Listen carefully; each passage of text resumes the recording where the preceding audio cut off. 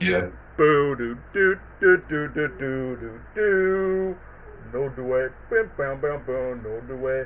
I would like to reach up my home myself. No do way. Put it say, put it Gonna on. tell you the one on my way. I see the On my way. notification. I would You like definitely to played. hold. Yeah, I'm just singing cringy intro just for the sake of yeah. Did you ever play Kingdom Hearts? No. That Yes. was yes. I mean, you could clearly I tell wish I from did, your but song I didn't. profile. On my way. No do it. What On is my it? way. What I know some of you are like, oh my On my gosh, way. Matilda. Nah, real ones, you know that song from the original Ice Age. And funny enough, this Yeah. is funny out of context. I actually listened to that song from a meme. It says, dudes do this for no reason. And you want to know what was the context? A dude just get out of his house, and then he starts to pee on the grass, and then you hear the song, no do it. It's like, for some reason that made me laugh when I was listening to Send Me on the Way, no do it. Give me on my way. I was even Give me on listening. my way. I was even listening to that song when the original film came out. No, no, no, no, no. I was listening to On my that. way. I was listening to that song when I was walking my dog Roxy because nostalgia, Ice Age. That's why. Real. Hello. Rio. Rio and We're Rio. gonna get It's free to watch on YouTube. But yeah, Uh, let me get straight This to is the. probably related to the stream. Oh, sorry. I just wanted to say, yeah, me and my friends have been singing those songs like since yesterday. Oh, we'll get So, once we get to yeah. Rio, we'll get straight to like why the music in Rio is honestly fire. Rio, Rio, is Rio, Rio lies. Yeah, Electro from Spider-Man No Way Home sing that song. Yo, Pierre, wanna come over here? Oh, Pierre, you want to be rude? I'll never forget the two Mad Me, but it just seems out of nowhere. But anyway, as I'm in the middle of promoting y'all, so then it doesn't become boring. Yeah, by popular demand, I made a poll like, I don't know how long ago. It was like maybe almost a week ago by saying, hey, yo, just to get my ad revenue and make sure I get paid rent for my landlord, what tier list stream would you like to see next? And the one thing I was not surprised of, okay, these two streams are still happening. The one that you're watching right now and the second one will be Batman, but we most likely would save that for Batman Day on September 20th, 2025. But for the one that I was expecting to win was Blue Sky Studios because, you know, if it's an animated studio, animated production, that would make views, get the topics, and then you got people in the chat saying, oh my gosh, this movie was part of my childhood, let's talk about it. So, just to give the people what they want and make sure the stream does not become a flop like the Spider-Man video game one, I'm like, you know what? Take the studio that got assassinated by Disney, but yet from its short run that it had, it's the animated studio that's been carried by the Ice Age franchise with a couple of either one-hit wonders or two-hit wonders, depending on which movie you rank on the list. But yeah, like I said, just carried by the Ice Age franchise, whether you like them or not.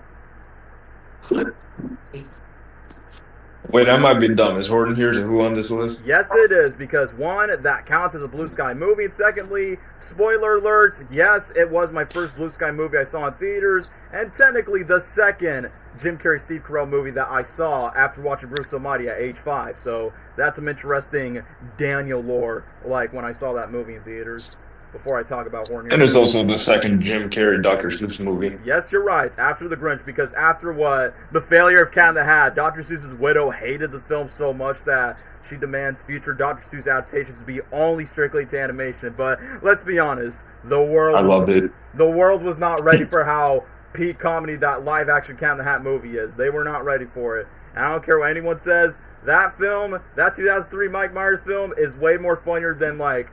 Not every single comedy, but at least the majority of comedies made nowadays. Time to die, dirty ho. I'm Yeah. sorry, baby. I love you. This is Jim Carrey's first voiceover acting. Yeah, it was like his first big, like, he did voiceover before he became famous, but I kind of wish, you know, Jim Carrey would have taken the Robin Williams route. And yeah, Robin Williams is in one of these movies. I mean, robots, we won't get to robots, especially for someone like me that just recently just finished watching robots in my spare time. But yeah, promo time, baby, whether nobody cares or not. I mean, most of you are going to swipe left like it's a Tinder date or something. Real. Get real. But yeah, let's see here. I see what's happening here. Mr. Blue Sky, please tell us why. Let me read the chat so long. Originally, Don Bluth was going to direct the animated his own version of Ice Age, but got delayed and scrapped during around 1999. I could recall when it comes to that. I only saw Peanuts Out of the Blue Sky movies. Wait, you're telling me you've never saw any of the Ice Age movies? Not one in your childhood? Or Rio. Yeah, or Rio, Horton Hears A Who. If not, that's wild, man. So, I'm like, I feel like if you watch at least a Blue Sky movie, like at some point, you have at least seen at least one of the Ice Age movies, like, oh yeah, that movie was part of my childhood. Heck, when I was in high school, I think when I was walking outside with friends, one of them's like, hey look, it looks like the giant Sid the Sloth statue from Ice Age 2. I'm like, well, that's a very obscure reference from someone from my theater class. But yeah, anyway, let me just get to the way of what's going on. So, let me just get straight to the chat before we talk about the movies. Hi, my name's Norm of the North. Anyway, just kidding. It's just me, Daniel, just making another stream. But also, I got my broskies join the chat. Introduce y'all yourselves, except for Gabriel, because Gabriel's a late bloomer. Yo, guys, it's Lesnar here. What's up, guys? Welcome to the stream. We're gonna review movies. Blue Sky movies. I'm Dwayne and I'm back from Blue. Say, what were you going to say, Dwayne? I'm Dwayne and I'm back in. It's alright. We're seeing people in the chat. I checked Rio 3 was in development hell because of, yep, we know. Disney shoot down Blue Sky Studios. We know the story. Peanuts. Yeah, I was recently just rewatching that movie just to recap my memory of what happened. I did see one Ice Age, but I didn't really like it, and I don't remember. Well, I guess the stream is not for you if we're not going to get straight to the Peanuts. So, wait, which Ice Age? The second, third, fourth, fifth, or first?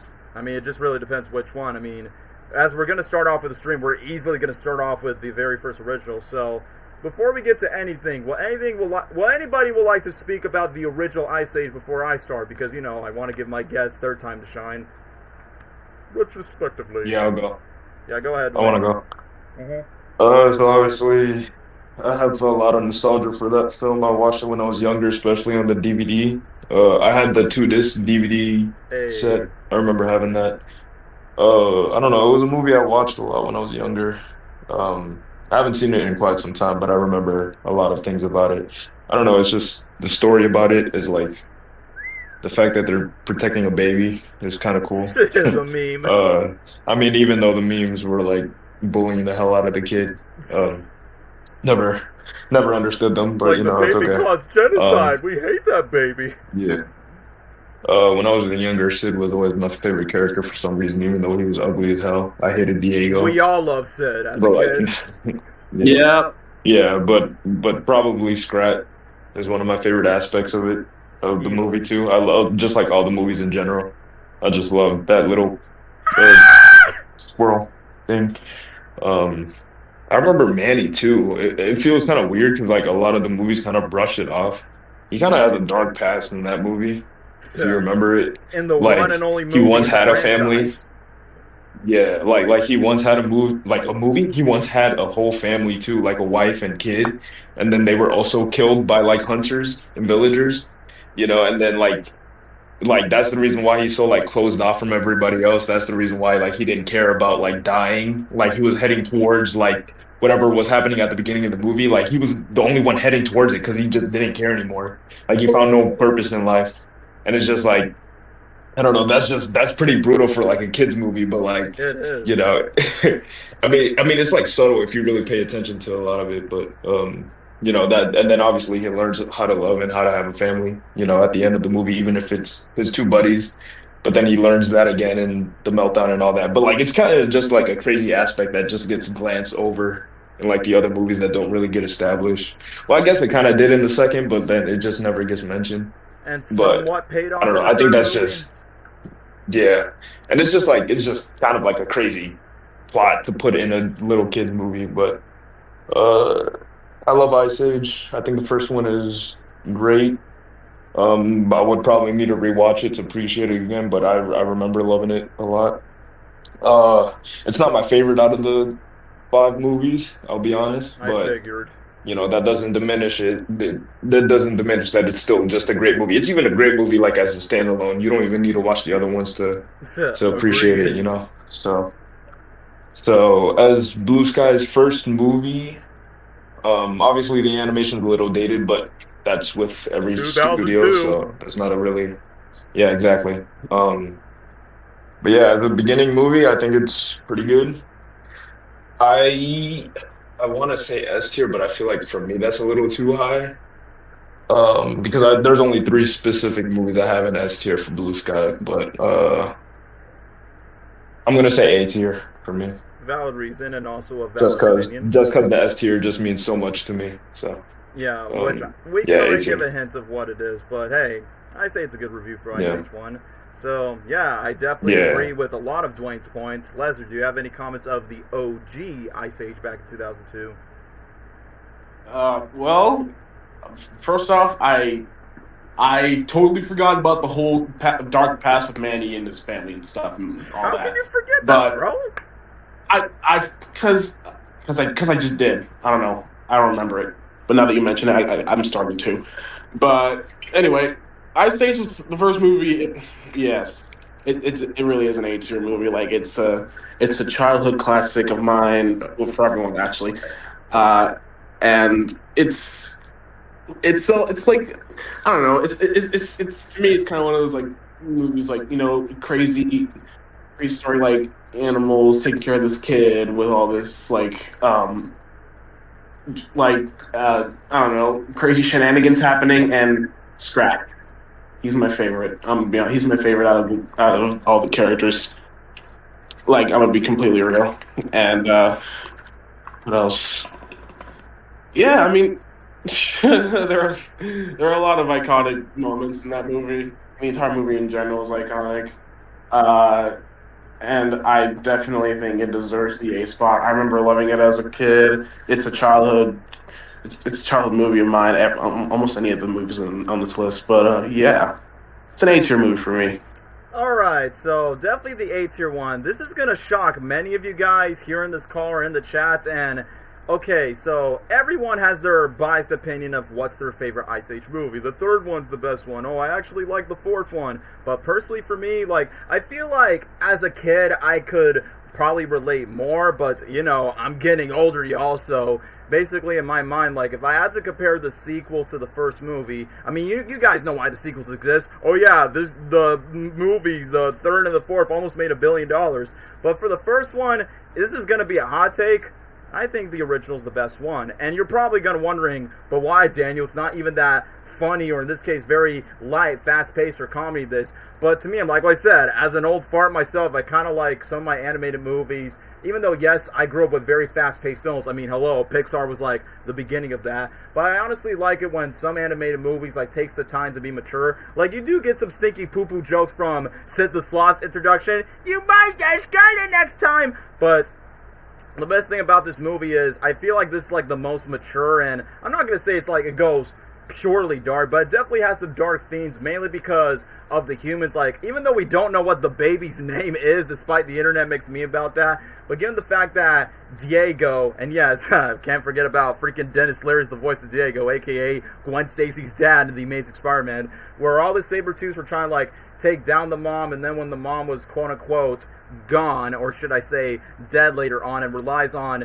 this mammoth and this sloth just look out for the babies. Like, just basically what this movie does a really good job is it shows rather than tells when it comes to the dark themes. And literally in my mind it's like, that's a pretty bold, mature thing. And yeah, speaking of dark moments, someone mentioned this in the comments right now. Originally Diego was going to die at the near end, which is still alive to be okay. Which, yes, Diego was actually intended to die in the final cut, because what makes Diego a cool character is he, like, basically he has a little bit of that Puss in Boots type of like assassin takes down big fat guy and side comic relief character. Like, when I was a kid I was like, Manny said Diego reminds me of Shrek, Donkey, and Puss in Boots, but except it's the plot of Monsters, Inc. where they have to look out for a baby. Because, you know, Mike and Sully looks out for Boo. Alexa, play Boo's Coming Home. So it feels like it's kind of the plot of Shrek and Monsters, Inc., but you put it in the prehistoric times. But about that scene with Diego where he almost quote-unquote dies, once again, that's like the mature levels that this first movie's done.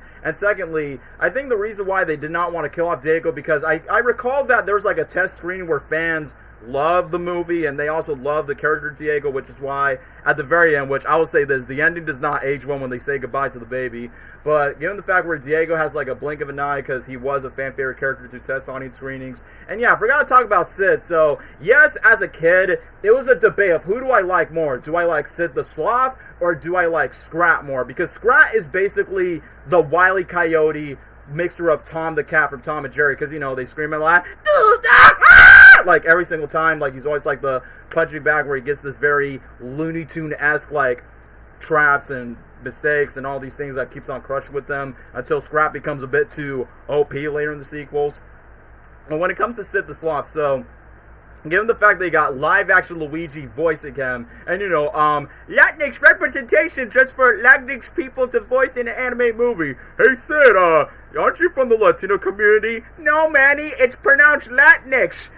It's just an inside joke about John Leguizamo's political stuff, so just a little inside joke there. But other than that, he was pretty fun around that time. I honestly feel like he is, like, a fun character to be around. He doesn't become too annoying like some other side comic relief characters and some other animated films, so at least Sid has a nice balance when it comes to like being comic relief but also being likable. And I forgot to talk about Manny himself. Like, even though Manny slightly has that Shrek vibe, like that grumpy big fat loner that doesn't want to be around, but the best thing about Manny throughout the film, which honestly, if you think of Ray Romano's voice, he does have this big woolly manly voice and I just talk like this, so I kind of knew what the directors, the filmmakers were doing for casting the three main leads. So like, alright, let's see the actor's archetype and how can we do that in the animated film.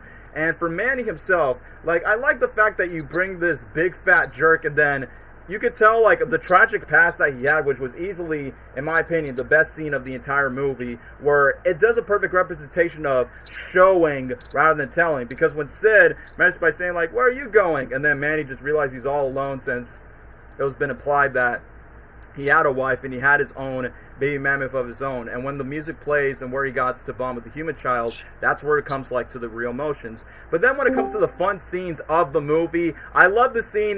There's a couple ones that stand out, like the dodo birds, "Gonna know that I gonna know," and then when they take the melon, their last melon, and the best joke, and we still quote this to this day, well, there goes our last female, when they lost the watermelons. Last melon. Yep, you know what I'm talking about, Gabriel. I'm glad you came in at the right times. We're talking about how peak the original Ice Age movie is in Blue Sky standards.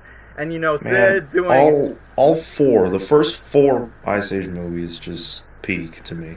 Yeah, but in case you're missing out, my hot take... Right now, Ice Age 1. Yeah, we'll get to your review, Gabriel, but my hot take is, as I got... I already said this, and I'll recap it again for Gabriel. Like, as when I was younger, I would agree with the majority of people by saying, Ice Age 3 is better, Ice Age 4 is better, but as I'm getting older... No. I just think the original, in my opinion, is easily the best one. But let me just get back. So, the dodo bird scene is fun, and where they fall off the cliff, that was funny. Another scene that was funny where Sid is trying to hit up, like, two female sloths, and then you got these two rhinos. Carl! Easy, Frank. And then Diego's kind of like, you know, be like the divergent just to distract. And my favorite scene with the baby. Where's the baby? There he is! Where's the baby? There he is! Yeah! Stop it! You're scaring him! And then when Sid tries to change the diaper, ew! Yuck! Like, I feel like the comedy in the first movie was like at its moments where you do got your typical poo-poo gross-out humor, but then you got very clever, witty humor, like, once again, the last female joke. And, though I almost forgot, this one scene, you know the iconic scene where Manny, Sid, and Diego are trying to like get to the ice slides and they try to chase the baby? In my mind, I was like, why cannot this be a theme park ride at some point? Disney, make that happen. But either way... Disney can make it happen. Remember this one scene where Sid, Diego are looking at these ice frozen things where you have like... Oh, I think it was like a sea aquatic creature. You see a dinosaur, you see a UFO, and I'm like, theory or no theory... It may not be intentional, but it's clearly Easter eggs to set up all of the sequels, 2, 3, 4, and 5, and I don't know, maybe 6 at some point. But either way, it's like, yeah, that one ice scene where they look at everything, including the baby did the Star Trek sign by saying, wait, you live in the prehistoric time, Star Trek does not even exist. Oh, it's a baby doing a pop culture reference, so haha, laugh at that, grown-ups. But either way, that's what I was thinking about when it comes to that scene. But like I said before, when it comes to other scenes I like, since the movie definitely has like its Shrek vibe, its Buddy Road Trip vibe, I said it early in the stream, what is nostalgic as to me? The send me on the way, send me on my way, on the way. And like I said, in my preparation for... Ooh. What were you going to say, Dwayne? Sorry. Daniel, I want to ask you, do you like that song more or the one from Shrek? I forgot its name. Which one? I'm on my way for the misery, the happiness. Yeah. Okay, I think I'm on my way from Shrek is like if you want to feel comedic like a stupid idiot on a road trip, but if you want to feel nostalgic like a child, I would say Send Me on the Way is better. If you want to feel that nostalgic vibe, that kind of gets you a little bit teary, despite that song is used for a lot of memes, and I just mentioned one earlier. So I know some girls are like, yeah, I know this song from Matilda. Real men is like, nuh-uh, we heard this song because of Ice Age. Hi, Manny. Hi, Diego. Hey, Sid. And then I like the Yo. Said the German right. Yo.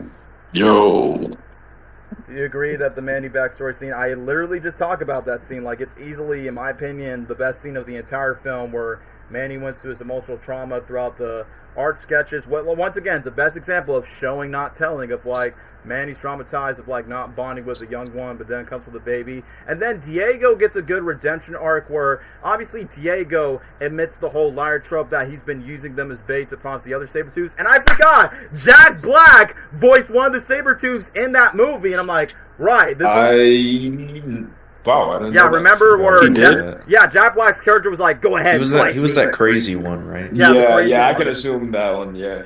Yeah, he's not the main villain, but I forgot that this was literally Jack Black's first animated movie before Shark Tale, before Kung Fu Panda, which we've already talked about that in a separate Dreamworks stream. But like I said, Diego has a great redemption arc where he actually gets to bond with the friends and not see them as prey or food. So it's kind of like a good assassins becomes friends trope, which honestly makes it a bit more stronger than Puss in Boots, because obviously in Shrek 2 is a more comedic way, but for this one feels a little bit more in depth, which once again, when Diego had the balls to like leave the mammoth alone, and then when Diego quote unquote cop out dies, once again, that's where the movie gets emotional and the baby honestly feels bad. And like what someone put in the comments, Diego was supposed to die, but then Tess honestly like, no, don't kill off Diego, he honestly was cool. And that's why at the last minute, I like that when people look back at the Ice Age sequels of like, yeah, Diego's story arc was peak in the first film, that he barely does anything to do in the sequels, and the writers were trying so hard of what to give Diego. Like, oh look, Ice Age 4, what do we do with Diego? Oh yeah, give him a girlfriend that's voiced by Jennifer Lopez.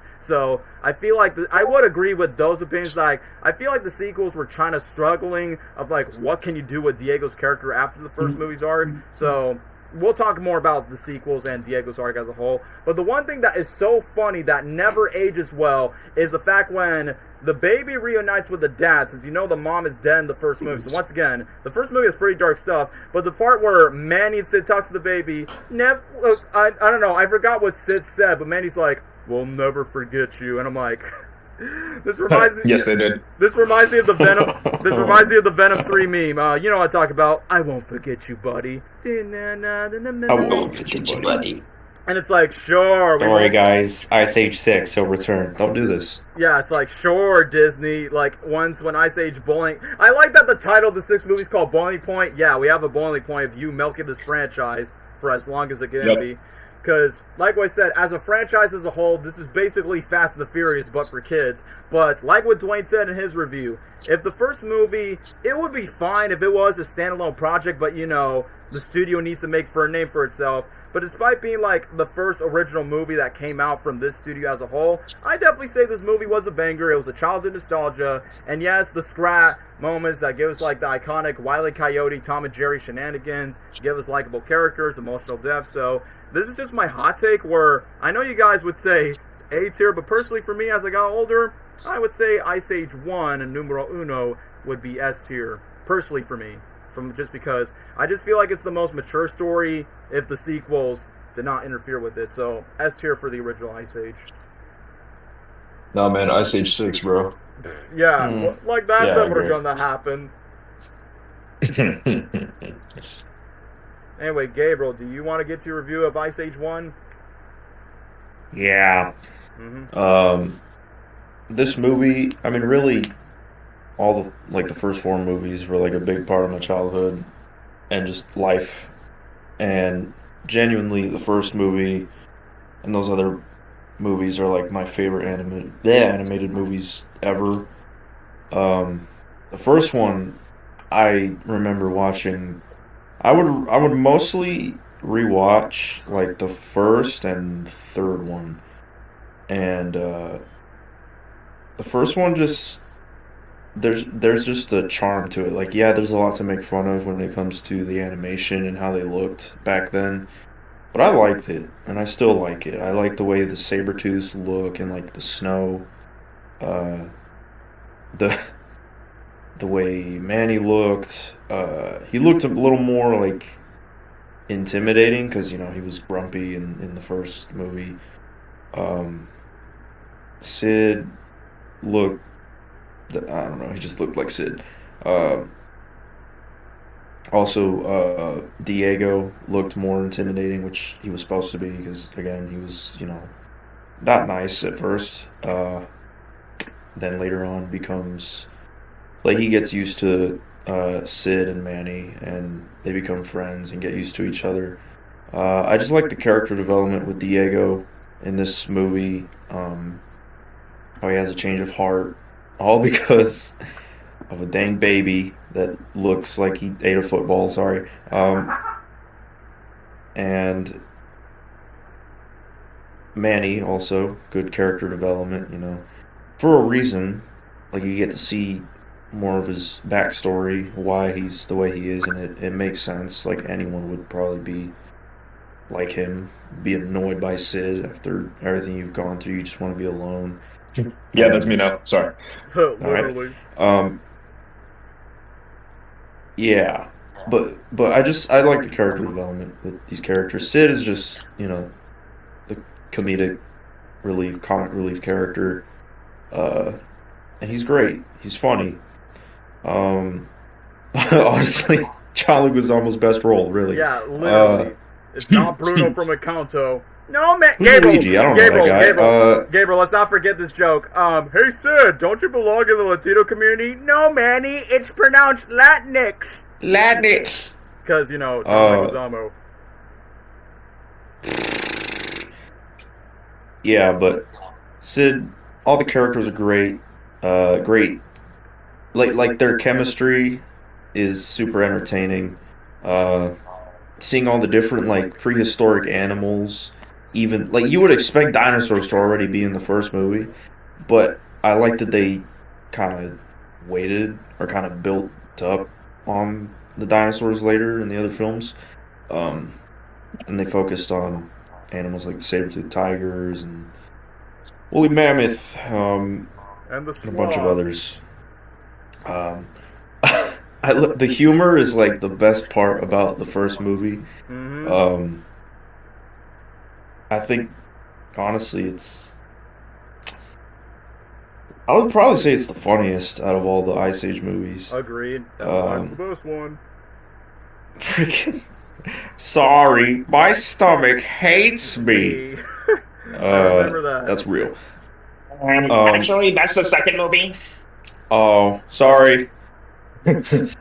Point proven. All the movies are funny. Uh, Freaking the Dodo Birds. That movie, Ice Age Yes. 1, is the reason I love Dodo Birds. They're stupid, and I wish they weren't extinct. They don't deserve that. Not bad. Um, I think mosquitoes should be extinct, honestly, not freaking Dodo Birds. How Even about Rio that? 2 can confirm that. Yeah. That scene with the watermelon and everything. There goes our last female. There goes our last Uh, female. and Thanks, then what was Trevin. they were like?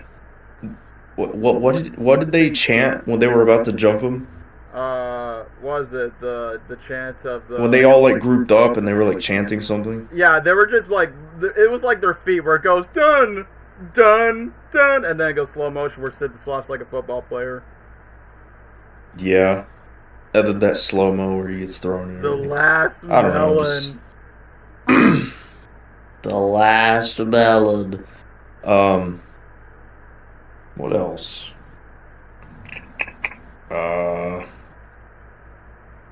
Yeah, I don't know. I don't know what else to say. Really, it's Yeah, I just already funny. talked about the George There's scene. there's good character development. good chemistry. Yeah, I don't know. That movie's just got a charm to it. For me, like I could understand why you would put it A rank, but just childhood bias, nostalgia crap. I put it Come on, S Gabe, because you I can think say it's it. like one of my favorite animated movies, and it's one of Blue Sky's best. So for me, it's S rank. Yeah, easily an S rank for me. So that's why we just put on S tier ranking, because the original, not because it was the original, it's the GOAT out of all the Ice Age movies, except for one sequel that came very close to the first. So really great review from Gabriel, because we had really good memories watching the original film along with the sequels too. So it's been a big part of both me and Gabriel's childhood. But yeah, other than that, let's move on to the second movie, which, fun fact, I just rewatched this movie literally today because it was free on YouTube, and I want Dwayne to take it away. Robots. Explain why Robots is peak, Dwayne. I was watching the dodo bird scene right now. Oh, Right. wait, real quick. When I mentioned my stomach hates me. I was thinking of the freaking scene in the first movie where it was those like rhino dudes and they were angry at Yeah, Sid in Carl, the beginning. easy break. That's what I was thinking of. Carl Easy break. ruined our salad. Or salad. Yeah, because Nasty Poo Poo was and said, Pine cones, oh, they're my favorite. It's a good eating. Last one of the season. I remember But yeah, anyway. That's a back new to quote. New Dwayne. quote for the GC. Sorry. Yeah, Last one of the season. Last one of the season. Yeah, that's Fortnite. But yeah, anyway, on to Oh yeah, I mean, Robots. I'll gladly take it away. Yeah, because you're like the first I'm person. gonna be I know. honest. Oh, dude, Robots.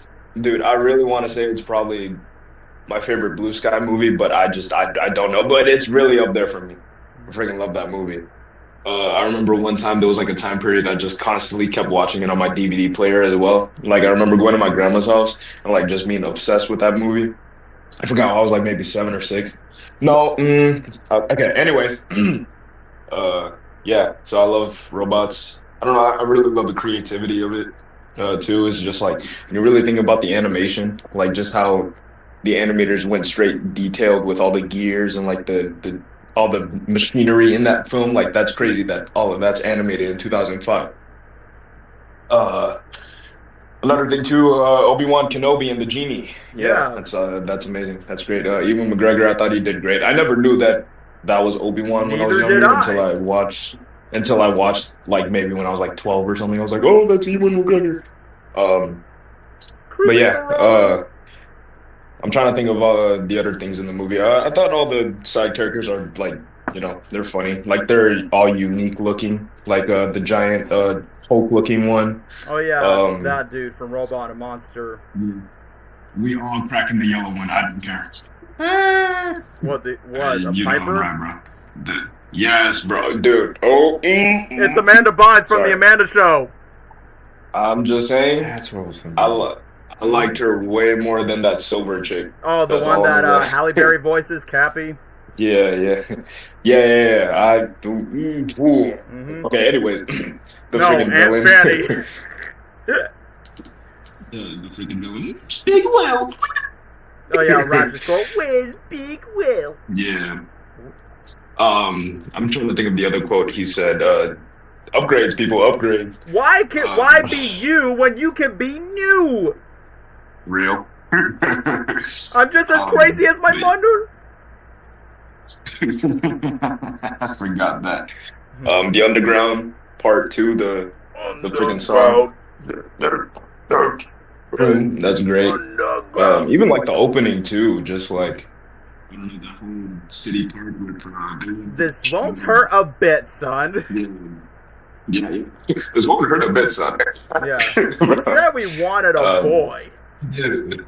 Even the jokes like in that movie too are just freaking hilarious, bro. Peak Like comedy. the whole granny, the granny in the house when she ripped kids, butt and you like don't want literally this. killed the street light. Yeah, she killed the street light. Doctor. That was funny. He died, dude. Like he died from that. from freaking Jennifer Coolidge robot from that stinker that they just leave the Oh, body. I didn't even know that was Jennifer Coolidge. That's crazy. All right, that makes sense. The same woman who dated a villager in Minecraft. Yep, that's exactly what I thought. The first thing. What's it called? Was Mel Brooks? Yes, Bigwell? he's Big Weld. Yeah, He that's was. Mel Brooks. Okay. Yeah, no, great too. Just like I just remember loving that movie a lot. Like plot wise, maybe like there are some stronger other movies, but like I don't freaking care. I freaking love robots. But I would have to rewatch it. I haven't seen it in some years, but I just You can watch it for free on YouTube, just like what remember I did today. It's free on YouTube. Oh, it's not on Disney Plus. All right, cool. That's why I That's decided to great. rewatch it today before I start the stream. It's all right. Shoot, I'll probably rewatch it eventually. But yeah, I'm gonna put an S tier. Robin Williams. Love his role as Fender. I actually have a picture in my phone that I'm going to. Don't worry about it. Okay. I'll see you guys. Yeah. So S tier. Already S tier from Dwayne's ranking. I'm like, well, since I know he really loves that movie, that's why I wanted him to speak about it. Which, yeah, I had a feel it would be S tier from Dwayne.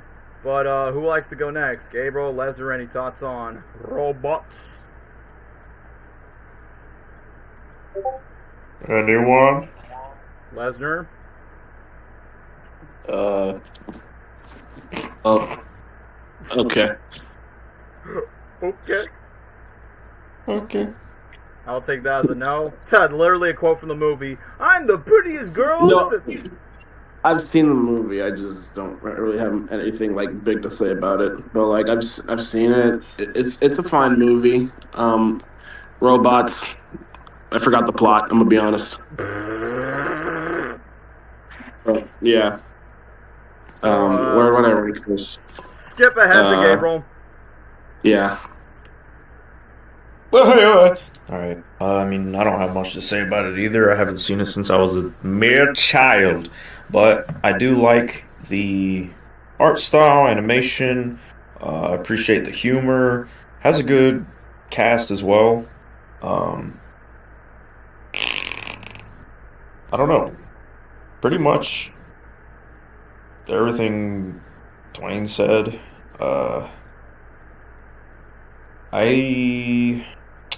As for ranking, I don't know where I would put it. Either,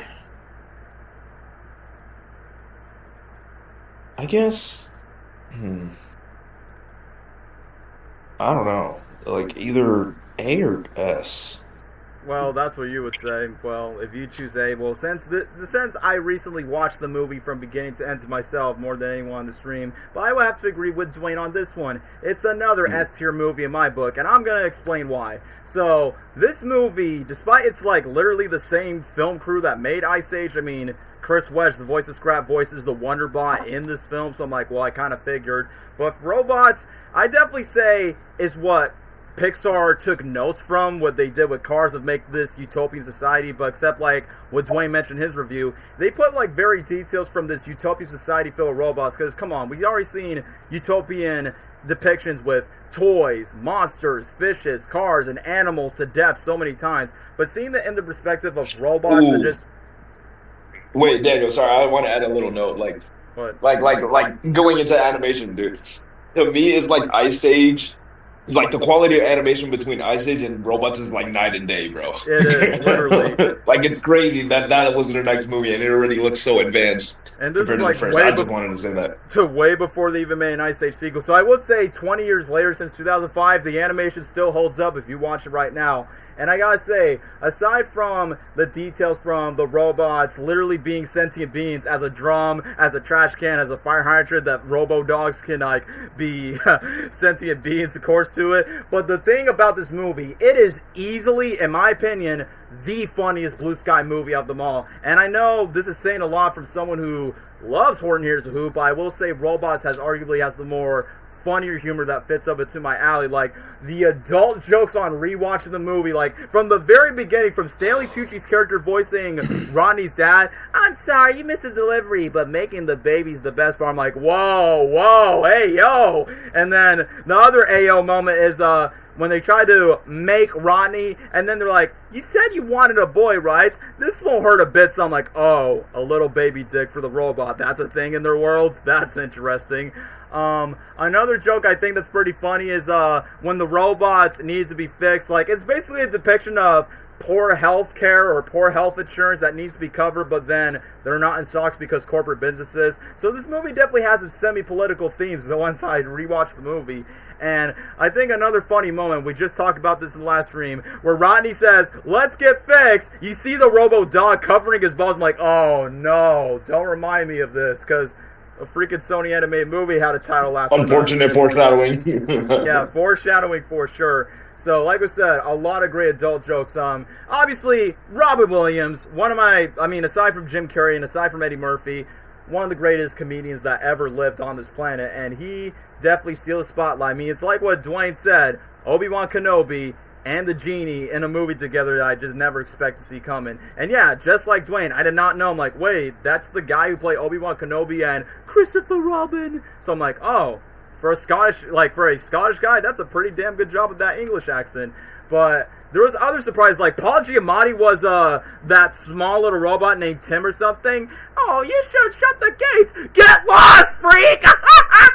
I'm like, that's the freaking Rhino from The Amazing Spider-Man 2? Wait, what? That was Paul Giamatti? And then other surprising voice casts is like you got Amanda Bynes from The Amanda Show, which like what Dwayne says, hear me out, Piper, I smash. And then Halle Berry was the new girlfriend for Rodney at the end. I think her name was Cappy. And then freaking Jennifer Coolidge. No, that's the real hear me out because she has that big booty. And the funny thing is about freaking when Big Will was asking Rodney by saying, hey, who's the dame in the kettle pot? Why does that matter? So, well, I'm a big guy and I like women with, okay, we don't need to say, I'm like, So Big Will definitely have his preference, like he likes women with big butts and he cannot lie. Can you blame him though? Because he's a big fat robot. So I honestly thought that was funny. And yeah, I did not know that was Mel Brooks because obviously as a kid, I don't know who he was. But then, thanks to high school, I'm like, oh yeah, he did Spaceballs, Robin Hood Men in Ties. He's a national comedy legend that is almost 100 years old. So prayers for that man to be the same age as Dick Van Dyke when both of them turn 100 this year, I guess, or next year. But either way, pretty nice as Big Well. And the villains are honestly likable. Like Ratchet, who's voiced by, who is it? The dad from Heaven's for Real, the movie, where upgrades, people, upgrades. Why be you when you can be new? And then him just mocking the robot sentence, where's Big Will?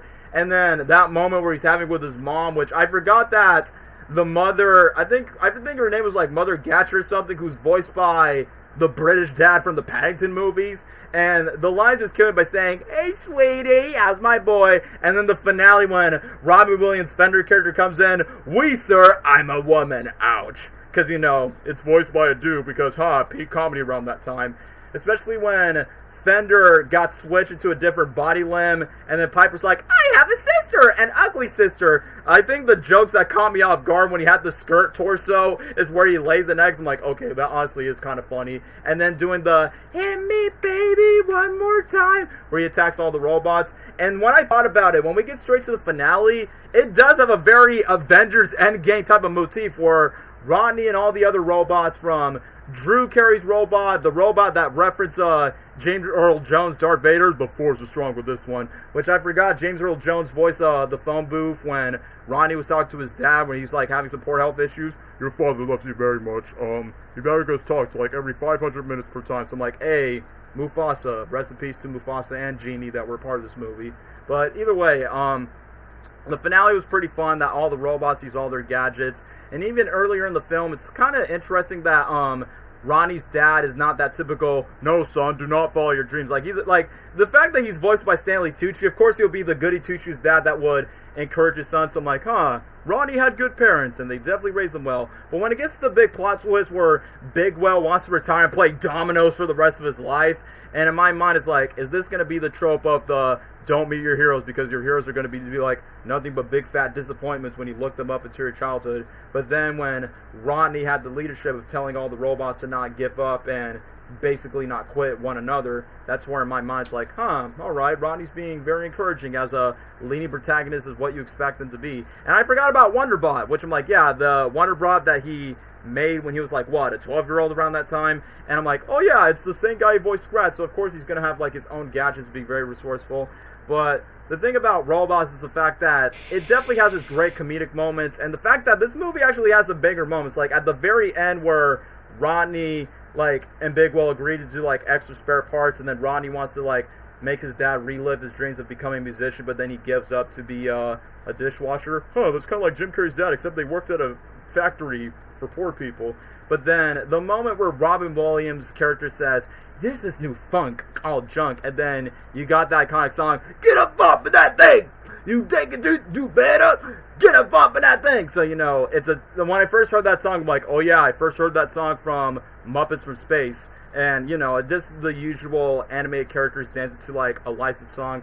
But I do like the messages of, like, one, I mean, yes, basic cliche, never give up on your dreams, but also, like, have the possibility that you can show your creativity and show your inventory. Like, literally, Rodney's kind of like, not just a mechanic, but he's kind of like a doctor where he heals, not just Fender's neck and all the other robots. I'm like, yeah, he's basically, like, the prodigal son of saving all the robots, which is why Bigwell at the very end where he goes, ladies and gentle bugs, I came home all this way, can you cut that out? It's very distracting. Just announced that Rodney is like his second in command, but also his successor for the rest of the movie. So, as much as I would like to sing the movie's praises, I would definitely say, for what it is back then, and the fact that the comedy is, like, on another level, which, like what Dwayne says, one of the funniest moments when Jennifer Coolidge's character, Aunt Fanny, with her big fat, big booty, made the loudest fart where it makes a freaking lamppost die and be like, can I see a doctor? And then just died down. And then when Robin Williams is doing, like, his usual comedy improvised stick,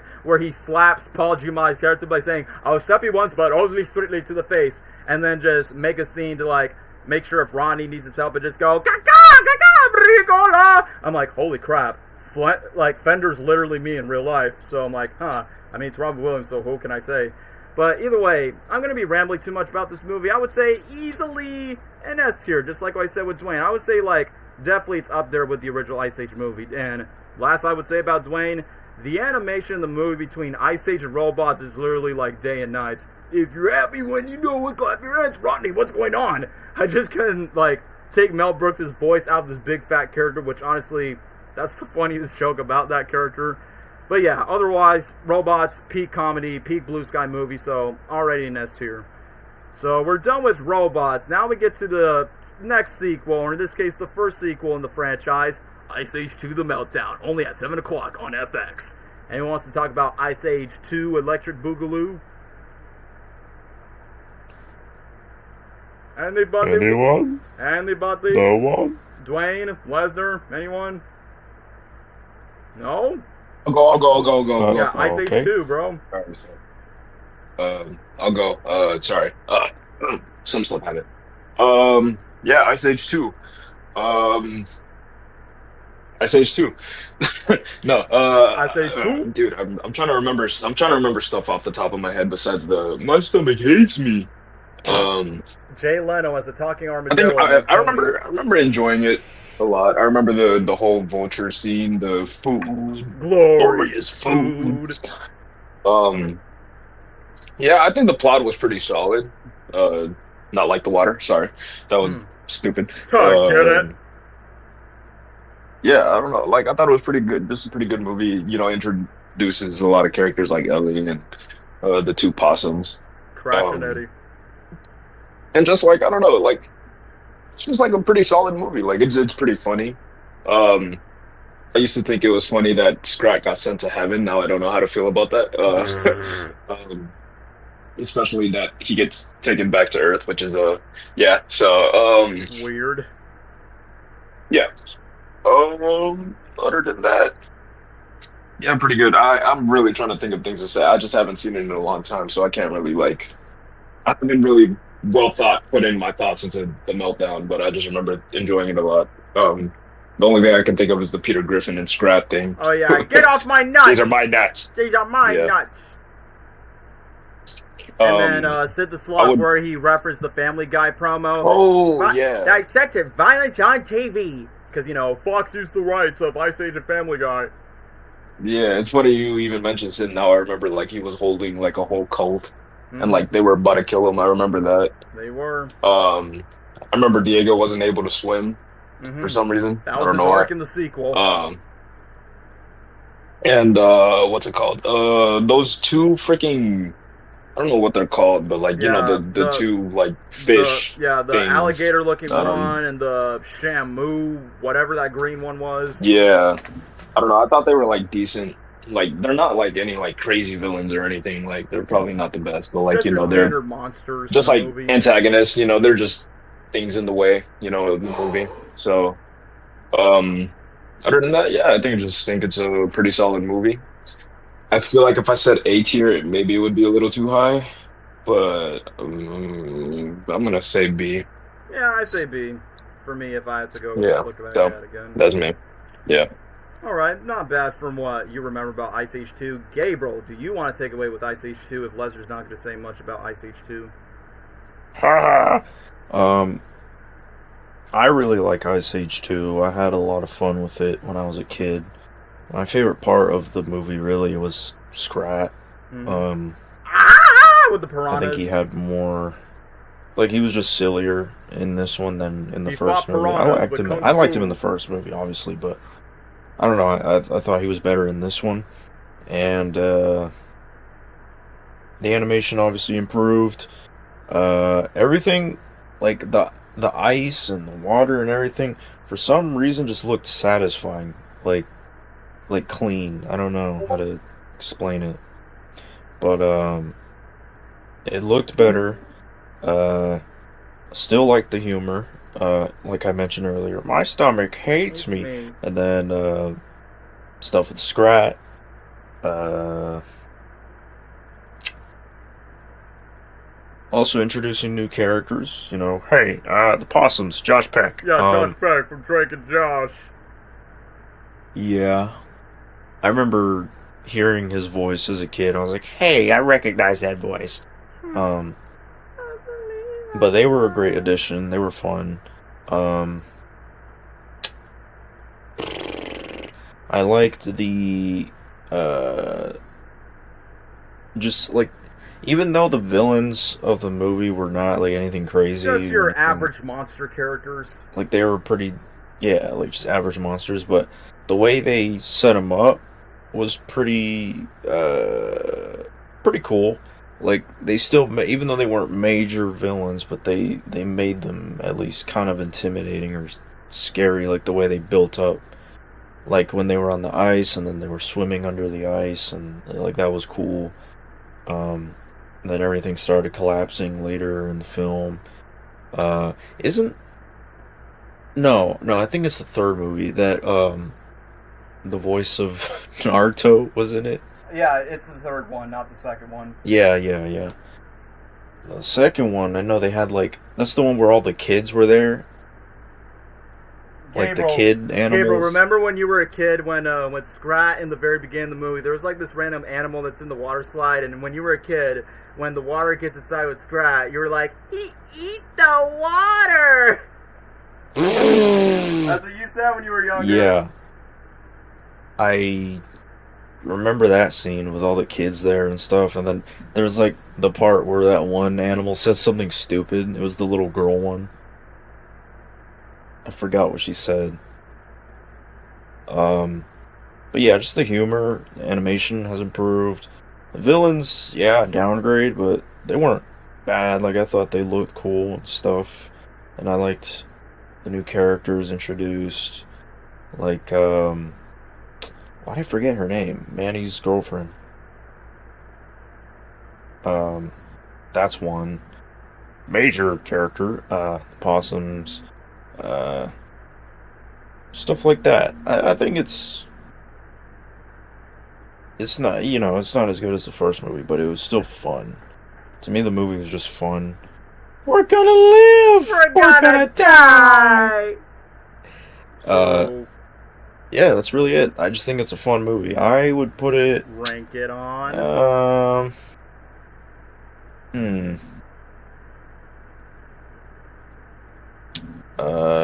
Maybe. Oh man, either A or B. One of those I'm fine with. Alright. alright, then, I mean, Dwayne literally was just like that. Ellie was Manny's wife, that's the name. I mean, I know what her name is. I know she's voiced by Ellie, Queen Latifah.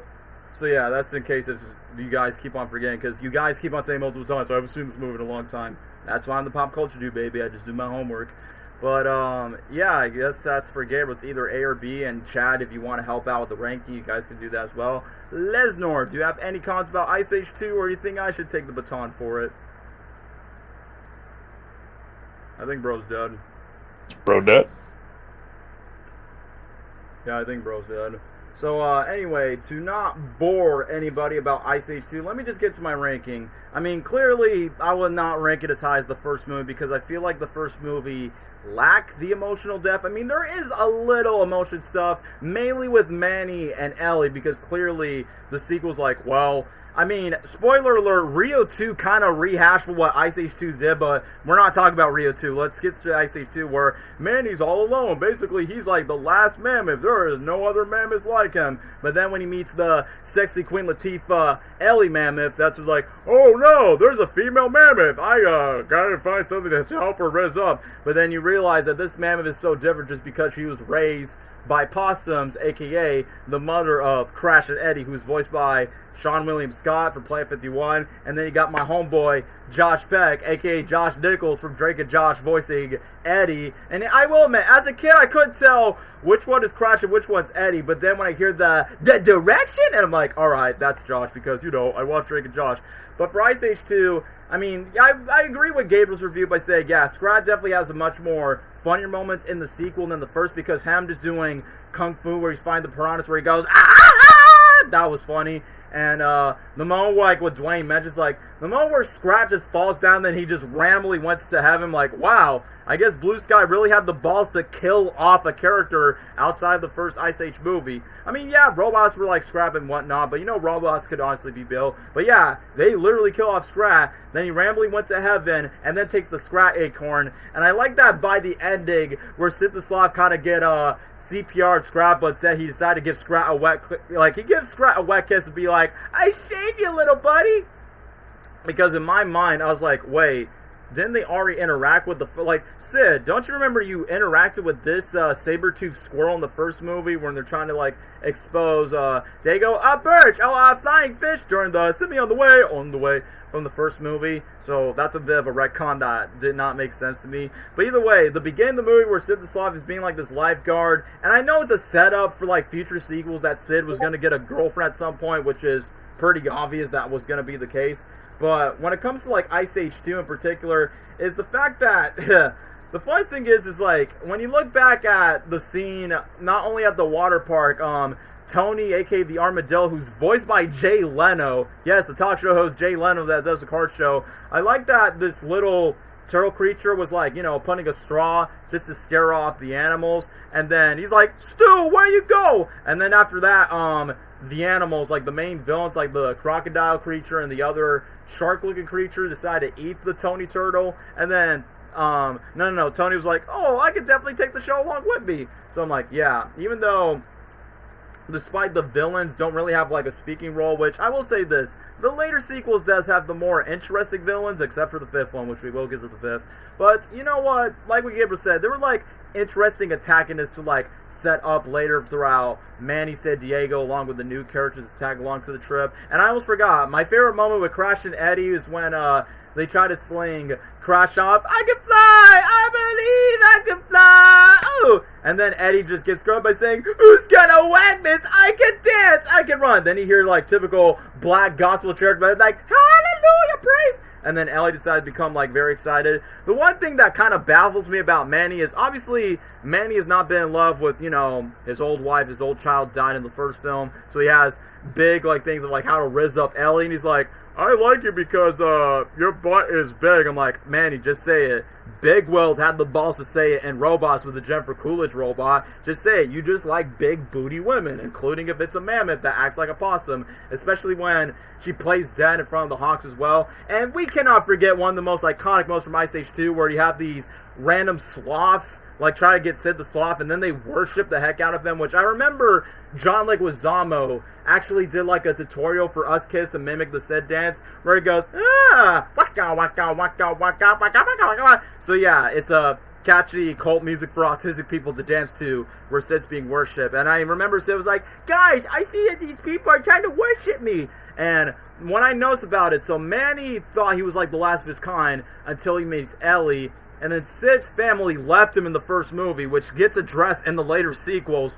But then you realize that Sid's not the only sloth around, and you see where this is going to go. The sequels pay off by saying, oh yeah, Manny San Diego, they thought they were the last kind, but in reality, there's more of them, which we'll talk about that in the later sequels. But for Ice Age 2, it was a fun scene, but just a way just to bring filler with enjoyment. But when it gets to the Meltdown segment, just live up to the title, I like how apocalyptic that the herd and the other animals decide to get on this giant tree bark, and then when Manny and Ellie decide to look out for each other, and it gets to the iconic quote, we're gonna live, we're gonna die, and then once when everyone is saved, it gets to the plot twist by saying, oh, Manny, Ellie, you're not the last mammoths around, turns out there's a herd of mammoths, and Manny would have had the choice, like, let Ellie move on with the other mammoths, but there's like, Ellie, I like you, and I want you to, make love with you, and basically you be my wife. And then the random mammoths decide to toot their horns by saying, alright, so long, fellow mammoths. So I'm like, so it's kind of weird that throughout the whole movie, it's like, they're the last of their kind, but then in reality you have multiple herds of mammoths just coming that at the very end. I don't know, that just really caught me off guard. However, at least Ice Age 2 gave us, like, iconic Scrat shorts. I think the one is where, I think it's called Nut Goes Through Time, where Scrat used, like, a time-traveling device to, like, get the acorn nut to, like, multiple timelines. I think that's my favorite Scrat short that they made in the Ice Age franchise, mainly because it was tied in for the second one. So, I would say, as a story, Ice Age 2 is decent, and I forgot to talk about Diego. I mean, like I said, I feel like the sequels struggle of what they want to do with Diego after the first one, since he was not meant to die after the test screening. I mean, obviously, he's a cat, so he's afraid of water, so his arc is make sure he overcomes the fear of water. And I feel like after Ice Age 4, it's like, yeah, they don't know what to do with Diego after that, despite Diego was a cool character since the first movie. So, between A or B tier when it comes to Ice Age, you know what? I think I want to be nice and be kind with it since it is nostalgia. Nope, it is not a tier. A, why not? I'll say A tier for Ice Age 2. So, I guess Lesnar has no words about Ice Age 2, or we move on to my favorite Blue Sky movie that's not an Ice Age movie. Yeah, he's mute. Alright, so I guess just you and me. So, the next one would be Horton Hears A Who. Hello! Such an iconic quote from Jim Carrey as a talking elephant. So, I don't know. Should I go first? Like to see the... So, should I go first or you should go, Gabriel? Well,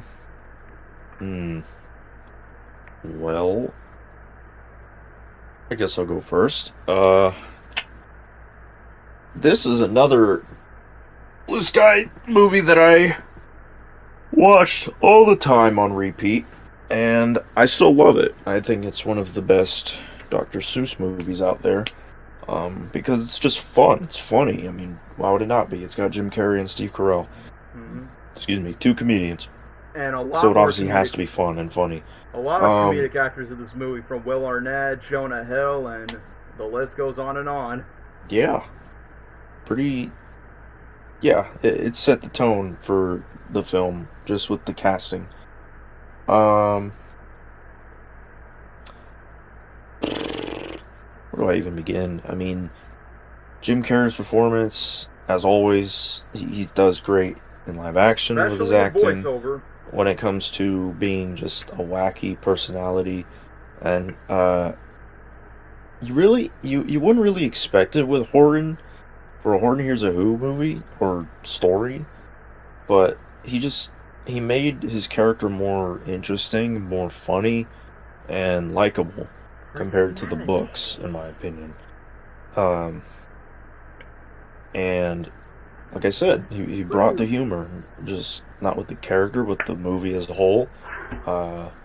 Steve Carell also did well, also was funny here and there, but in terms of comedy, like usually Steve Carell is always very funny, and in his projects, but I think the one that stole the show was obviously the main character, Horton hears Horton. The Horton hears Horton. elephant. No, Horton. And Jim Carrey. So Jim Carrey nailed it as always. Steve Carell did great. Everybody else did great. I love the animation. I like the way that the jungle looked and all the animals, like the monkeys and stuff. And that fight when they were like throwing bananas and stuff. Bring the ammo. That was funny. Yeah, bring the ammo. Like the big fat. I want to freaking smell monkey. bananas in the morning. Yeah, I love that scene. And then what's that little dude? The one the yellow creature that made the stupid face. Oh, the Katie one where he goes. Yeah. That never gets out of my head because of the freaking stupid face. And the memes. Yeah, the memes. So that's one thing. I don't remember much of the soundtrack, to be honest, but I just remember more of like the Personally, I think John the Powell. jokes. I think John Powell cooked with the score, especially in the mountain scene. He cooked with that scene, in my opinion. Yeah, but I remember most of like the jokes, and I like the animation style for that time. Looked pretty well. I think it still ages well today. I still love it. I love it. It just they made this book into something so wacky and fun, and made it more fun compared to the book, in my opinion. And It's more entertaining. I just what I loved about the old Dr. Seuss movies was how stupid they were. Like I miss when they didn't take themselves so seriously. Hey, you got to keep rhyming and no, just have fun, dude. Make it fun, make it funny. Mm-hmm. And they did that really well back then. But there's that. The comedy was great. Animation. Also, Steve Carell's character with, like, his relationship with his son, and he's trying to, like, get him to be Jojo. emo. Yeah, the Yeah. emo son that's voiced by Theodore from Alvin Or and he's the trying to get him to Chipmunks. not be emo, basically. Uh-huh. I liked that whole dynamic, and Mom. I and It was voiced by Amy Poehler.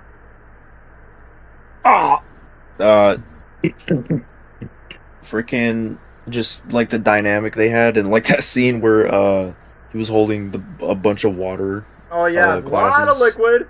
Because Yeah. my favorite joke, one of my favorite jokes is when the mayor was talking to Horton, where he's like, "I have 96 daughters and one son." Then Horton says, "Whoa, ho, busy guy."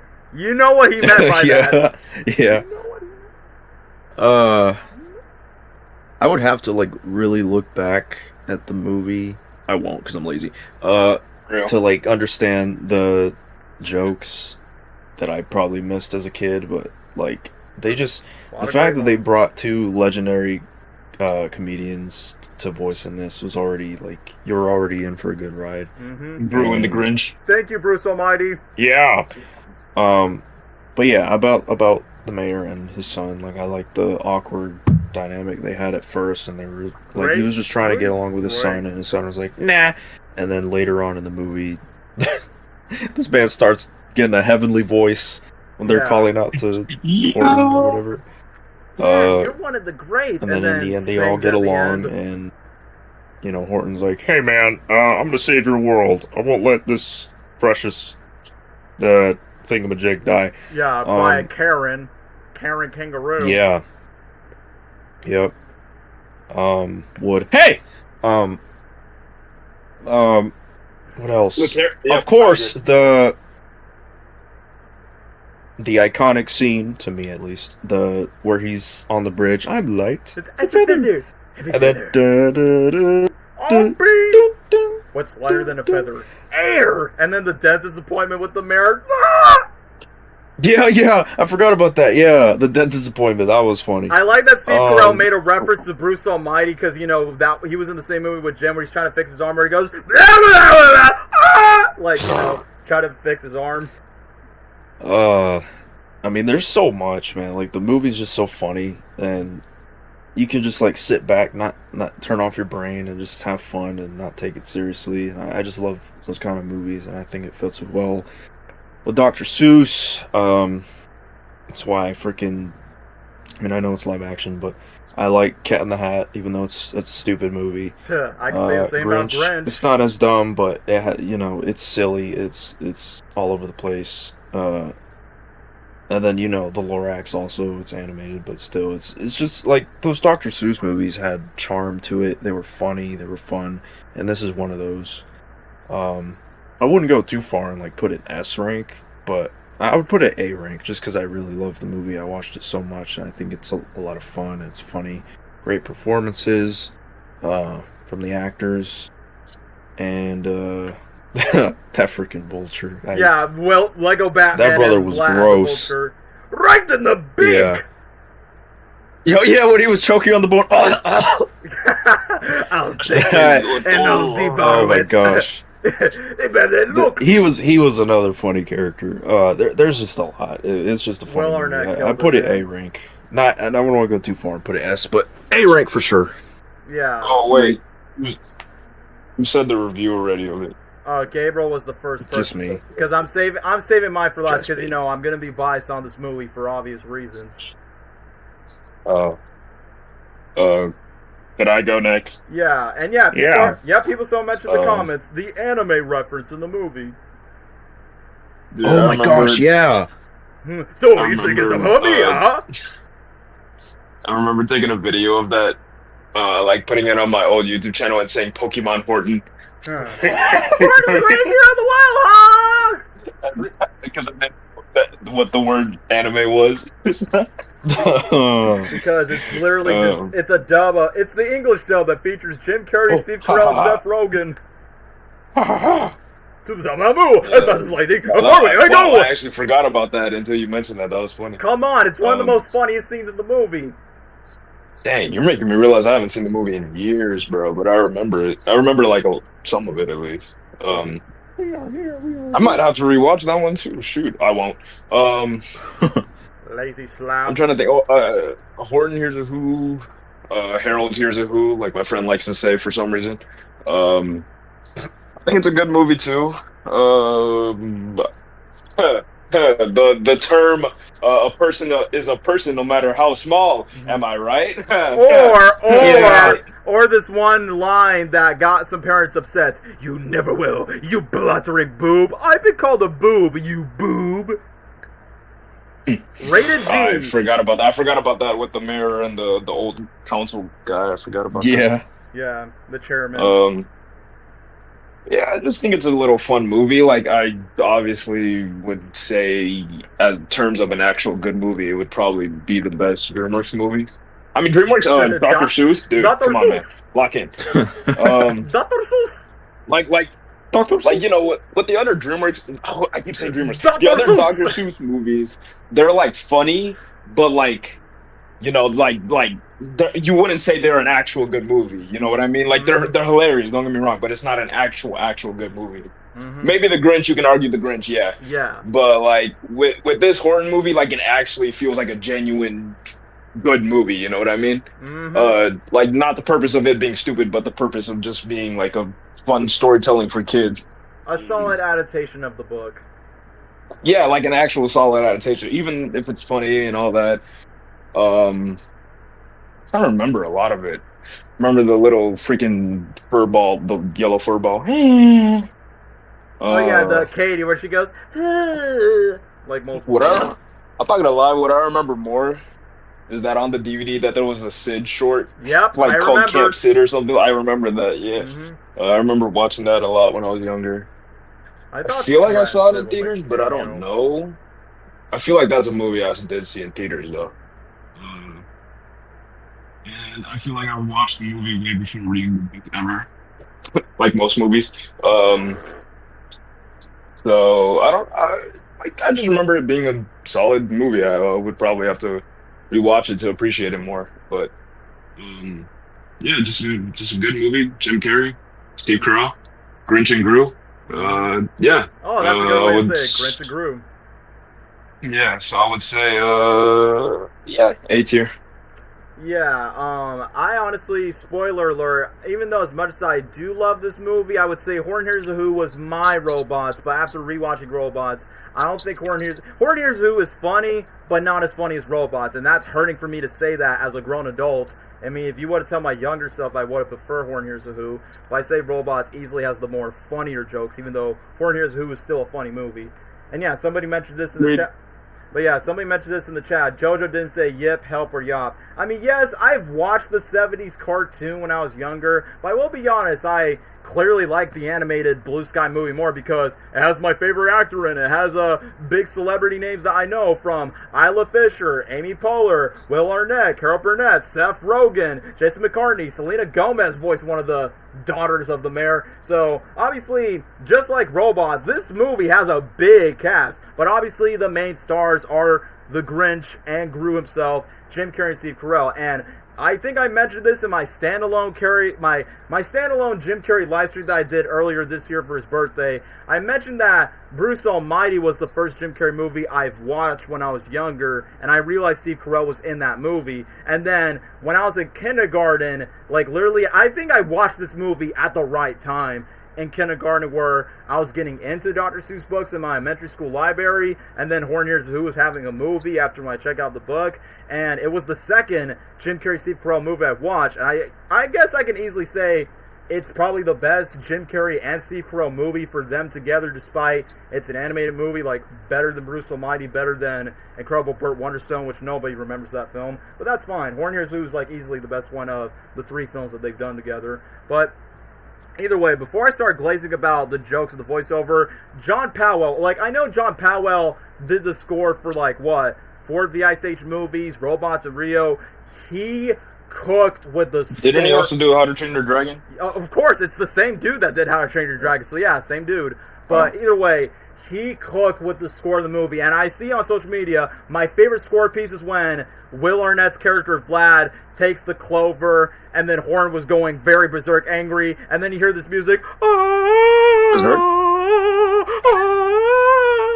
then you're just hearing Jim getting angry behind the mic, ooh, brain freeze, give me back my spag, not this time, guy. And then once again, the music, like when Vlad drops the clover, when Horn was going berserk angry, I got you now, elephant. The music when the clover was falling to the field, just like in the book, na na na, ba na dun. When you hear the bells and then boom, when everyone's quote unquote dead, it's like, bro, this is a freaking animated movie that's based on a Dr. Seuss book. The music did not have to go that hard in that one scene alone. But yeah, who am I kidding? John Powell, who did the score for How to Train Your Dragon, that man knows how to cook a good score for a freaking animated movie. So, even as a kid, I still get goosebumps in the theater when I was watching it, which, yes, I was one of those kids that lectured my family, Mom, Dad, I want to see this movie again, I loved it. And I remember Gabriel, he probably might have remembered this because, you know, as a kid, I was into my early Jim Carrey fanboy phase after not just this movie, but when I watched Ace Ventura 2 before Ace Ventura 1, and obviously The Mask became not just the Jim Carrey fan I am today, I wouldn't be who I am today if it weren't for that original movie of The Mask. But Gabriel probably might remember this in our childhood days. Like, I guess outside of Ice Age, I almost thought like, hey Gabriel, want to pretend we're the characters? Like, I'm Horde and you're the mayor because I like Jim Carrey and you like Steve Carell. So, we were like that when we were younger. Yeah. And yes, thank you for mentioning in the comments. Yes, John Powell helped with Hans Zimmer on the score on the first two Kung Fu Panda movies, which I've already explained this in my Dreamworks stream of why I love the first two Kung Fu Panda movies, because Hans Zimmer and John Powell cook a great music score. But John cooked with the score of this film, especially from the very beginning, from a freaking leaf to a spiky ball or something. And I will admit, even as a kid, I just pick a random flower and I'm like, I'm gonna pretend it's a clover filled with tiny people in there. And that's when the crushes it. And that's where the freaking I know she's called a sour kangaroo, but let's be honest, it's a Karen kangaroo that just comes around by saying, no, do not brainwash my son over that there's imaginary. People's like, yeah, she is literally the perfect embodiment. Shut up and take it. the perfect embodiment of a Karen in a 2008 animated movie back in March 2008. But I get why they cast Carl Burnett because Jim Carrey lore stuff. When Jim Carrey was 10 years old, he sent a letter to the voice actor of the Karen Kangaroo, and now she's in a movie with Jim. So yeah, just Carrey lore stump that I would just put in.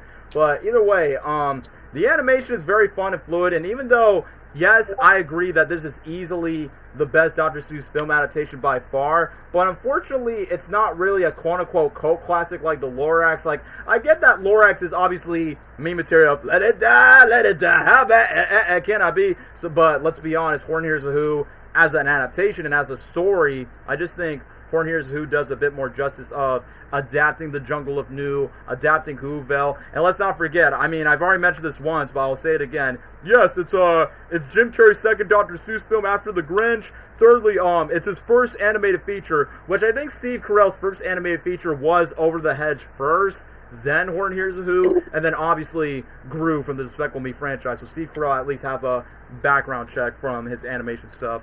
But either way, dude. Daniel, sorry, I remember the ending song. Now I remember it. Baby, I can't fight this feeling anymore. Dude, that movie is the reason why I love that song so much. Yep. Oh my gosh. No surprise, that movie introduced me to that song. So screw Cheval's Productions review on the movie by saying, generic music. It's like, no, if you were a kid in the 2000s. What? Yeah, He said that? Yeah, he was like, yeah, just nothing. Like, why? Like, in his review, he was like, why they had to use a generic cheesy pop song at the end? I'm like, bro, it's a 2000s. Don't ever do that. Don't ever speak again. I'm like, bro, it's a 2000s animated movie. It's part of the trope for any animated movie in the 2000s. Robots are the exact same thing, so why complain about that with Horton Hears A Who? With get up off No, that exactly, thing. I agree. So, yeah, I mean, like I said, as us 2000s kids, that's how... It's just like with Shrek. I did not know what Funky Town was until Shrek 2 played. I'm like, oh, now I know where this song is from, thanks to Shrek 2. So, that's the whole point.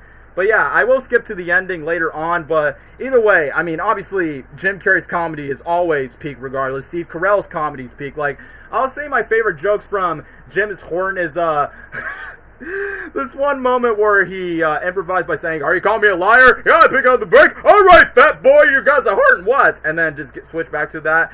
Another funny. Right, fat boy, you want some of it? I remember that. And then when the Wickersham brothers are trying to throw the bananas, bring the ammo! Come on, guys, are we all mammals? And then Jim improvised, whoa, I feel like the bros are going to break down.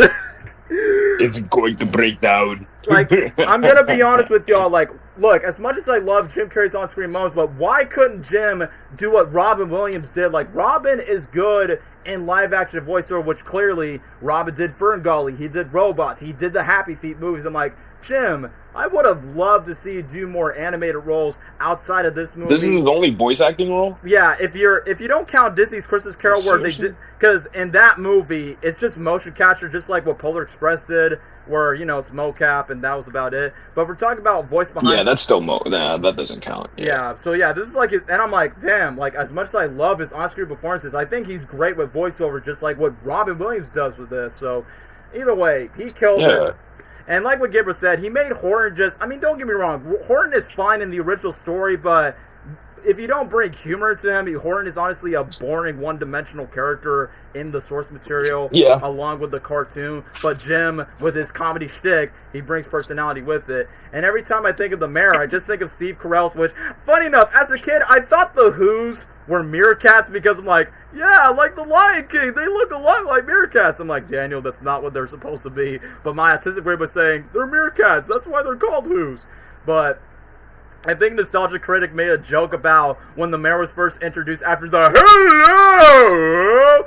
Like, I think Nostalgia Critic made a joke by saying, a mayor named McDodd, McDog. Because they never specify the mayor's name. I think his name was like Nair McDodd or something. Like, bro, that's the most whitest name you could think of. And then, once again, the 96 daughters to teach and only have one son. Once again, the joke later on when the kids are like, Daddy, can I have a glass of water? And when the mayor explains to Horton by saying like, yeah, I have 96 daughters and one son. Whoa, busy guy. And speaking of which, I forgot Wanda Sykes was like the receptionist, where he's like, that looked just like me 10 years ago. Wait, hold on a second. Do I look like an idiot? And, oh, speaking of which, there is a Jim Carrey reference when the mayor went to, like, the chairman's office. We liked it in Whoville. We liked it a lot. I'm like, I see what you guys did there. The I like it a lot line from Dumb and Dumber. So, yay, Dumb and Dumber reference. But, yeah, even though despite this movie's rated G, but I know I heard some Christian parents' reviews did not like it when the chairman calls the mayor a boob. There was even a jackass joke where the chairman compares the mayor to an ass, which is obviously a donkey. You blathering boob. And then, I think when I watched this movie in kindergarten, which, yeah, the movie was big for me around the time. That's why I said around that time. For me, I was like at the right age, at the right time for the movie is... This fat girl in my classroom couldn't stop laughing. The scene where the mayor gets stapled on the head where he goes, ah! Like, every single time he's like, look at you. And you look good with a staple on your head. Which, obviously, it's a running joke throughout the movie, like 3 times where they melt it. But, also, one of my favorite quotes in the movie when Horton decides to become, like, a god to, like, control the weather of Whoville. Where Horton goes, actually, I'm going to recreate it right now with the lamp. Dark. Light. No, wait, hold on. Dark. Light. Dark like dark like dark like dark like dark. Light. Woo. My colossal. I'm the only one home that's back. Don't you worry, Mr. Mayor. I love that quote so much. Dark like dark like dark like dark. I don't know. That just kind of crashed in my head. And that's why I think why I think Jim Carrey's my favorite actor, because his lines are so damn quotable. And literally as we go flash forward, I think there was one reference to the Grinch. I think at the very end, there's like this green-looking Who having an instrument by saying, was that supposed to be a Grinch reference? And I think there was another Grinch reference when the dogs are trying to build snowman. Like, there's like the snowman that actually looked like the Grinch before Horton just melted with his peanut breath. Ayo, pause. And, No way. I gotta look that up. Yeah, where he's like, it's snowing! Oh yeah, the scientist who's voiced by a sexy Australian chick, Isla Fisher, aka the voice of Beans from Rango, where he's like, yeah, Whoville is going to be destroyed. Whoville is heading for disaster. Oh, Horton. What? Yep, wood, by the way. Sorry. Say that again?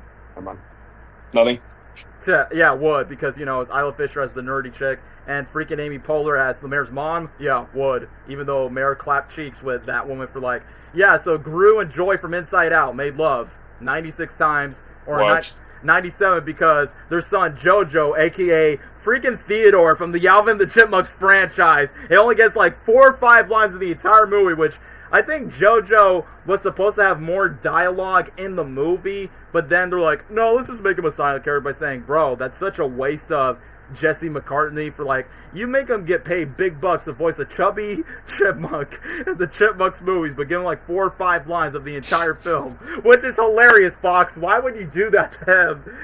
But, the funniest thing is when the mayor's trying to introduce Jojo, his emo Green Day looking son, before the Onceler stole his haircut in the Lorax, is when the mayor's trying to introduce his great ancestor, says, great, not so great, great grandfather. I like when Steve Carell decided, like, belch out, like, his sense of humor, just to straight to that. I mean, if it weren't for The Office, and if it weren't for Bruce Almighty, Steve Carell wouldn't have the biggest comedy career that he wouldn't have, and just lend that over from Over the Hedge to this movie, to Despicable Me and his voiceover career. But either way, the funniest thing is like, once when, we flash forward to the Jungle News scenes where freaking Jonah Hill is one of the students, where he's like, it's good! Oh, you guys are in trouble, and if we tell them not to tell anyone. So, the freaking that you got Jonah Hill is one of the characters, the girl whose voice, Katie, where she goes, huh, I forgot. She was Ramona and Beezus. And Selena Gomez was in this movie as one of the daughters. I'm like, so you got Ramona and Beezus in this movie. Yeah, I'm being dead ass with you, bro. If you look up the voice cast, the girl who voices the small furry animal that goes, huh, that's Ramona. And Beezus, Selena Gomez, is one of the daughters from the mayor. So I'm like, that is quite surprising, man. And, let's not forget Seth Rogen as Morton, which, Morton was a character that was made up. He was not a character in the original book, but they wanted to give Seth Rogen a character, and somebody mentioned in the comments, he did not do the iconic laugh. And I feel like, I thought Kung Fu Panda was the first movie I get to hear Seth Rogen's voice, but no. Horton Hears A Who came out a couple months before Kung Fu Panda, and when I was a kid, I loved both movies. I love for me, it foreshadowed that I was going to be a fat kid in elementary school when I was like, what, 10 or 11? So I'm like, yeah, Horton the Elephant, voiced by Jim Carrey, Poe for Kung Fu Panda. They're literally me because I become fat and I actually have stupid personalities like those guys. And then that's why I say Jim Carrey and Jack Black are like in my Mount Rushmore of like favorite comedians next to Robin Williams and Eddie Murphy. But either way, I'm getting out of hand for myself. The moment when the Karen Kangaroo meets up with Will Arnett's Vlad the Vulture, I like the fact they made this character more creepier in the film. And I forgot the son of the Karen Kangaroo. I think his name is what, Rudy. That's Ace Ventura Jr. And you guys know that I don't like Ace Ventura Jr. But it's like, well, he was in 2 Jim Carrey movies, so let's make him the fat Ace Ventura for a Cartoon Network movie. So yeah, he's the voice of the son. I like the fact that the Vulture's like, little kangaroo, Mom! It's okay, Rudy. Mommy's thinking over. It's like, wait, so this character does not care if his son dies by a vulture. Yeah, this woman does not deserve to have any kids at all because Karen. But the funniest thing is when Vlad is like, here's the deal, bro. I'll take the clover, and then I'll devour. Then he freaking jokes by saying, oh, go to bed, it looks. 1 second. Kind of like that Will Arnett gives this very Dracula vampire voice to this vulture, and it kind of foreshadows where Horton's talking to Seth Rogen's character by saying, oh, which Vlad? Is it the bad Vlad or the bunny Vlad that makes the cookies? And I like that there's a reference to Horton Hatches the Egg, which, guys, correct me in the chat, did Horton Hatches the Egg is a prequel before Hears a Who, or is it after Hears a Who? I'm confused of where that fits in. It's, no, I don't know. I don't know Dr. Seuss lore. I'm just lying. Yeah, so if there's anyone in the Seuss lore, that's the prequel, because I think Blue Sky was considering to adapt it, but, that never happened, because, Ice Age is their big money cash grab train. But either way, I like that there is a reference to Horton Hatches the Egg, where Horton says, I said what I meant. Elephant's Fates, 100%. Try to keep that with Seth Rogen. I like what Seth Rogen's character's like, keep watching the skies to suck the eye people's out because, the vulture's trying to kick him over. And yeah, can't forget about other funny moments where he's trying to cross the bridge. I'm light as a feather. And the mayor's trying to go to a dentist's appointment just to not have his existential crisis. And then when he sucks up all the air, pause, and it goes, what's lighter than a feather? Air, a little more than I have. And then you got the iconic do-do-do-do-do, boop-boop, boop-boop. Yeah, someone mentioned it in the comments. Horton Hatches the Egg was a scrap and delete short film because it got canceled around 2013. Was Jim Carrey and Steve Carell considered to come back for the roles, or a straight open season 2 where they just recast to like bootleg voice actors, I guess? I don't know. But either way, it was funny, like, after the bridge, you get the typical fat character starts twerking, and I'm like, hey, Poe did the exact same thing. Oh, I forgot about that. Because back then, Nostalgia Critic, and people were like, oh, fat animals twerking. I'm like, well, as a kid, seeing Horton twerking, Poe's butt on Tai Lung, us kids in kindergarten by saying, haha, that's funny! Just him just hitting himself on the tree. And one thing I cannot forget is let's not forget the anime reference, which obviously as a kid, we do not know what anime was. I think after school, I think there was like this one kid that's like, we were watching an episode of Dragon Ball after school, and this Zendaya-looking clone was like, why are they talking like that? And I was like, I don't know, they must be tied with Pokemon. But then it's crazy that we got an English anime dub of Horton Hears A Who with Jim Carrey like, oh, you want to sing a song with me, huh? And Clint with his big fat ass was like twerking red like, and then the freaking monkeys out. More mouse go! The kangaroo is monkeys! And then freaking Kamehameha reference. Horton's the greatest hero of the world, ha! Horton, go! The kangaroo's that way, ha! Literally watching that scene as you're quoting it. That's great.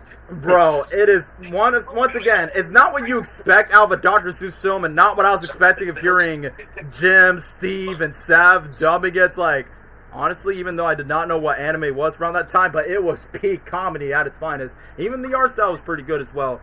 But then when we flash forward to the final act where, not gonna lie, when it becomes snow in the act where the mayor wakes up with his kids, I will admit, I thought Scrat was gonna make a cameo, because I'm like, well, it's made by the same studio who makes Ice Age. I thought Scrat was going to make a cameo in Whoville. I mean, robots. Sid the Sloth makes a cameo as a robot, so I honestly thought that would have been nice. And even when, as a kid, when I got the DVD, when I saw the Sid the Sloth short, I thought Sid was going to be like, hey, Sid going to cross over with Horton, because that would be pretty sweet. But, my kid was like my younger self was thinking like other things in my brain. But like I said, the final act when Vlad was trying to get over Horton, was like, "These three things, guys. Oh, Horton, you're going to get it. Leave me alone." And once when Horton, like Nostalgia Critic's favorite joke in the movies, when Horton's like, "I know the second he's gonna meet up, and I know he's gonna sneak behind me. Hello," and then boom, jump scare where Horton was being self-aware of it. And then the most iconic quote that me and Gabriel quote to this day, and even in my elementary class, both in kindergarten and in third grade, when we rewatched this movie on Dr. Seuss Day, which was like March something, where Horton slinged the tree out of Vlad and he goes, "Oh, right in the beak!" And then it gets taken down. And I already glazed about the John Powell scene, like the mountain scene of the Who, brain freeze. Oh! Like, John Powell did not have to cook so hard in that scene. But when we flash forward to the Clover scene, the animation of the Cloverfield was like, hey, yo, pause, I just made a Cloverfield reference. But either way, it was really peak of how it looks in the scene, and the fact that Horton thought all the Who's are dead. Because, you know, when Horton trolled the mayor, like, no, this is Benny, Horton's busy right now. And when all the Who's are dead, was like, "Mayor, are you there? Mayor!" And then once when all the chairman and everyone did not want to believe in the mayor, where he's like, "Horton is a giant elephant in the sky." And the best thing is like Horton and Mayor has like good friendship with one another, and Horton, like the one thing that Horton and Mayor, I forgot to mention this, the one thing that both the mayor and Horton have one thing in common, they both are big creative thinkers and people from their respective societies, from the jungle of New to Whoville. Nobody believes in them, except Horton has one friend, Seth Rogen Mouse, and for the mayor, his son, even his son does not want to express it, since his son has bigger dreams that's not about being the mayor. So I like that parallel that Horton and the mayor has by, you know, everyone thinks they're like king of the fools, but then when they know the truth, I mean, for the mayor, it was right from the get-go, oh yeah, Horton's actually, you know, talking out of a real horn, and then Horton just roasting the chairman like, "Idiots! You have finished that! It's not understood, you boob!" And then I like that the mayor like tries to like test Horton's knowledge, because, you know, elephants never forget, where Amy Poehler's wife is like, "Oh yeah, this is my wife, this is my children, hella who yaga heady, and here's Mrs. Bent, and then there's Bert from the county, and the old man from the bathtub." And then Horton decided to memorize everything, and then I like that he mistakes the very, at the end, he's like, "Is there an old guy in the shower? Bathtub." I'm like, holy crap, Jim Carrey's literally me, where I just don't, I remember every small detail that most people don't understand. I think he makes like a John F. Kennedy reference, which does not age well, where he goes, "And this pool in this decade." So I'm like, wow, never expect that reference to be dropped in. But then, when the kangaroo becomes full-on Karen and, like, you know, brainwash the society of Jungle of New, where Morton just brings in a whole stampede. "Morton, pick up your feet, jeez, it's not me." Then when it gets to the final act where Horton says the quote, "A person's a person, no matter how small." When one of the Wickersham brothers, the funniest thing moment is when the Wickersham brother grabs like what? A tiny speck from one of the monkeys. "That was beautiful, Horton. Rough him, cage him." And it's like, bro, and then the fact they kill him. And I feel like the iconic moment, "We are here, we are here, we are here." It is way more impactful than what the 70s cartoon did it. So, literally, when the mayor and JoJo, when they went to the factory, when they make all the noises, one, that was cool to watch in 3D when I was a kid, and the music where JoJo, rather than just telling his dad about his passions of, like, making this music instruments and actually using it to, like, save their town of Whoville before they rot to a pile of a giant pot or something, and the fact they literally sabotage this elephant into the cage, and I'm like, bro, despite this is just a kid's movie, the stakes have never been high when a world is about to end from a tiny little planet, from a freaking Karen kangaroo, and then at the very end where the music goes higher, "We are here, we are here," and then JoJo does the iconic moment for the book, "Yup!" And then freaking Ace Ventura Jr., Rudy, the kangaroo's like, "Yeah, I believe it the whole time, but my feminist mom never believed me and just brainwashed the society like a politician." And then, boom, the reason why they couldn't hear it because they're not fat or like an elephant where they have large amount of hearing for like many miles away. But then I like that Horton calls out everyone by saying, "You know, I have to thank the mayor of Whoville and all these monkeys that poked me up with a stick. Yeah, that was me. I'm proud that I sabotaged this elephant."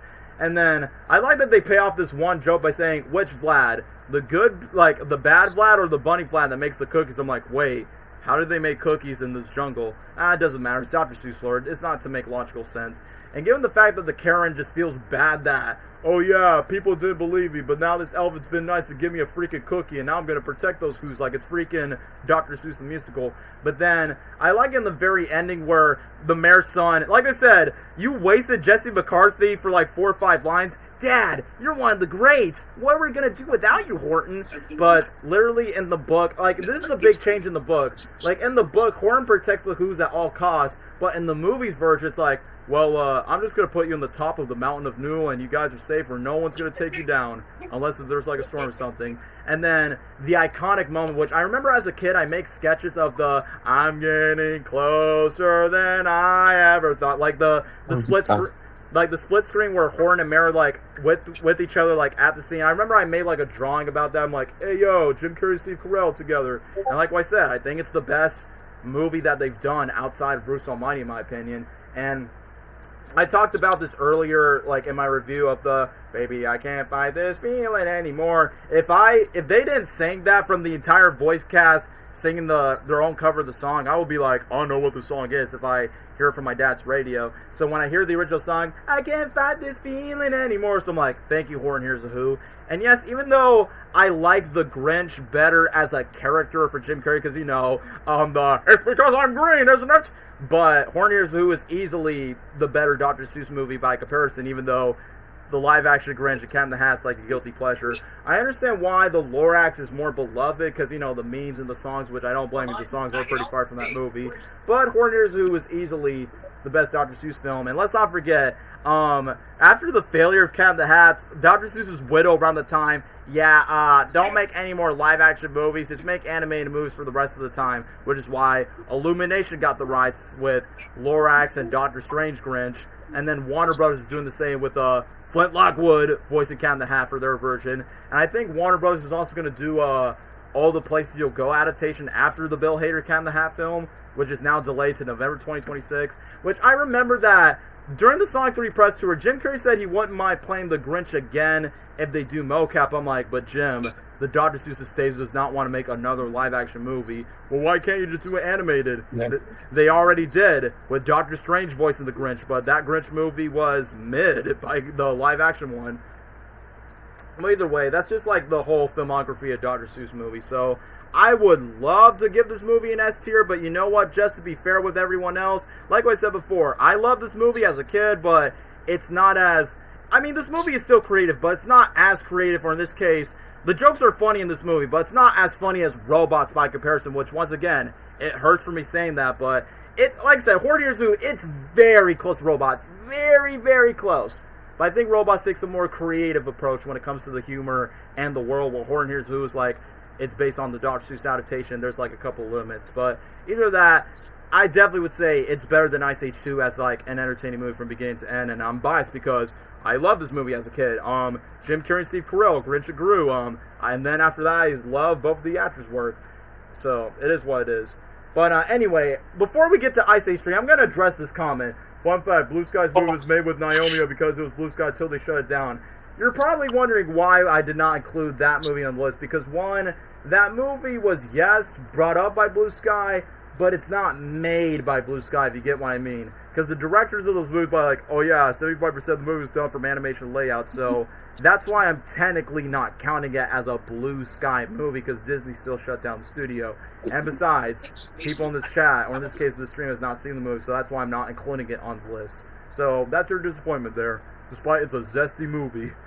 But anyway, that's the comment I will address from in the live chat. But anyway, I glaze about Horton Hears A Who. I would give it an S, but it's A tier. Let's move on to Boom, Boom, Aka Boom, Boom, Boom, Aka Boom. Let's move on to Ice Age 3, Dawn of the Dinosaurs. So, Gabriel, Dwayne.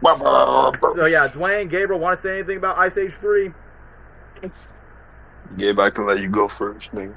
If you want. Haha. Boom, boom, Aka Boom.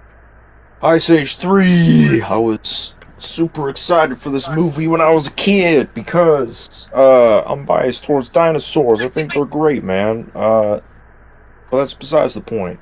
I was hyped for the movie. I remember the toys coming out for McDonald's, I'm pretty sure. Yeah, McDonald's toys. We got the toys. The Rudy toy was the best toy, in my opinion. Yeah. And I used to play with those toys a lot, Same. along with other like animated movie toys that came out from McDonald's. I would collect them all. Because we're spoiled and And I'd play bratty. with those, the Ice Age 3 ones a lot. I used them for a birthday cake I had dedicated to that movie, because that's how much I loved it. Coconut cake. Yeah. Um, Ice Age 3, I think, is probably it's probably my favorite Ice Age movie. Again, I'm biased. The soundtrack was great. I love the promotions of this movie. Can't forget about the Love McDonald's the commercial. world. I guess kind of like the world building in a way. Literally. With the underground world and all the dinosaurs, and then obviously on top you have, the Ice Age where they live. I like how it starts off. They're like doing their thing that they usually do, and then Annie has a daughter now, and then I'm not pregnant. freaking Naruto's in the movie, man. That's The why, anteater. Gabriel. That's why I made the reference. I'm not pregnant. Yeah. Yeah, that's her, man. What else? It's a boy. That's its tail. It's a girl. Yeah. Or It's a girl. I thought you were a female.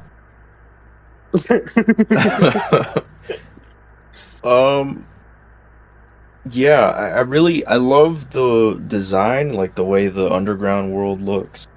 It's all like, it looks cool and it looks colorful and everything, but then it's dangerous because dinosaurs. Then the big bad, Indominus Rex. I mean Rudy. Yep.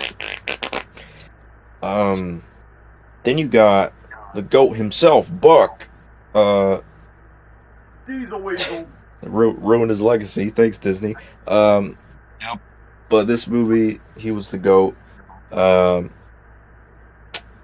loved his like story of his relationship and rivalry with Rudy, and him surviving on his own on that whole underground place.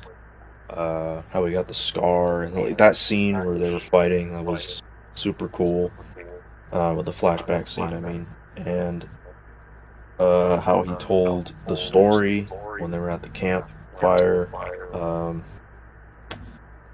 It's cool that we got to see the main characters, obviously, with Buck, kind of do their own thing and survive, and they're trying to protect Manny's daughter and everything, keep her safe.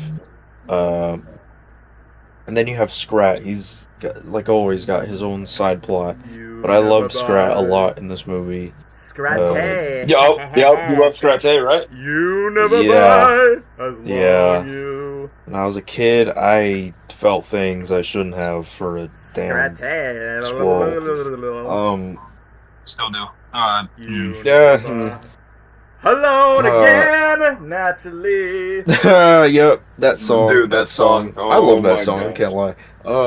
Yep. I just think of that movie every time. But yeah, everything with Scrat and Scrat, hey, it was like a toxic relationship, and then Yeah. my man Scrat chose the bag over. No, No. He's right though. Yeah, he's right because she was. the joke is so Man, real. that like, scene at the end where they were Dude. like, they had their own home and everything. I was like, Dude, they were planning a whole future and he just went to get Yeah. That's what's funny he said, about "Nah, it. bro, I gotta go for that acorn, bro." Yeah, that's my first boo. I was looking at that. I was like, I want that. I should be her husband. And yeah, just stuff with Scrat was funny. I loved the whole scene where they were like dancing or something like that. Later, Oh yeah, that I know what earlier you're in the talking film. about. Or when she removes. That's like, when I really wanted to fight. No, Also, Scrat. Let's not forget Scrat nipples. I forgot about that. Mm-hmm. Yep. Man, she was so toxic, but I wanted her. No. Yep. No, you're so Bro, real she was for like that, the bro. I love you. She was like the Jessica. She's the Jessica Rabbit in the Ice Age franchise.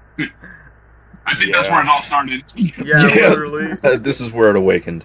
Well, that stuff was funny. I love stuff with Scrat all the time. because he's the See goat. you nearby. What else? Trying to remember most of the. Like, I know the plot was them, like, obviously trying to keep each other safe, protect their daughter, try to get out of the underground world. I'm just trying to remember, like, any particular funny moments or anything. Obviously, like you mentioned. Yeah. It's a girl! And when Sid's trying to milk the baby dinosaurs, but then he holds the beast egg, I thought you were female! Yeah. Yeah, Ice Age 3 had a couple of penis jokes thanks to Sid. Oh, yeah. The T-Rex, obviously. I loved the... Way to go, Momzilla! I love the design. I don't know, like... oh my gosh. You say good! That poster, you know, where they're all, like, grouped up and They're all the T-Rex is... It's an iconic. Yeah, the poster. T-Rex is staring at Lesnar. I'm not gonna That meme you sent. It's an inside joke, but that made me laugh so hard. Oh my gosh. Anyway, I like the T-Rex in this film. I like the design. I like that she's, you know, like, hey, stay away from my kids. I'm trying to kill them. Nobody move. I like a muscle. just overall the designs of the dinosaurs, the way they look, not too scary, but still make them intimidating in a way. Like, they look cartoony enough for the kids, but still intimidating. Like, oh, I'm still gonna die if I get close to that thing. I just think they look cool. Sid was probably the funniest in the movie. I love Buck. I mean, just, I don't know, just everybody. And then, freaking Diego, he was trying to push something while Ellie was giving birth or something. Oh, the joke. He, who, and then. Yeah. And then when Diego thought that she snapped Ellie's truck or something, but she just screams because of these they're not raptors, but these feathery looking dinosaurs trying to get over Ellie. Yeah, I think they are raptors. Okay, so yeah, they are. Okay, so technically those are raptors.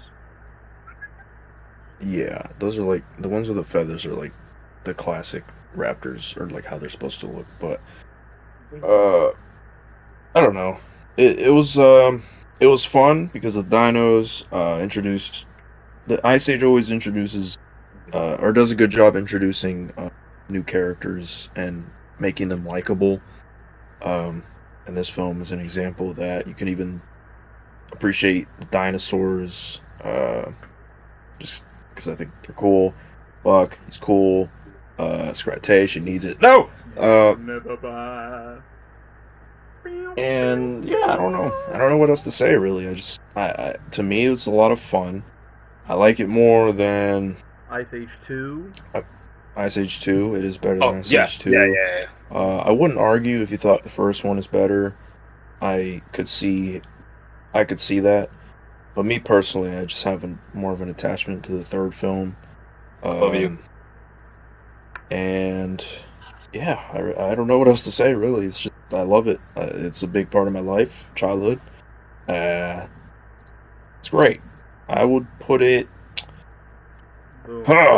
Like my because it's my favorite, I want to be biased and say S, but boom, like a boom.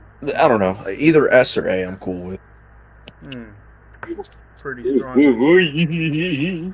review by the certified Ice Age 3 / dinosaur fanboy himself back in July 2009. And let's not forget, I think back then this movie was supposed to be the last one, but this movie made $1 billion, so this wasn't going to be the last one. It made $1 billion? It almost did. God. It almost made $1 billion.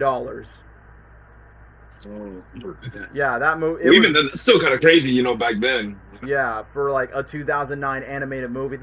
A movie that's not a DreamWorks movie or a Disney movie, that is insane around that time. That's not Shrek or Disney. But, yeah, other than that, let's get to Dwayne's review, because, I bet you have things to say about Ice Age 3. I mean, I agree with everything Gabe said. I don't know, I'm watching the movie right now, too.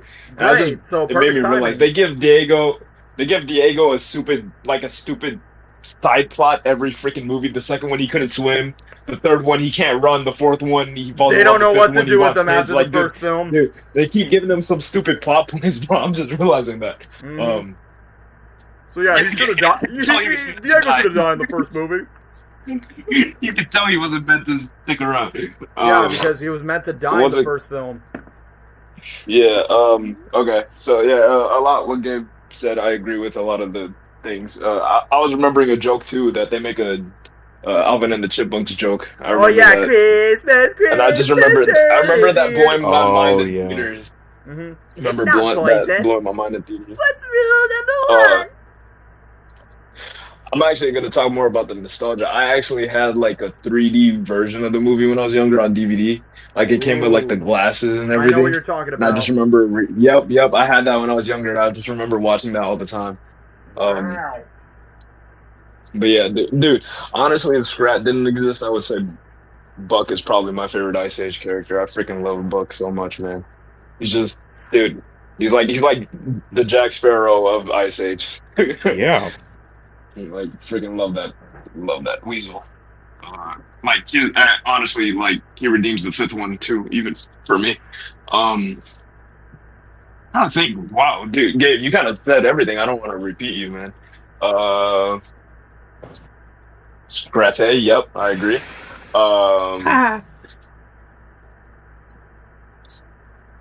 Yeah, I don't know. Yeah, it's my favorite Ice Age movie too.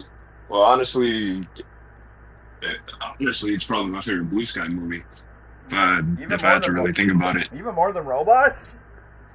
I think it's just mainly too just like I love dinosaurs, and I remember seeing this one in theaters too. This one's just always been my favorite. I don't know, like overall, yeah, Robots is the better movie, but I'm probably just being biased. So yeah, I would say S tier, probably my favorite. Even though it's not the best story written one, it's still my favorite one. If that makes sense. So, yeah, I agree for what you're I'll probably saying. say more things as you guys are talking because I'm not remembering as much right now. But well, yeah. I'm just going by nostalgia reasons, just like what Gable said. Oh yeah, this line for Buck. You were killed? Sadly, yes, but I live. Yes, back but I forth, live. back forth. Oh, dude, him talking to the Rock. Yeah, or the skulls of the dinosaurs. I am not a midnight snack, not lightly. Now Dude, who's hungry? honestly, I I'm am. not gonna You lie, don't need the Buck calories. Dude, like Buck lore would go crazy. Like, remember how he lost his eye to Rudy? Yeah, he Dude, did. that would be an insane actual movie. I'm not gonna lie. It would be. Instead of it and also, being filled with Ice Age characters. Yeah, even just like imagine that as a even the movie. imagery when Rudy pops up from the shouts to the clouds, like, yo, that was really well animated. Like, just like with the Horton Hears A Who scene with the mountain scene, that was like another Blue Sky movie that got me chills of the Rudy popping up from the clouds and supposedly eating Buck when the teeth comes out. Then it just transitions to Buck's fingers, like in the storytelling scene, which I thought that was awesome. Yeah. So just shoot, man. Yeah. Peak movie, peak.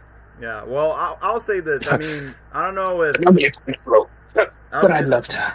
I was gonna say, Lesnar, do you want to talk about Ice Age 3? Because you've been quiet for a while for the stream. Sure. Sorry. Y'all already said everything that I was gonna try and say. Yeah, but I like y'all said, love this movie a lot. Nostalgia, childhood movie of mine. I have the dinosaur toys, and it's just and keep in mind it's been like a real long time since I've like seen it, but like now that y'all brought everything back up, it's starting to jog my memory a bit. But hey, man, this is a peak movie, and I agree. Either S or A tier for me. Well, personally for me, I mean, this is not going to surprise anyone. This is easily the best Ice Age sequel out of all the sequels. Like, even though, yes, I did say, yes, the first movie would have, I did say, earlier in the stream that the first movie would easily work as a standalone project, but if I have to make sequels in terms of a franchise, The third one's easily the best one. We'll get to Ice Age 4 later on to the stream, but I always Even have this... 2 and 3. I would say 2 and 3 are like perfect movies. Like it's a good trilogy with 1, 2, and 3. That's what I was gonna say. Like, not perfect, but I know Chevale's production, but says like, oh, mediocre to average trilogy. It's like, yeah, I think it's a pretty solid one if it would have been ending with 1, 2, and 3. And I think if you guys know this in the chat, correct me if I'm wrong, but I think 3 was supposed to be the last one. But you know, it made a lot of money, almost $1 billion. It's like, let's make another one, and then Ice Age 4 just repeat that again. But yeah, I'm literally seeing people in the comments. I had an Ice Age 3 themed birthday way back when. I mean, Gabriel was the same thing, and I was a part of that party. Yeah, coconut just represent the snow of the ice. And then let me just see another one. There'll be nothing but bones at 3 minutes, maybe 5 for the one that Manny said, I'm not fat. Oh yeah, I remember he said that. Well, it wasn't until the 4th movie. I'm not fat. Yeah, I'm not fat. I'm poofy, but that's in the next movie after that. But either way, Ice Age 3, easily the best sequel out of them all. I remember the trailers and the promos was like, yeah, just like Gabriel, like, yeah, we watched Jurassic Park, so we're hyped for this movie. I remember the McDonald's commercial. We played the video game a lot. And yes, just like the movie, Buck was a fun character to play in the game, even though the spiders and the other dinos did scare me when I was younger in the video game, because I'm like, wait, that wasn't in the movie. But either way, the setting of the movies, like nothing like what the previous Ice Age movies before. I mean, like I said, if you go back to the first movie scene of, oh yeah, these aquatic creatures and the dinosaur, yeah, basically foreshadowing the sequel. So even though Manny's emotional arc is not, like, you know, was kind of like set and done in the first movie, like bonding with the human baby, and then he finds a new love partner in the second film, and the third film he actually has peaches, when, you know, when he finally becomes a dad. And I like that Dwayne addresses by saying, yeah, even though Diego was meant to die the first film, but they always give him these subplots just to give something for Diego to do, like him chasing a prehistoric deer, and then the deer just goes, oof, oof, oof, oof, taste my dirt, or something like that. And then Diego's being a bit hesitant of, like, I don't know, do not want to be a part of the family by saying, like, yeah, man, you're having a baby, and I don't want to rinse and repeat of what we did in the first movie. I'm like, Diego, have you learned nothing from the first movie when you bonded with the human baby, and now it's like with the freaking baby elephant that's in the prehistoric times? But easily, Sid carried the first act, which I like when Sid's trying to bond with all these other animals. Mis amigos, ¿qué pasa? And then I saw the freaking McDonald's toy. Yeah, the McDonald's toy and the video game. John Leguizamo did the voice for Sid in the game too, but they switched it up from "Hello, my love friends." I'm like, but Sid, you're Latinx. You're supposed to speak Latinx Spanish. But then, yeah, we get to the iconic moment where Sid is stupid as always, but in a funny way. I like when Sid carried the 3 eggs, and if you look at the shadow, it looks like our ding dong so longs, because, you know, haha hee hee pee pee jokes. I mean, there's a lot of pee pee jokes in the movie, because, you know, that's in our undergarments and gooning season. So other than that, when the T-Rexes are born, yes, you get the usual cute stuff. Mama, you're our mommy right now. And then we get to freaking Queen Latifah's song. And honestly, the best cover of the song, it was a lot like this 60 million years ago. It's like, yeah, every time I think of Everybody Walk the Dinosaur, it's either the VHS from Disney's Animal Kingdom with Dinoland USA, R.I.P. Dinoland USA, being replaced by freaking Encanto and Indiana Jones in Animal Kingdom. But also, I just think of Queen Latifah's version when that plays. And I will get on up, no. Everybody Walk the Dinosaur. Like, yeah, every 2000s kid danced to that around that time. But either way, it's kind of funny when the T-Rexes are trying to eat the other kids. Like, Ronald, where's that coming from? And then the beaver that's voiced by Naruto's voice actress. Oh, that's a cute little baby. I'm not pregnant. What is the matter with you? I'm not pregnant. Honestly, thought that was pretty funny as well. And the moment where I like that this is obviously a reference to Jurassic Park when Momosaurus Rex is like, yeah, just reference Jurassic Park 2. Mommy's very angry. Very angry. And then this reference to Jurassic Park 1 where Manny literally says, nobody moves a muscle. And then a random hedgehog was like, ah! So I thought that was funny. And then literally, I kept quoting that every time we're on the game. yeah, nobody move a muscle. Ah! Sidislav reminds me of Timon. Yeah, as a kid, I always see him like he was type of an archetype. And then, literally, the one joke that caught me off guard is like, where May's like, Sid, take the bag. She's their mother. How do I know she's the mother? Do you give a birth certificate? She's a dinosaur. Well, I've been their mother for a day. Just give it back, you little thing. Listen to me right here. These are my kids, and you're not going to take that away from me. And then, boom, just take Sid along with me. So I'm like, wait. Do birth certificates exist in Ice Age? I don't know. The humor's funny, but it doesn't make sense in their quote-unquote Ice Age timeline. And then once when Manny and the gang, or in this case the Herd, because that's what they call themselves in the movie, I like the fact when Crash and Eddie were trying to come in, it's like, come on, no pain, no gain. And I forgot who pushed. I think one of the possums pushed each other out of the house. And then this one line where Manny's talking about like why Ellie's attractive aside from her big booty. I like Peaches because it's big and round like you. Yeah, round is good. Round is foxy. I'm like, huh. And like, literally as a kid by saying, is that a way to just say the word sexy without saying it in a PG-rated movie? They could just let that slide. I mean, hello, they gave us a sexy female Scrat girl in the film. You never buy. But we'll get to Scrat later on since I have not talked about him. But still, the dinosaur segments where they went down, where it gets to the prehistoric times. Like, what's the name of the dino that has like a spike on the tail? I think they call him the, Gabriel, you might know, the Ankylosaurus, you know what I'm talking about. Ankylosaurus? Yeah, the spiky dino. Where Ellie's trying to feed the Brachiosaurus. Huh, Jurassic Park reference. Hey, do you want to be with that dinosaur? Oh, yeah.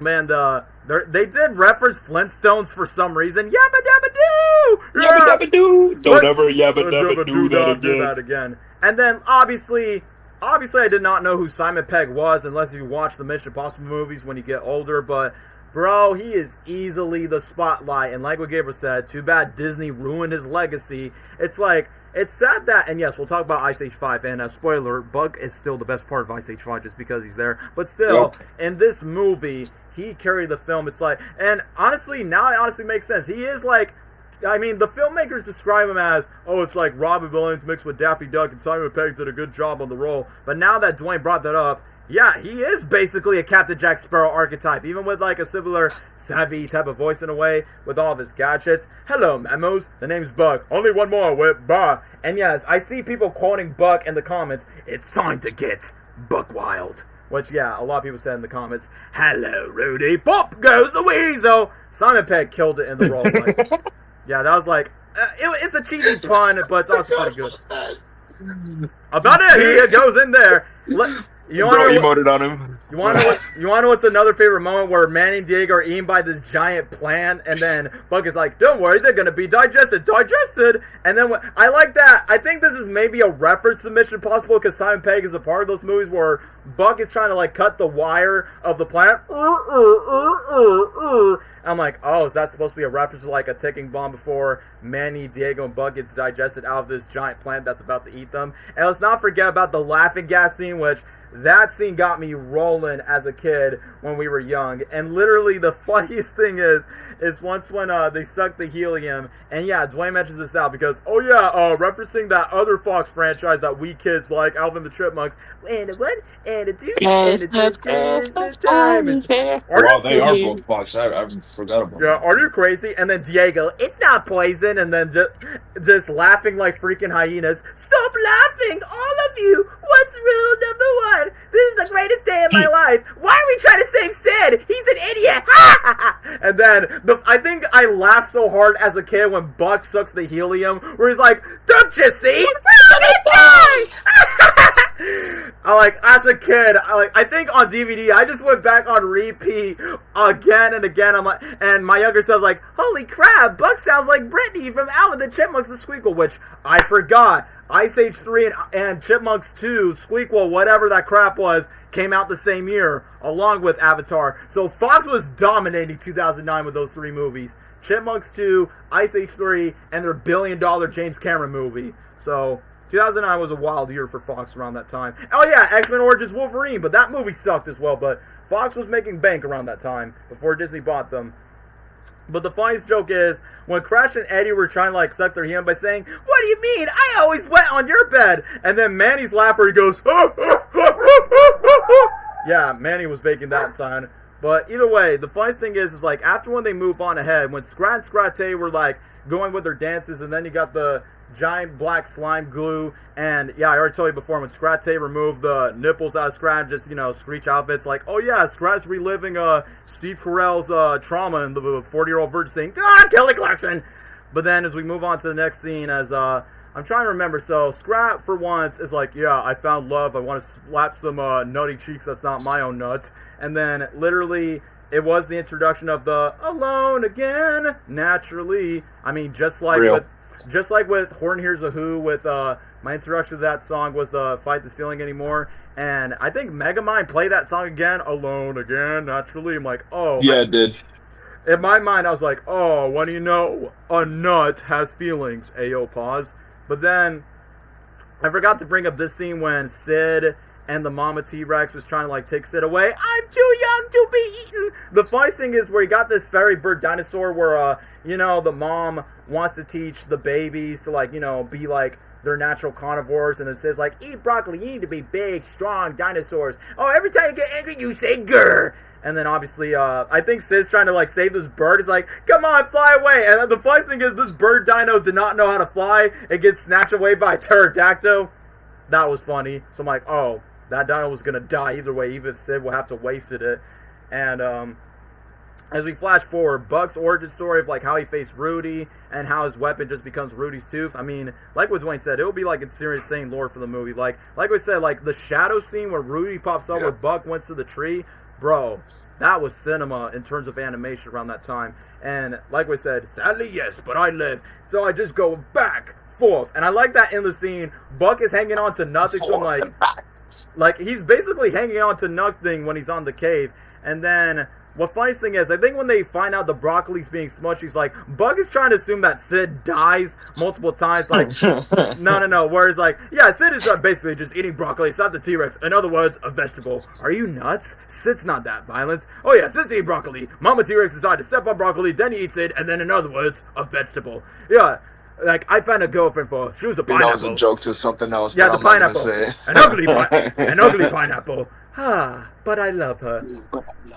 Yeah, Buck's comedy was, like, at its core, at its peak.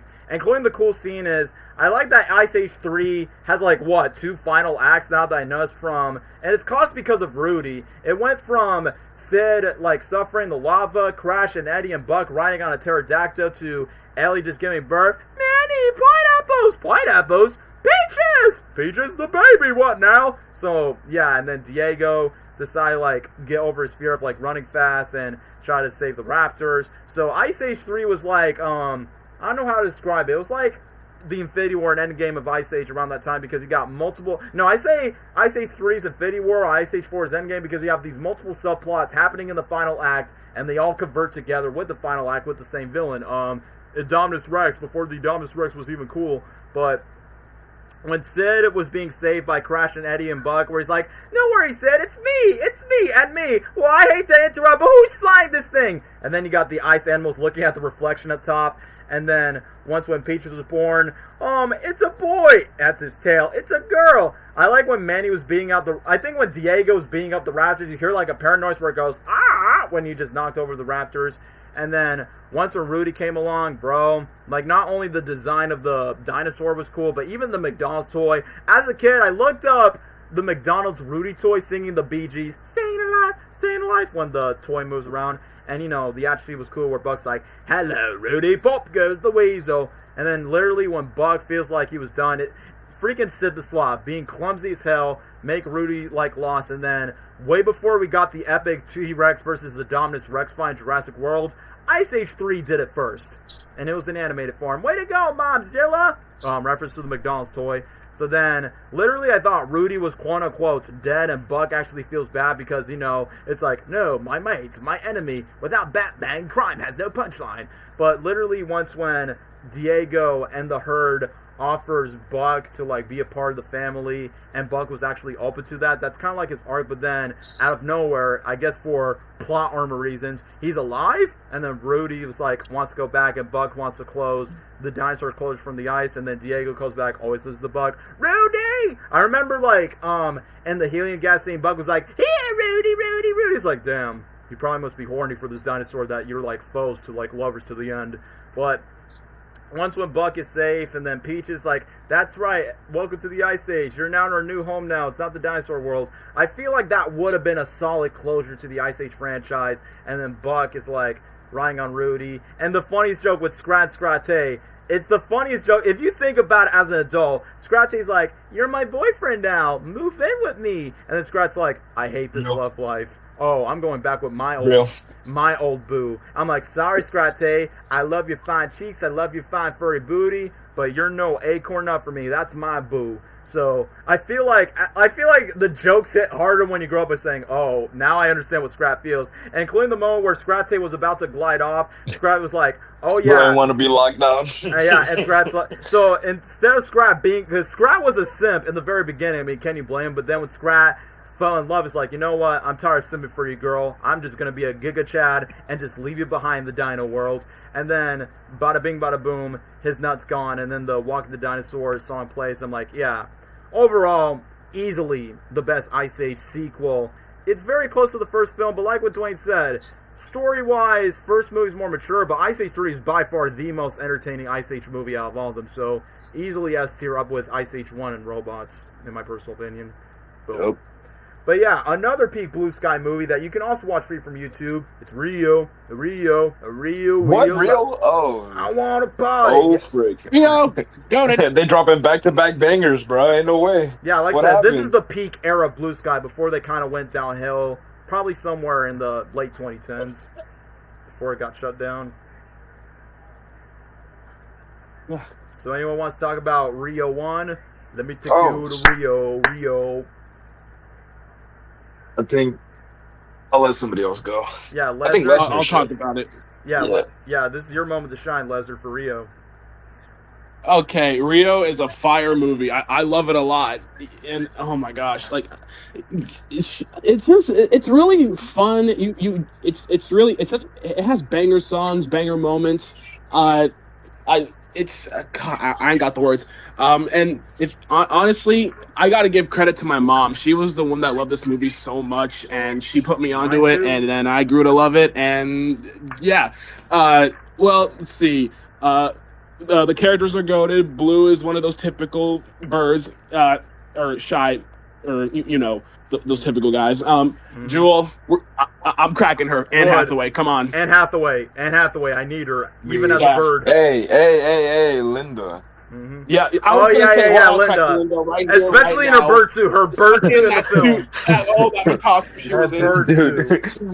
Revoila. As a matter of fact, thanks to this You movie, have the to macaws stick are back in the wild. Mm-hmm. But anyway, Rio, I love all the characters.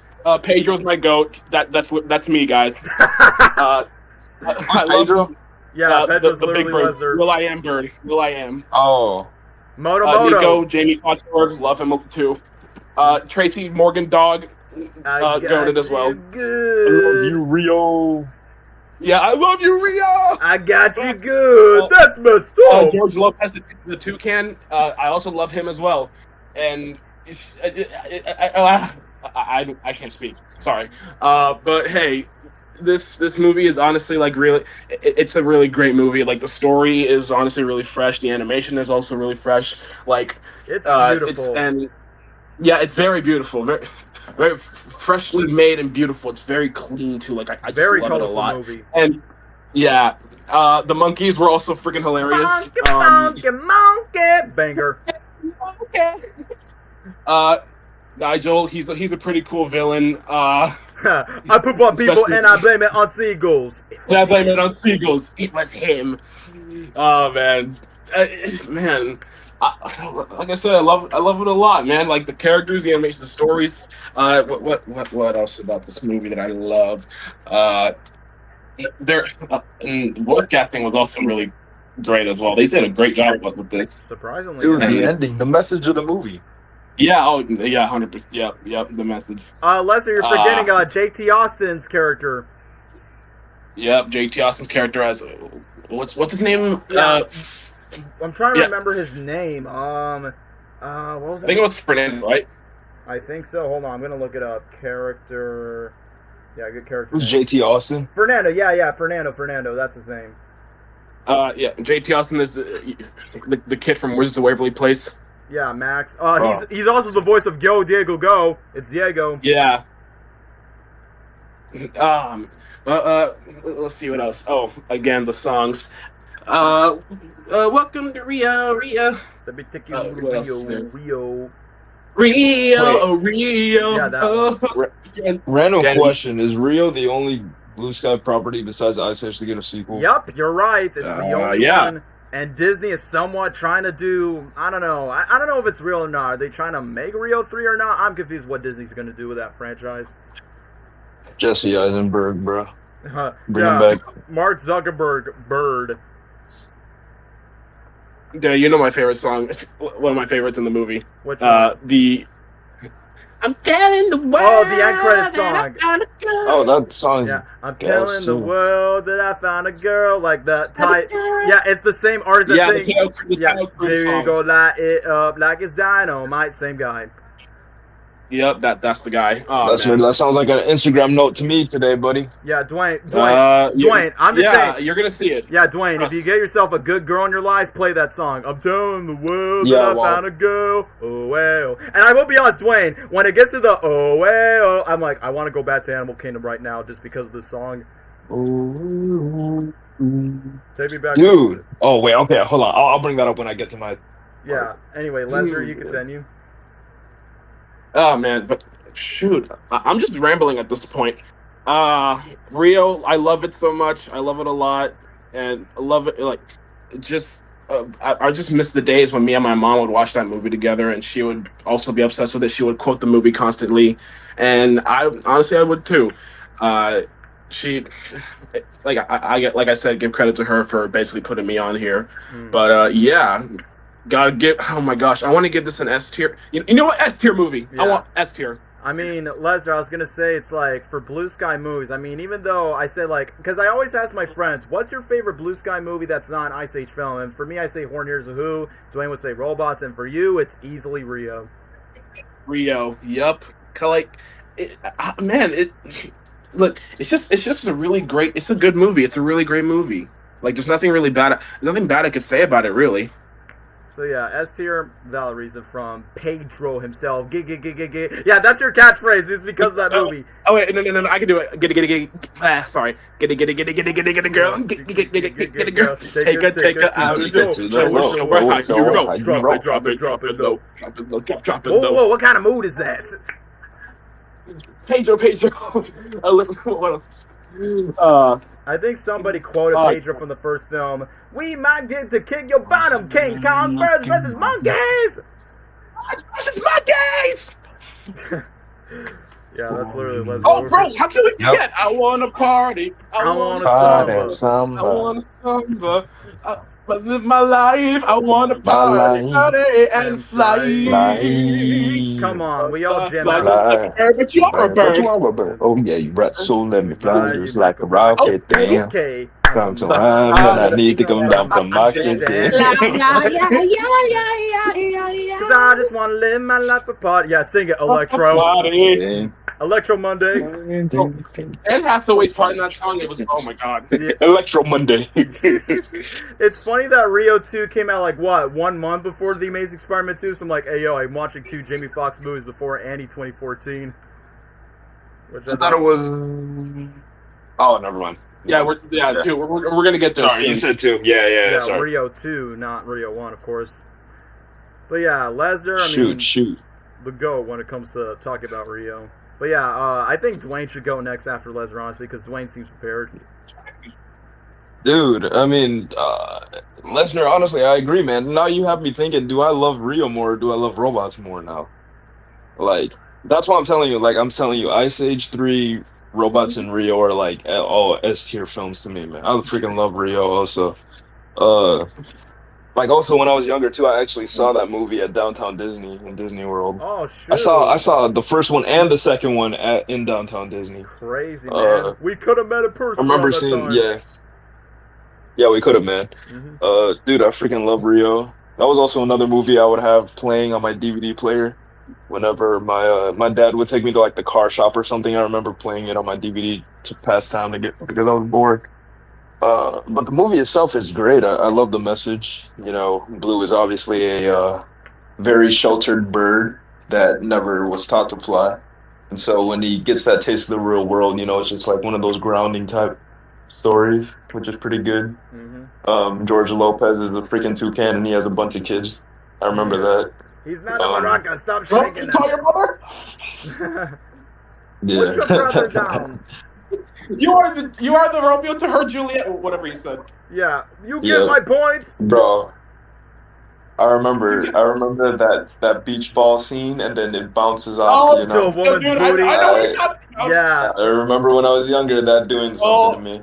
I don't think the animators needed to do that. Rated but they knew what they G. were doing. Rated G. You know I what? remember We that. need to have some things that are. You know what? It's Brazil. Yeah, exactly. Yeah. Brazil has so much baddies in that country. Too many baddies. It's my dentist, bro, and it was the dentist on this freaking street, and she was in like what's it called? Samba. What's the party called in Brazil? I think that's what you said, samba, or is that? Oh, it's called Samba. Yeah. So Maybe. yeah, she was dressed for Samba and she was dancing in the street. I remember that in the movie. Yeah, some Carnival. Yeah, Carnival. Yeah, Carnival. That's what it was called. Oh yeah. Say Obviously, you. Jewel. Say me. Save I'm not gonna always. further elaborate on Jewel. And Hathaway. I remember the two birds. Yeah, the monkeys. I remember them too. But dude, freaking Tamatoa is the bird. Yeah, Nigel. Nigel. Mhm. Yeah, he was a great villain. You know, he was basically trafficking birds. You know, which is kind of crazy, but Yeah, pretty dark for yeah, it kids. was great. And then those two idiots that were also working with the guy that Oh, owned the yeah, bird. yeah, I forgot. That was working Scissors. Bro. Scissors cuts rock. Oh come on! How come you always win? Oh Yeah, I yeah, remember scissors that. cuts rock. When he Yeah. gave Nigel Oh. the chicken cannibal. Yeah, I don't know. cannibal.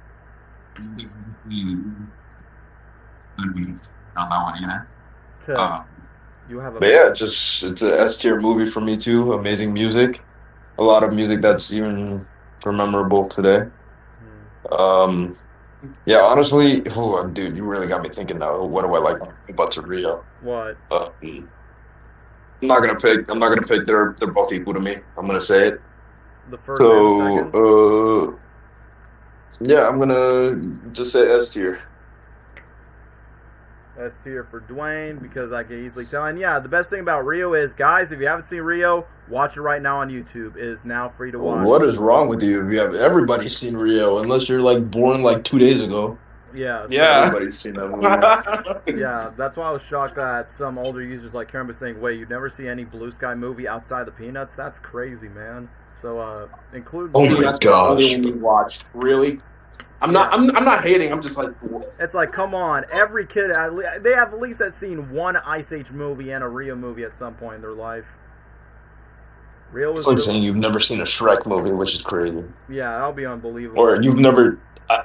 I think it's even crazier. No, I think it's almost as crazy as saying you've never seen a Toy Story movie. Yeah, that too. I mean, I think the last one is Yeah. like some person never watched a How to Train Your Dragon movie, never watched a Kung Fu Panda movie. I'm like, wait, what? Why not? But yet you watch Yeah. those. Get out of here. But either way, Gabriel, do you want to share your But thoughts? you'll watch freaking Encanto. Okay, yep, sorry. Yeah, This movie was our Encanto around our time, and I arguably say Rio is better. Was. So, yeah, fight me. Let me Yes, take you to it is. Rio, fly. Dude, when I was younger, I thought that was Miley Cyrus. that. Or even freaking Selena Gomez. Take you to Rio, fly ways like an eagle. We can chill in my gazebo. Nah. Nah, bro. I'm about to turn off Dawn of the Dinosaurs to watch Rio, man. Shoot. I mean, like I said, it's free to watch on YouTube, the first movie to be exact. So, thank you, YouTube. I'm on Disney Plus. Alright, well, that still counts regardless. Oh, yeah, Angry Birds Rio. Can't forget about that crossover. That was a pretty fire crossover yeah. around that time. Yep. Oh, I remember that too. Yeah, the Remember game the was scene fun. where Nigel's musical number, but they Yeah, replaced but it it's with the the Angry Birds. characters. Way before they even got their own movie, they just replaced the birds where Nigel kills, I think he killed Red or one of the other birds in the music video version. Yeah, that's the one I remember the most. Yeah. But hey, that was a good cross promotion for a mobile game that was big around that time. But Gabriel, do you want to go with Rio or you want me to go next? I mean, they pretty much said everything. I think like Sorry. uh the movie. I think this is one of Blue Sky's best. Bluebird and Blue Sky. Blue Yeah, Sky. makes sense. Please tell us why. The characters are all super charismatic and super funny. I like that they focused on a species of bird that are not very common, that are pretty uh, about to be extinct. Um, so that's a nice touch. Cast was good. George Lopez. Worst. The songs were fire in the film. I like the art style, animation. The villain, I can't take him seriously, and his death. It's flying monkeys forever. Oh well, When he got, yeah. oh my gosh! When he got stuck into the freaking plane engine. Oh, Yeah. it's Oh surprising yeah, that he where Nigel that survived the too. plane and he goes, ah! Yeah, how did he survive that? You can't survive something Yeah. like that, Yeah, bro. I thought he was Like, look Yeah. at dead. Syndrome. Come on. I thought he was dead around that time before the post-credit scene showed that he survived, and then obviously Rio 2 addressed it.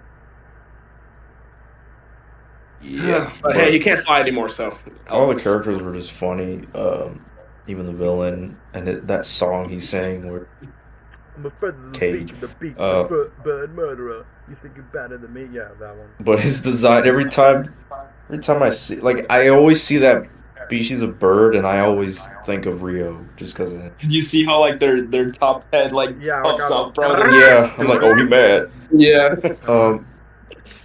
But Poop on people and I like the type of birds and animals they chose for toucan and blue macaw and even a dog. They're back. Mhm. Yeah. But I like them traveling all around. Rio, Brazil. Brazil. And it all looked really nice when they went on the beach and stuff. Just I don't know.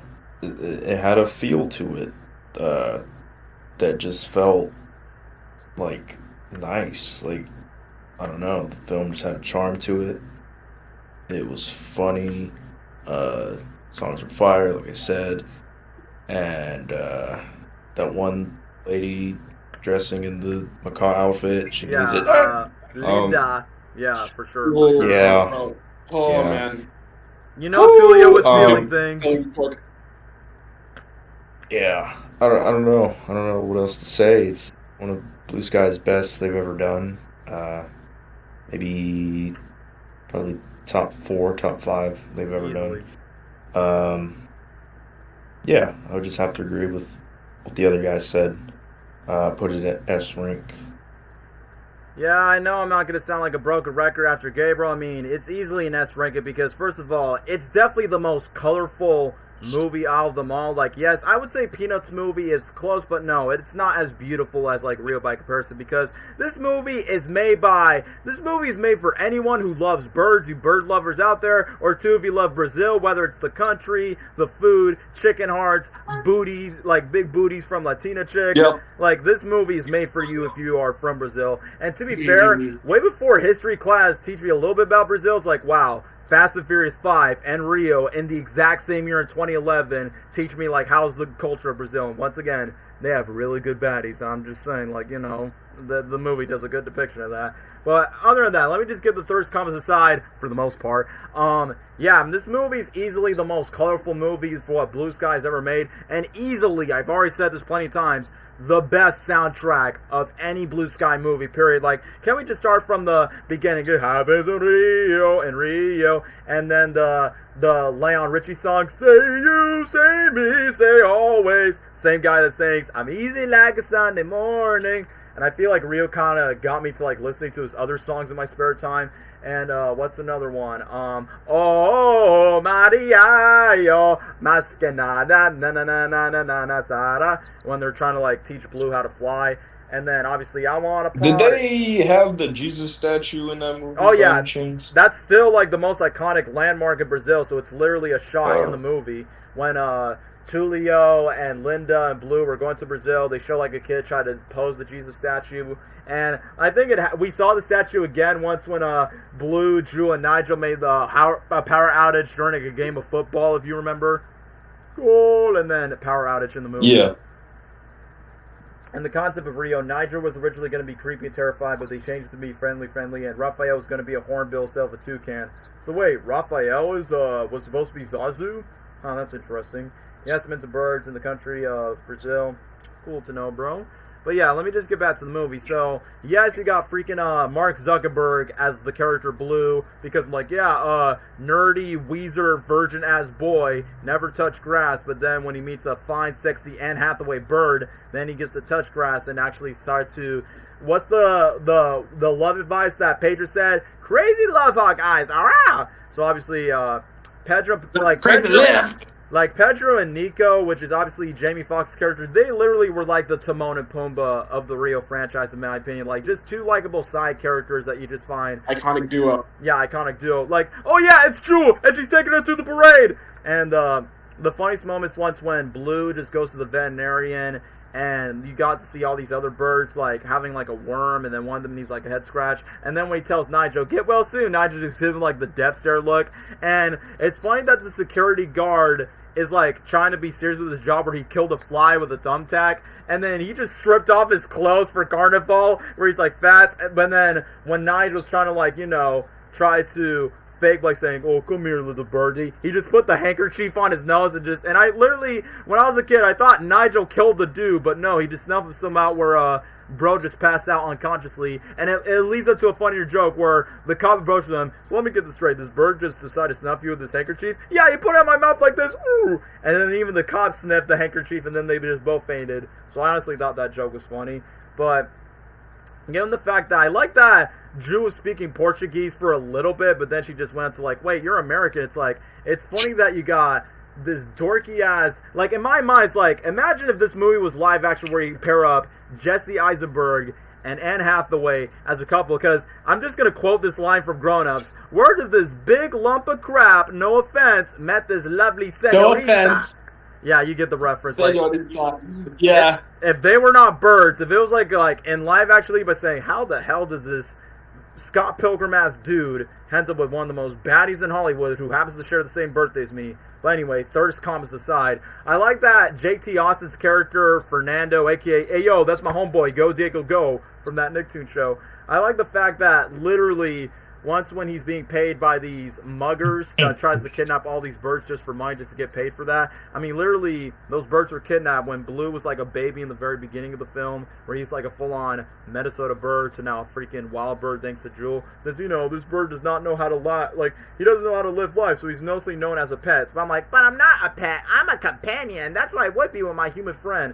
And that's what Jules just says, like, come on, boy. Like, once again, it's like that dorky boyfriend that's so emasculated, but then you got the girl boss that's like more like, you know, tough and boss. Like, it's the stereotypical like gender swap roles type of romance in that way, which that has already been done in plenty of other animated films before. But either way, the moment when Blue and Jewel got kidnapped, like, it's funny that the bird is like, let me out of here, let me out of here, I'm a brave bird, yeah, I'm a brave bird. And then you see a random baby that says, oh, today they got the wrong guy, and then they locked him up in the quote-unquote jail cells. And when it comes to like the two henchmen, I forgot what their names. Rock, paper, scissors, shoot. Aha, scissors, Scott's wrong. Oh man, why you ought to win? And then free the chicken drumstick in front of Nigel. And then when Nigel brings in the bone, which once again, the Angry Birds music video did the scene, but they replaced the birds with the Angry Birds. There's something wrong with my beak. Would you mind? And then bro has a freaking Joker-ass laugh. I know I'm not a pretty bird. And pretty much before Jimmy Clementine, whatever his name is, the guy who voiced Tamatoya in Moana. Yeah, this was like the Shiny of 2011 before Shiny becomes, you know, a banger when it's sung by the same guy. I was fighting that he was a superstar. He's nasty.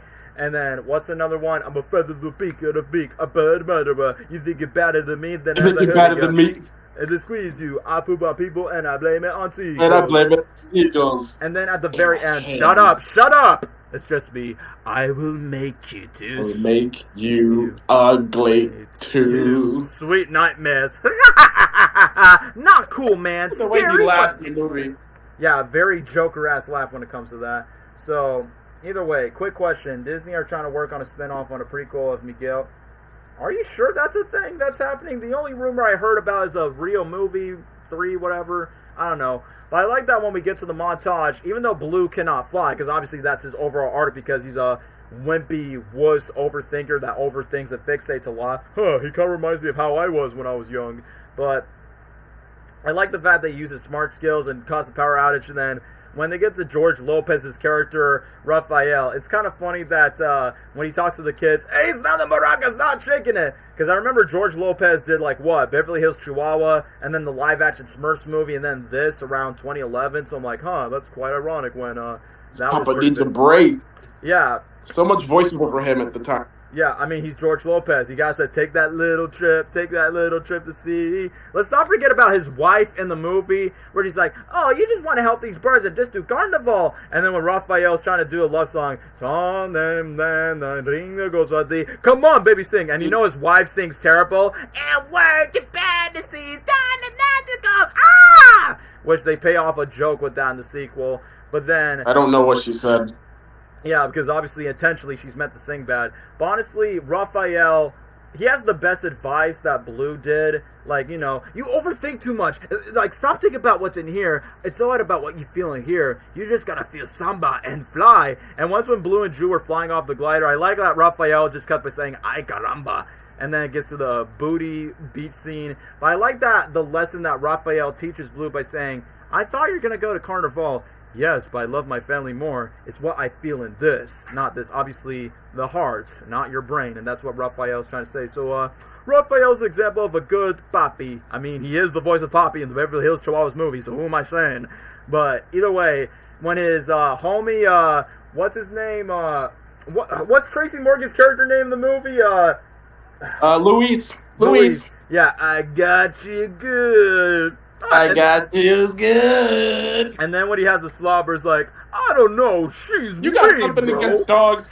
And then the one thing is when Louise is trying to, like, cut the chain so Drew... Because throughout half of the entire movie, Drew and Blue are, like, stuck in, like, chain each other birds because, it's kind of like a metaphor of their unexpected romance that picks up later on. I like that when he puts on the mask, he doesn't even see from where he's even going. And then we thought that they would die, but thanks to Luis's Drew, it let them free.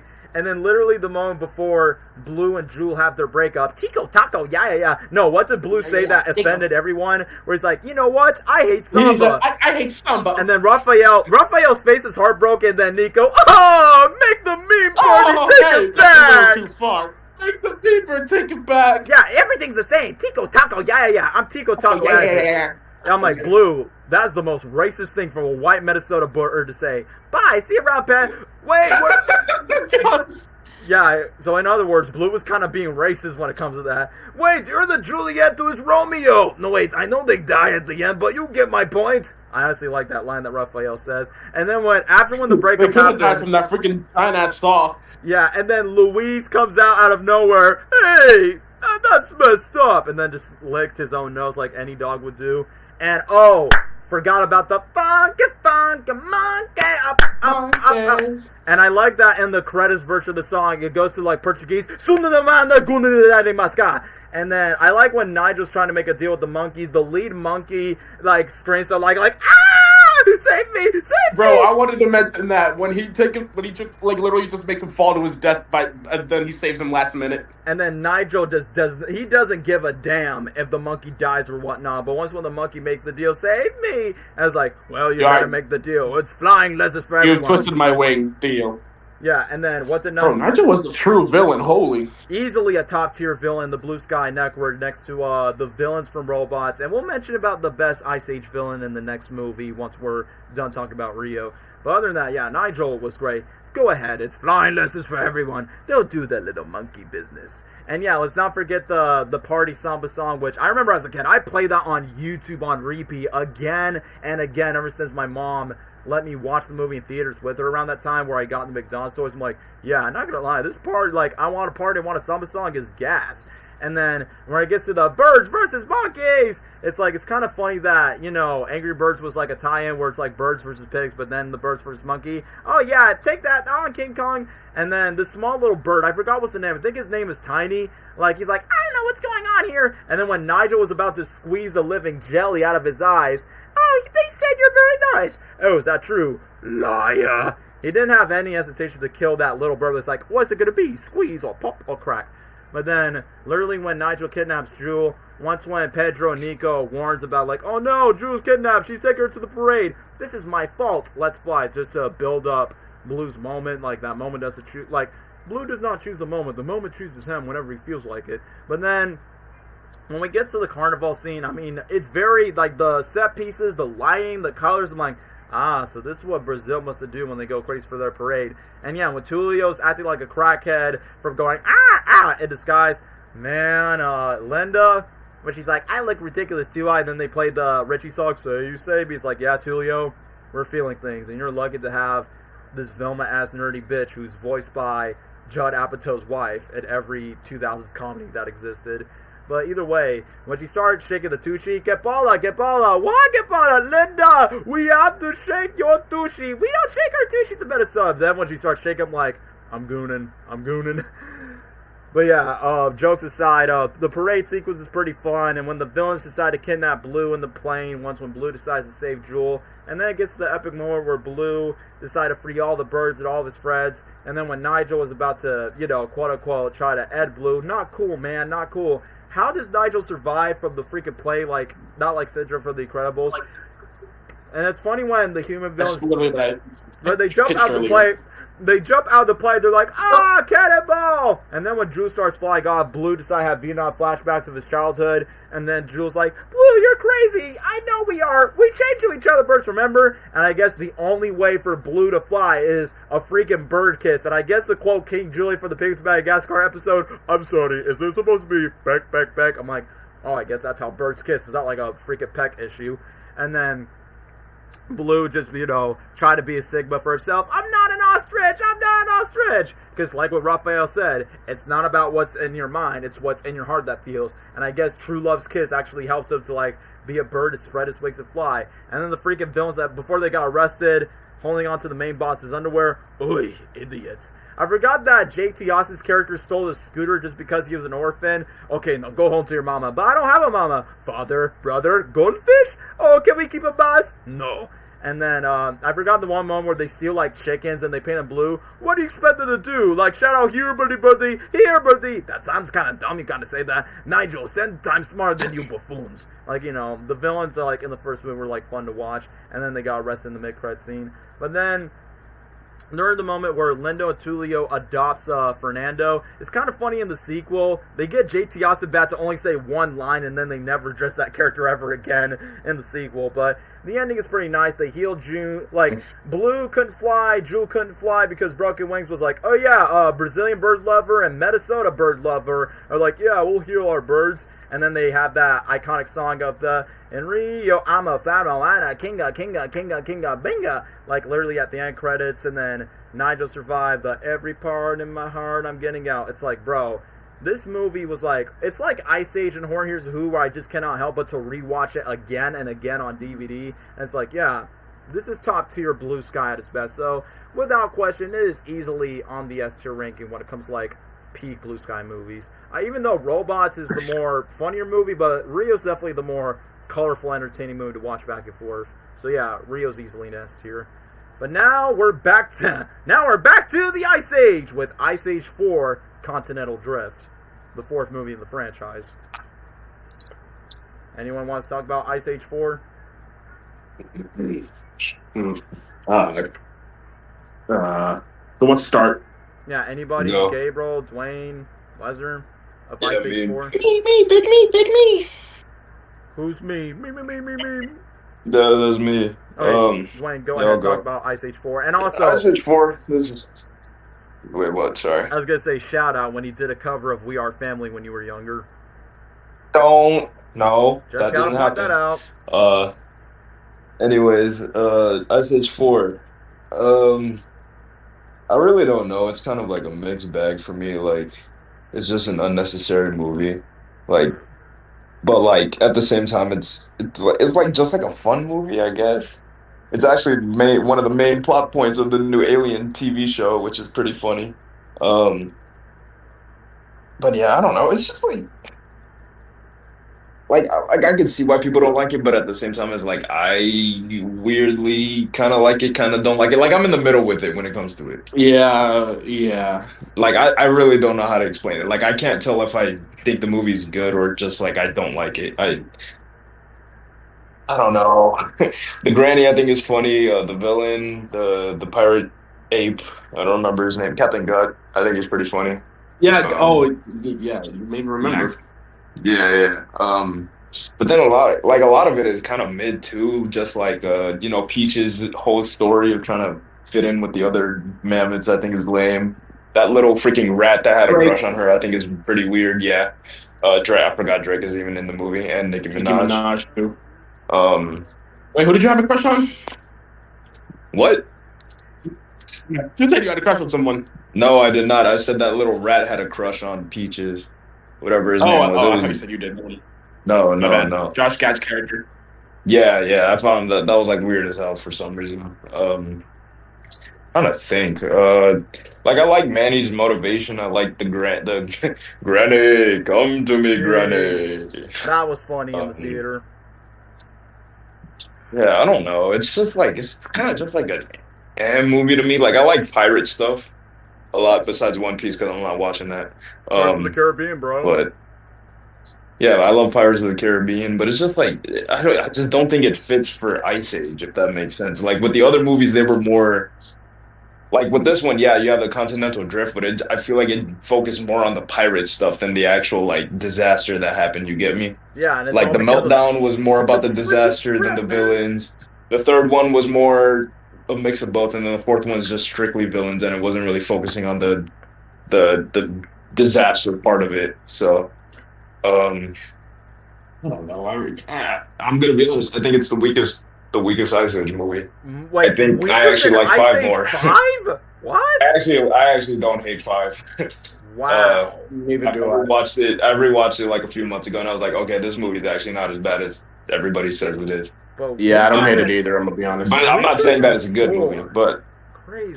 I don't. I just think four is kind of just like I don't know. It's not a movie I go back and rewatch. Uh, Wow. but I remember watching it when I was younger, and I remember seeing it in 3D with my cousins. Um, We Are Family, yeah, dude. The DS game, yeah, I played that. Hmm. Um, Other than that, I just think it's just a. I really don't know if I like it or hate it, so I'm gonna put it in honestly C tier. I was gonna say that. Yeah, I Really? mean, Buck makes a cameo in it, which is cool. But it's But just a cameo and nothing else. oh, yeah, also Scrat too. Scrat is yeah. Wait, hold on. I forgot about Scrat, man. Scrat is Scrat is funny, basically a god. obviously. Scrat is a god in this movie, basically. Yeah, which is insane. Yeah, Scrat. The freaking Instagram GIF. Nope, I'm sorry. Uh, Behold, Oh, I Scrat. know what you're talking about. I Behold. remember what I remember weirdly too is that like it was like a short before like the third. It was the Alvin and the Chipmunks movie wherever they were on the ship. Yeah, Like I check that. remember like right before that they played like the preview to like this movie, It's a the prologue to beginning of Ice Age that. 4. Yeah. Well, okay, I'll say this. Scrat is definitely my favorite aspect of the movie. Like that part where they were with the sirens and then he goes up to the sirens and it was Scrat's A, but like he Yeah. just brushes it off like, bro, that's real. That's the mindset I want to have, Yeah, bro. where he's like, but Scratte's like, screw Scratte. Ooh, my old love, the nut. Real. Hmm. Instead of a nut, it's a Bible. No. Huh. No, yeah, that is. Okay, that is real. But yeah. So I love Scrat in that movie. Everything Like I else I just said, think is either just like fine or just like I think it drags on and it's mid. So like Diego's story, why did we need to give him a yeah, give him Jennifer a Lopez girlfriend love that's interest? voiced by Jennifer Lopez. Fine ass, but she's Yeah, a I slut thought that though. was, and then you have little Ewoks in the movie too. I forgot about Yeah, that. I forgot My what's the name of gosh, the creatures. The Chichipu. yeah, you had Ewoks in the movie. Yeah, I forgot what they're Um, called. but Other than that, mid movie, C tier, man. I don't know. Wow. I am not rewatching. For no reason, they got Nicki Minaj, Patrick Stewart voicing Arte's for Scratlands as he tells brother, I desire be more than a rodent. Oh yeah, they did play a Oh, Simpson. yep. They did play the Simpson short for Ice Age 4. It was like what, Maggie and some baby that was like evil because Oh, Fox. I remember that. I forgot about that. Yeah. I Forgot saw about that. I saw the movie like what 3 times at the theater, and I remember they're like, watch the new Simpson short when you watch the brand new Ice Age movie. I remember that. Dang. I was gonna say something else too, but I forgot. Oh yeah, the movie's only good as a plot point for Alien Earth. Mm. But yeah, That's it. but I feel like you're one of those people that says, yeah, they should have ended at 3 and 4 did not need to exist. Like, I don't know, like three. I could see them making more movies after three, but it's just like they're just not. I don't know. I don't know. I think they were just like they were just running out of ideas. Yeah, but just It's kind of like Transformers, they just kept going. yeah, but just like Ice Age 3, Ice Age 4 made money. I think they almost made the same amount of money. So it's like, yeah, we gotta make more like Transformers. Yeah, definitely. So yeah, C tier from Dwayne. Who wants to go next, Gabriel or Lesnar? I'll go. I'm gonna make this short like usual. I agree with everything Dwayne said. I mean, it's okay. It really is a C tier movie, to be honest. I don't I don't remember. I don't hate. I don't remember hating it really, but like at the same time, I didn't like love it a lot. Um, and I think it kind of is an unnecessary movie, but like it's still a family movie, and you can just watch with the family, and you Yeah, just have a fun time, and it's strictly like a kid's family movie. Yeah, that's all. It's yeah, sure, that's just what like it is. Madagascar 3, basically, in the same year in 2012. Yeah. It's not. Yeah, like well, not really much I can say besides Drake and Nicki Minaj are in this. Um, but I will say the "We Are Family" credits. I think that I love that actually because it Oh, has yeah. everybody singing, and then it And just when Drake. it's past it Yeah. shows them in the voiceover booths. Yeah, in the singing. promo, they were like, yeah, the entire voice cast is singing the song when it was playing in the TV spots and commercials. Yeah, we are ham and cheese. No, No, it's Uh, We Are Family. no, it's we are family. Oh yeah, the grandma. Yeah, Wanda Sykes. yeah, Wanda Sykes. She. I think they casted her perfectly for this role. Why you can't be more 'Cause like it him, just- Sydney? Nah, I'm gonna be like a Yeah. unicorn. Can you chew this kiwi for me? I think she was perfect for this role because it's just really her voice and her performance and how she plays that character. Uh, but yeah, Ice Age 4 is fine. Really, it does deserve the S tier. No, not S tier, Yeah. C tier. I was gonna say, whoa, as high as Ice Age 1 and 3. That would have been crazy, man. No, you know what I meant. Yeah, it's more like, I lied. This movie's actually peaked like 1 and 3. That would have been funny. Oh, yeah. Someone mentioned in the comment. Oh, yeah, do the shit. Shuffle. Now jump, wiggle it out, and walk it out like I remember Yeah, they would play that in after-school program instead Yeah. of actually teaching us something. yeah. Like, we're gonna dance the Continental Drift. It's like, I mean, this is the second time that, John Leguizamo teaches to do the Civ Slav worship song in Ice Age 2 of the waka, waka, waka, waka, and now the fourth movie is the They really Continental- tried pushing that as a thing, huh? They They really were. tried it. Yup, it was something for us autistic kids to dance to. Just have something in the background for us to exercise with if we're not playing. That and Afro Circus. Yeah, and I will, when I get to my story by saying, I'm going to if Gabriel wants to speak next, like, I am going to recall of the whole Madagascar 3 versus Ice Age 4 debate back in 2012, which we've already talked about this in the Dreamworks stream, but I'll talk about it once when I get to my thoughts on Ice Age 4. But Gabriel, do you want to talk about Ice Age 4 now? Ha! Oh, okay. Ice Age 4, I honestly don't hate it. I don't think it's that bad. I enjoyed it a lot when I was a kid. Not as much as the other three, obviously, but I liked it. I enjoyed it when I went to the theaters. Um, I I liked the. I mean, this is kind of a theme that they went with ever since, like maybe mostly like the third film, where it's like themed around family. You know, that's why there's a song. Family. Fast and Furious. No, but I like that sort of theme and message of family sticking together. Everything about that. I do agree with Dwayne that like the whole thing with Peaches and the love interest bullcrap going on Drake. was stupid. Um, yeah.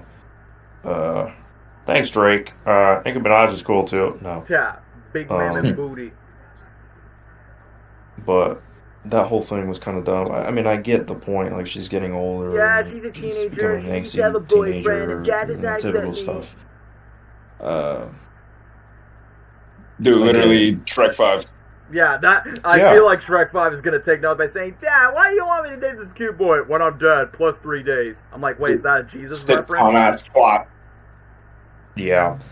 Um, but there's that. I mean, this kind of cliche thing going on, but I don't know her relationships and everything is just stupid. Uh, but it did, bring their bond stronger, uh, bring them together in a stronger way towards the end of the film because of it. So I guess there's that. I actually like Captain Gut as a Yeah, villain. He was I funny. think he's the best Ice Age He villain. felt more like a villain. He's probably up there as one of the Yeah, best. for you, I'll give you that. He does. Yes. He was I mean better than the second movie's villain. Gabriel, I was gonna say, remember the scenes, the one of the "I'm coming for you, man," will you rewind that back Yeah. and forth? And Gabriel, Yeah, we kept rewinding. yeah, and then fast forward. And Gabe, remember when we were watching? I think it was like our second time watching the movie in the theater. You know when Captain Gut got really pissed when Manny and the small little guinea pig stole his iceberg, and where he like used all his strength to punch out another iceberg where he goes, "Ah!" Like Gabriel, you were just like you were whispering to me as a kid. You were like, "Banana!" And I'm like, bro, you're trying to make me laugh so hard in the theater. I remember that Bro, when we were friggin' younger.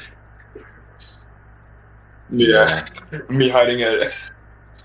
It's like me hiding at bro's daughter's house because he didn't get on Welcome Home, Daddy. Oh man. Man, that But was Captain Gut was a good villain. Probably like best Ice Age villain. probably I mean I liked Rudy more, but Even though even though it's he's just a dinosaur and it doesn't talk, yeah. No. I don't know. I liked Rudy more. It was more scary, menacing, this and that. Yeah. Because it's a dinosaur. And then Captain Gut, I think probably is like the second best villain in the Yeah, franchise. that's pretty fair. Yeah. I'll give you He had that. a fun personality. He felt like a villain. I don't know, just like a typical cartoon villain. Captain Gut. His design and everything. Yeah, Captain Gut. And then see that your song, hand- bro, oh, that song right. was catchy. His song was catchy. I can't even. Oh yeah. Here you are on a boat. Yeah, daughters. the sea shanty, yeah. Banana peeling. That went hard. And then his like crewmates, like the seal or whoever. it Yeah, was, thank you, Mr. Flynn. they were funny. And the seal and the kangaroo. The freaking jackrabbit. Yeah, I was about to Who's say. voiced the by Jackrabbit. the Indian guy from Parks and Rec. I can't say his name. Aziz Ansari, that dude. Who's the Easter Bunny now? Jennifer Lopez's character. She kind of bad.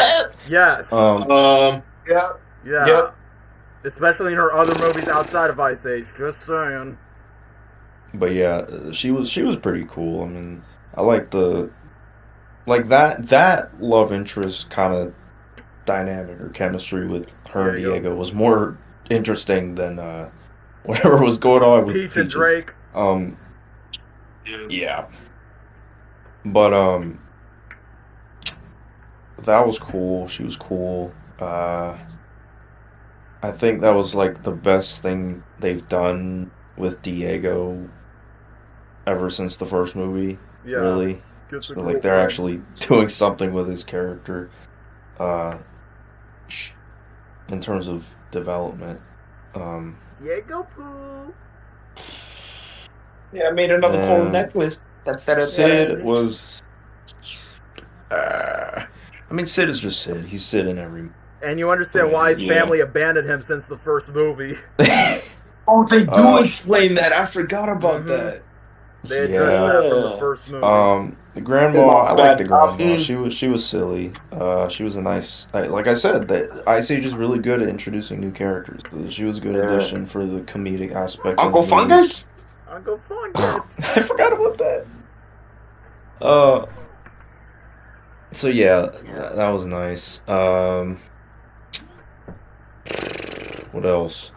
I like the action scenes of the movie, and like especially when they were on the boat and like Manny was like almost about to fall off the boat and stuff like that. Like Gabe, the whale. yeah, the yeah, narwhals? the Narwhals? narwhal. Yeah. Yeah. Oh. Yeah. Hmm. I hate our stupid brain rot brains back then. When we'd see the narwhals and think of that stupid song. Narwhals, Narwhals living in the ocean. No. Why'd you have to? I was thinking. Sorry.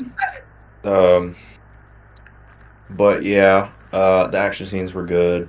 I like the music. Captain Gut's death was funny. I can't. Oh yeah, that's. Those Oh, him stupid, getting like, lorded. fish thingies. I feel like that's Yeah, what the sirens. Scrat could have done. Yeah, the that sirens. if he- Yeah. Yeah, Scrat would have made that Um, choice if he didn't take the Giga Chad move of, rejecting the sirens, but Captain Gut did the opposite. Yeah, that was funny. And then, of course, scene with Granny. Granny, come to me, Granny. The wrinklier the no, what do you say? The wrinklier the fruit, Yeah, the sweeter the juice, or something like that. Yeah, that's what he said. That was funny. And then when he pops out the mustache, Yeah. Granny, come to me, Granny. come to me, Granny. Granny like it very much. The wrinklier the raisin, the sweeter the fruit. And then, Yeah, that was you're funny. right, Manny. You're Unreal. always right. That's me, guys. No, Yeah.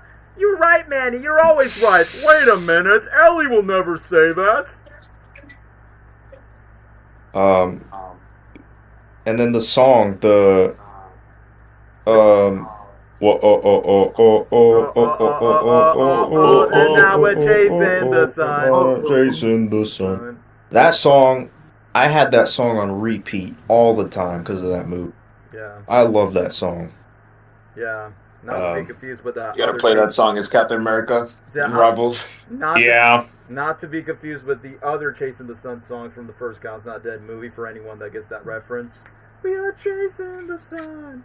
Same title, different band. Yeah. But I don't know. I think it's a solid movie. I liked it. I would put it at B. You know what? I honestly would agree with Gabriel on B because it's kind of crazy that years down the line people said that this movie is mid, which if you don't recall back in 2012, I mean, pretty much just like the third movie, this was like we treat this like it was a Marvel movie for us around that time. And yes, I'm going to bring up this story that I've mentioned in my Dreamworks tier list stream. I think it was part 2, where it was like the debate of Madagascar. Like, for the 2 animated movie sequels that are based on big beloved franchises, it was always Madagascar 3 versus Ice Age 4. And Gabriel, you remember our former roommate Angel and his mom around that time will always choose Ice Age 4, Ice Age 4, Ice Age 4. And to me, I'm like, no, Madagascar 3 has the more funnier jokes. Ice Age 4 was good, but no, Madagascar 3 is better. But I know when you were a kid around that time, Gabriel, you were like, I don't know, I like both. But I guess as you got older, you kind of like had a preface by saying, yeah, Madagascar 3 or Ice Age 4. Like, no, Ice Age 4 is better because it has no circus and it has parts instead. Man. Yeah, I remember that debate back in 2012 when that was the thing. But either way, let me just get to my I don't thoughts. hate either one, so I don't know. But anyway, let me just get to my thoughts on the film. So yes, Dwayne's right that there was a prologue of Scrat like being like a god, just causing the whole Continental Drift from Italy to Africa. So I'm like, so wait, Scrat's the one that caused it? I mean, I get it. That's the He joke. causes every movie when you think about it, Yeah, ever since the first except film. maybe the second one is the only one he didn't cause. Yeah, he Everything didn't else. cause the No, even the meltdown. third one. Never mind. He didn't cause the third one. I lied. Yeah, but Ice Age 4 and 5, Scrat caused a lot of things where the world could end, which Yeah. I will not be surprised if Ice Age 6 rinse and repeats that, because you know the franchise is running out of ideas. So either way, my thoughts on the beginning scene, even though it was cool to see Buck like at the very beginning of the movie, but it's like, oh man, just a cameo, that sucks. But I like the fact that when Manny and all the other characters are like, oh no, the world's ending, let's not forget that a freaking saber-toothed squirrel is the one that caused it in the first place, and nobody knows that. That's the funniest joke, just to think about the plot of the movie. Like, oh yeah, Scrot caused the world just to go into different drifts. No joke required.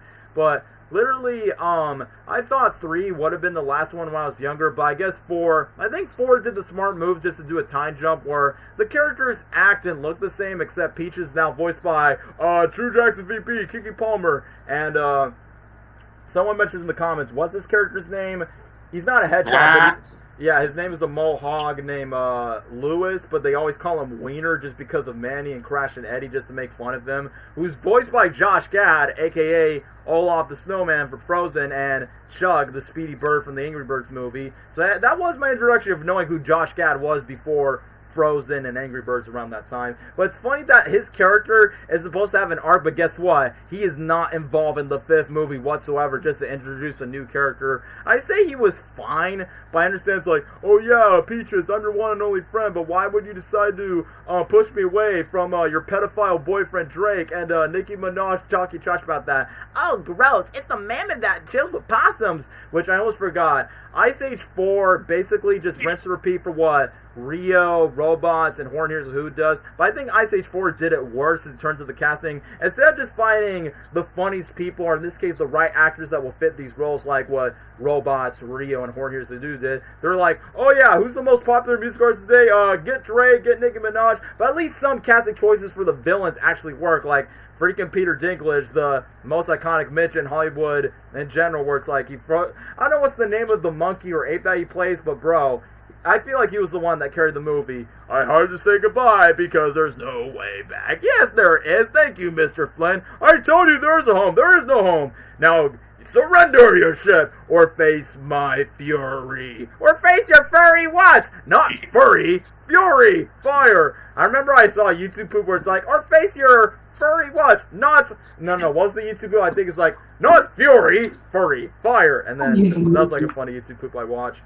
And then, once again, I mean, just the content with Gabriel, with Jennifer Lopez as Shira, since that hot bitch was like, oh yeah, I'm going to promote my character in American Idol just because I'm in a new Ice Age movie, even though I'm going to get divorced for the 5th time. But either way, where Sid is trying to like hook up with Diego, it's like, hey, you know you're a loner and you definitely don't like to be a part of the herd that much. It's like, hey, you got yourself a sexy Latina, not tiger, a sexy Latina cougar. So I'm like, I mean, it's J-Lo, and I've seen her other movies. No context. I did not survive from those other movies. But either way, I guess like what Gabriel said, I guess it's one way to like get Diego like have at least something to do in the sequels, while Ice Age 2 and 3 sort of struggle of like where can they let Diego fit in the story. And like what Gabriel said, it's probably like the only decent relationship maybe outside of Manny and Ellie, and definitely far more interesting than Peach trying to hit up on Drake. But guess what? Just like Drake in real life, Drake is an idiot where they're like, hey, we're about to get caused by this continental storm. This is epic. Hey, yo, foreshadowing their next movement. And then freaking Peach was like, oh yeah, I just reject my mole friend Lewis or something, and now we're all gonna be extinct. Oh, burn! We're the same species, genius. What? Double burn. Like, I get it. It's supposed to be a reference to like when teen girls make stupid decisions, especially when they hang out with the wrong dudes, and then when they went to the gossips and the sinning of these teenage group by saying, oh yeah, we're just gonna do some stupid crap that we're almost gonna die out of this. So yeah, pretty real for like how retarded some teenagers could be, especially with teenage girls. Like in the very beginning where Manny was like, oh, when am I gonna talk to guys? When I'm dead, plus 3 days. When Manny's like, when I'm dead, plus 3 days, just when I'm alive. I'm like, is that supposed to be a Jesus reference when he resurrected and gets to wait 3 days after? So I kind of find that a little bit off guard. But then What? Yeah, that was literally a joke in the movie, Dwayne. Why am I gonna take ties and... I butchered the line. That's the meat. Mm-hmm. Right. No. Sorry. Yep. All right, just continue. Yeah, but I will admit, even though Sid and his granny, even though it's kind of interesting that we get a little bit of Sid lore, and I almost forgot, does every Ice Age character needs to have like this whole plot twist of, oh, I'm the last mammoth, I'm the last sabertooth, I'm the last sloth, but the sequel keeps saying, oh no, they're not the last of their species, they're not the last of their breed, and spoiler alert, Rio 2 kind of rehashed the exact same thing what Ice Age does, like, yeah, there's more of your breed, you're not the only ones around, we were just saying that for future sequels the entire time. But yeah, that really got repetitive, and like the majority of the more of these sequels are going to keep on going. It's like, why stop there? Let's say Crash and Eddie, there's multiple possums. Let's say there's more weasels beyond the just Buck Wild. Like, I feel like that's never going to die. Just like with Star Wars by saying, oh yeah, the main characters needs to be related to a legacy character, and I feel like that's what the Ice Age franchise has done with, oh, there's more species. They're not the only ones. They're not the last of their kind, even though we try to kill these characters. But anyway, I'm just going out of hand, so even the fact that we got more Sid lore, and freaking Wanda Sykes as Granny Gabriel, let's not forget, Angel and his mom could not stop calling this character so much, which, I will admit, it was funny on first time, but guess what, Gabriel, you probably might remember this, they could not stop watching the movie every single day. Like, it was peak cinema to them, and I'm like, guys, that's why I was like, yeah, I think I like Madagascar 3 more, because at least I was more entertained by it. But around that time, I mean, this is just personal preference. I got sick and tired of Ice Age 4 because of that. And it's like, in my mind, it's like, have y'all forgot the previous all 3 movies? Have you forgot about the original movie, the third movie, by saying, like, in their minds, like, Ice Age 4 is the best, and me and my dad were like, no, it is not the best in the franchise. You guys are... Nobody's saying that. Yeah, like, that was, like, so crazy around that time. Like, Dwayne, you probably might understand this by saying, when a new movie from a franchise is new, and the people glazed at it when it's first released, but then when you rewatch it again months later, like, yeah, it's not as good as I remember it. That's what it should have been like for those guys. But for Ice Age 4, I mean, yeah, as a kid, I did enjoy it a lot, but once when they played it on repeat again and again, it's like, all right, guys, the jokes are not funny anymore. Honestly, yeah, I agree. That was one of those movies they always kept replaying at school, and like, Frank, dude.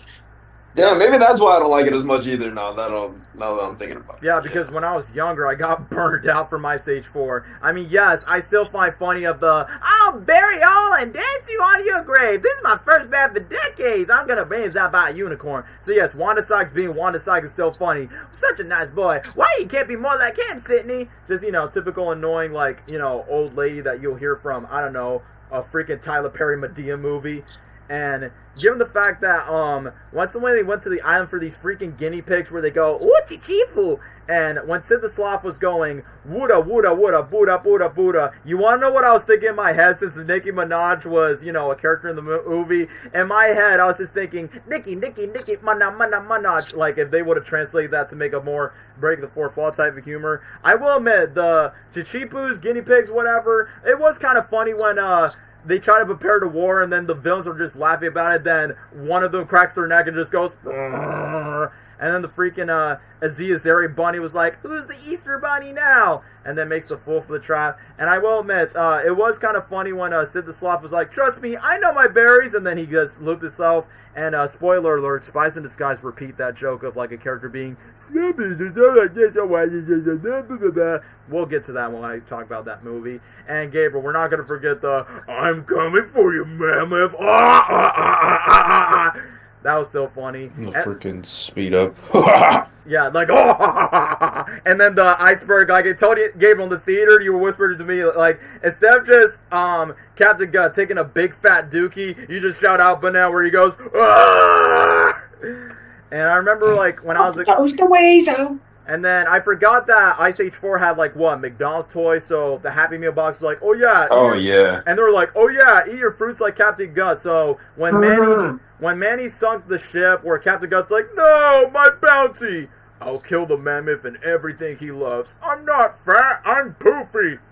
I almost forgot, like, before Ice Age 4, this is unrelated to the movie, by the way, there's, like, what, a Christmas special where Peaches was voiced by Sierra Bravo from Big Time Rush, and then Santa Claus. Wait, if we're talking about Ice Age lore, there's been no other human in the Ice Age franchise outside of Santa Claus since the first movie from that Christmas special that exists around that time. Because I bet Blue Sky was like, hey, if Dreamworks can give Shrek a holiday special, so can we too.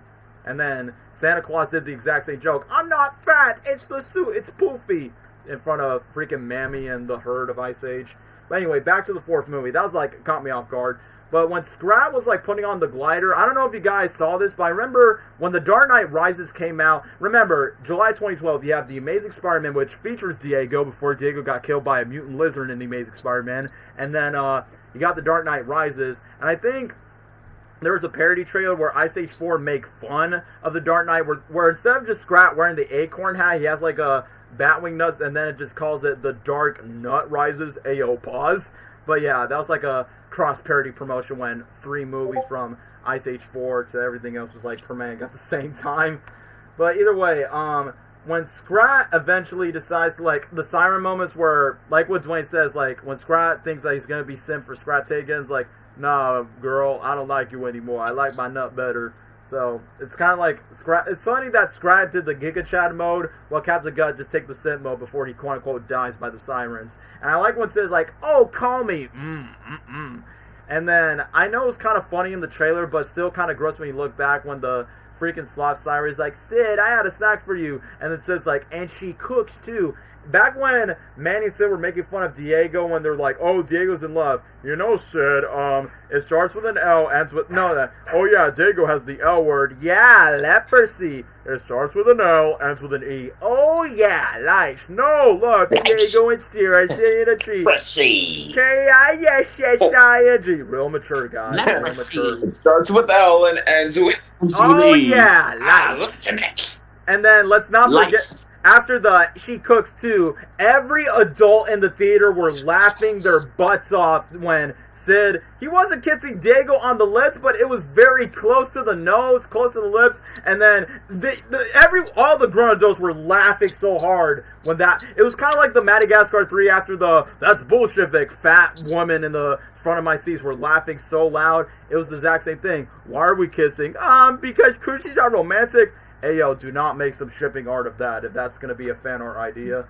But Don't give them ideas, dude. Yeah, because I know they're watching on the internet and they have weird fetishes for that, especially for furry creatures. But hey, it was a moment where I'm pretty sure people were already on that when that thing came on. Oh, I can't even imagine. Yeah, the hedgehog actually made a cameo in Collision Course, but no dialogue. Okay, that was kind of a waste. Oh yeah, a random joke. When you drink water out of your trunk, does it taste like boogers? No, I mean, yeah, sometimes. When Ellie's trying to, like, surrender all the animals just to, like, tired of walking. I think we need a rest for the night. Oh, good night, Ellie. And then Crash and Eddie, they didn't really get to do much in this movie, sadly. All they just said is, we are really, really stupid. And then they just start trolling the Mohawk. It just goes beep on the nose.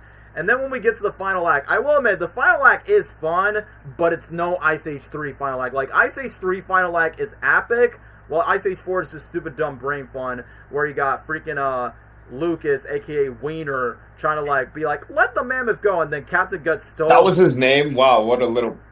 Never mind. Like, the one thing that doesn't make sense, like, wait, since when did Captain Gut stole Buck's weapon, a.k.a. Rudy's tooth? I'm like, wait, did Buck bring back his weapon? I don't remember. Did Buck get his weapon back in Ice Age 5 when Captain Gut and his crew stole it? I don't know. I feel like that was a retcon back then by saying, where did they get that? Did they fight Buck in their spare time?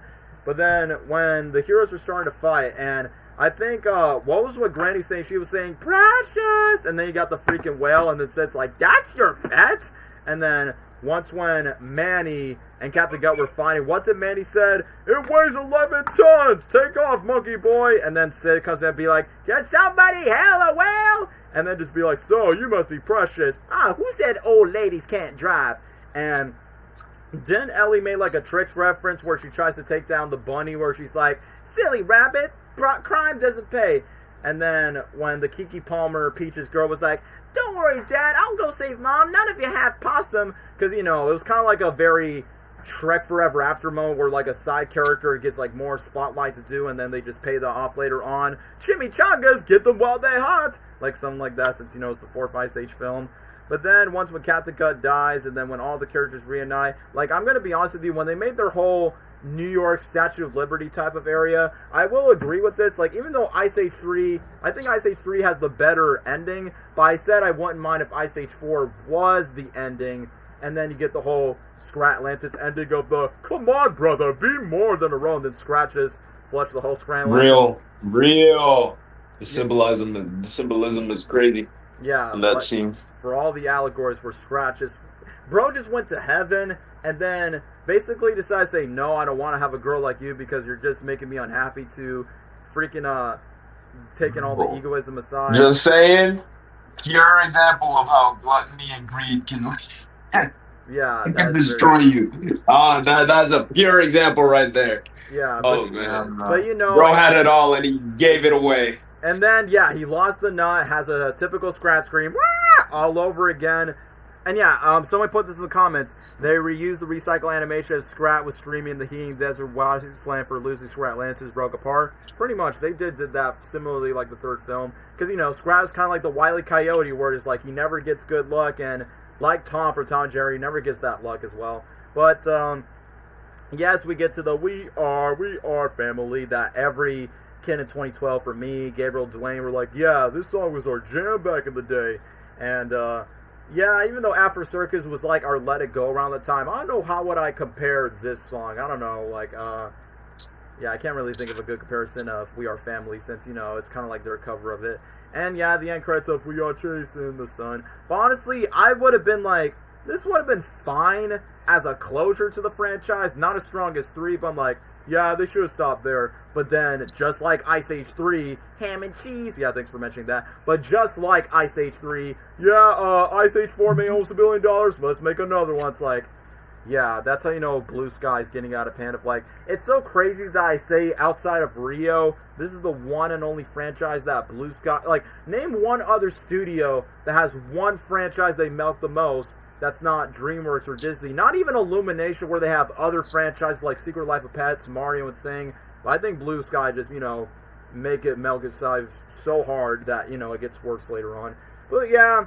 Yeah. I would say as a movie, I would put it on C tier. But I guess due to nostalgia memories and for the sake of biased opinion like Gabriel, I would say B at the latest. Like, it's definitely not as good as Ice Age 2 and 3, but it's fine. I would say this, like, it's mid in some areas, but I say Ice Age 4 is fine at the bare minimum.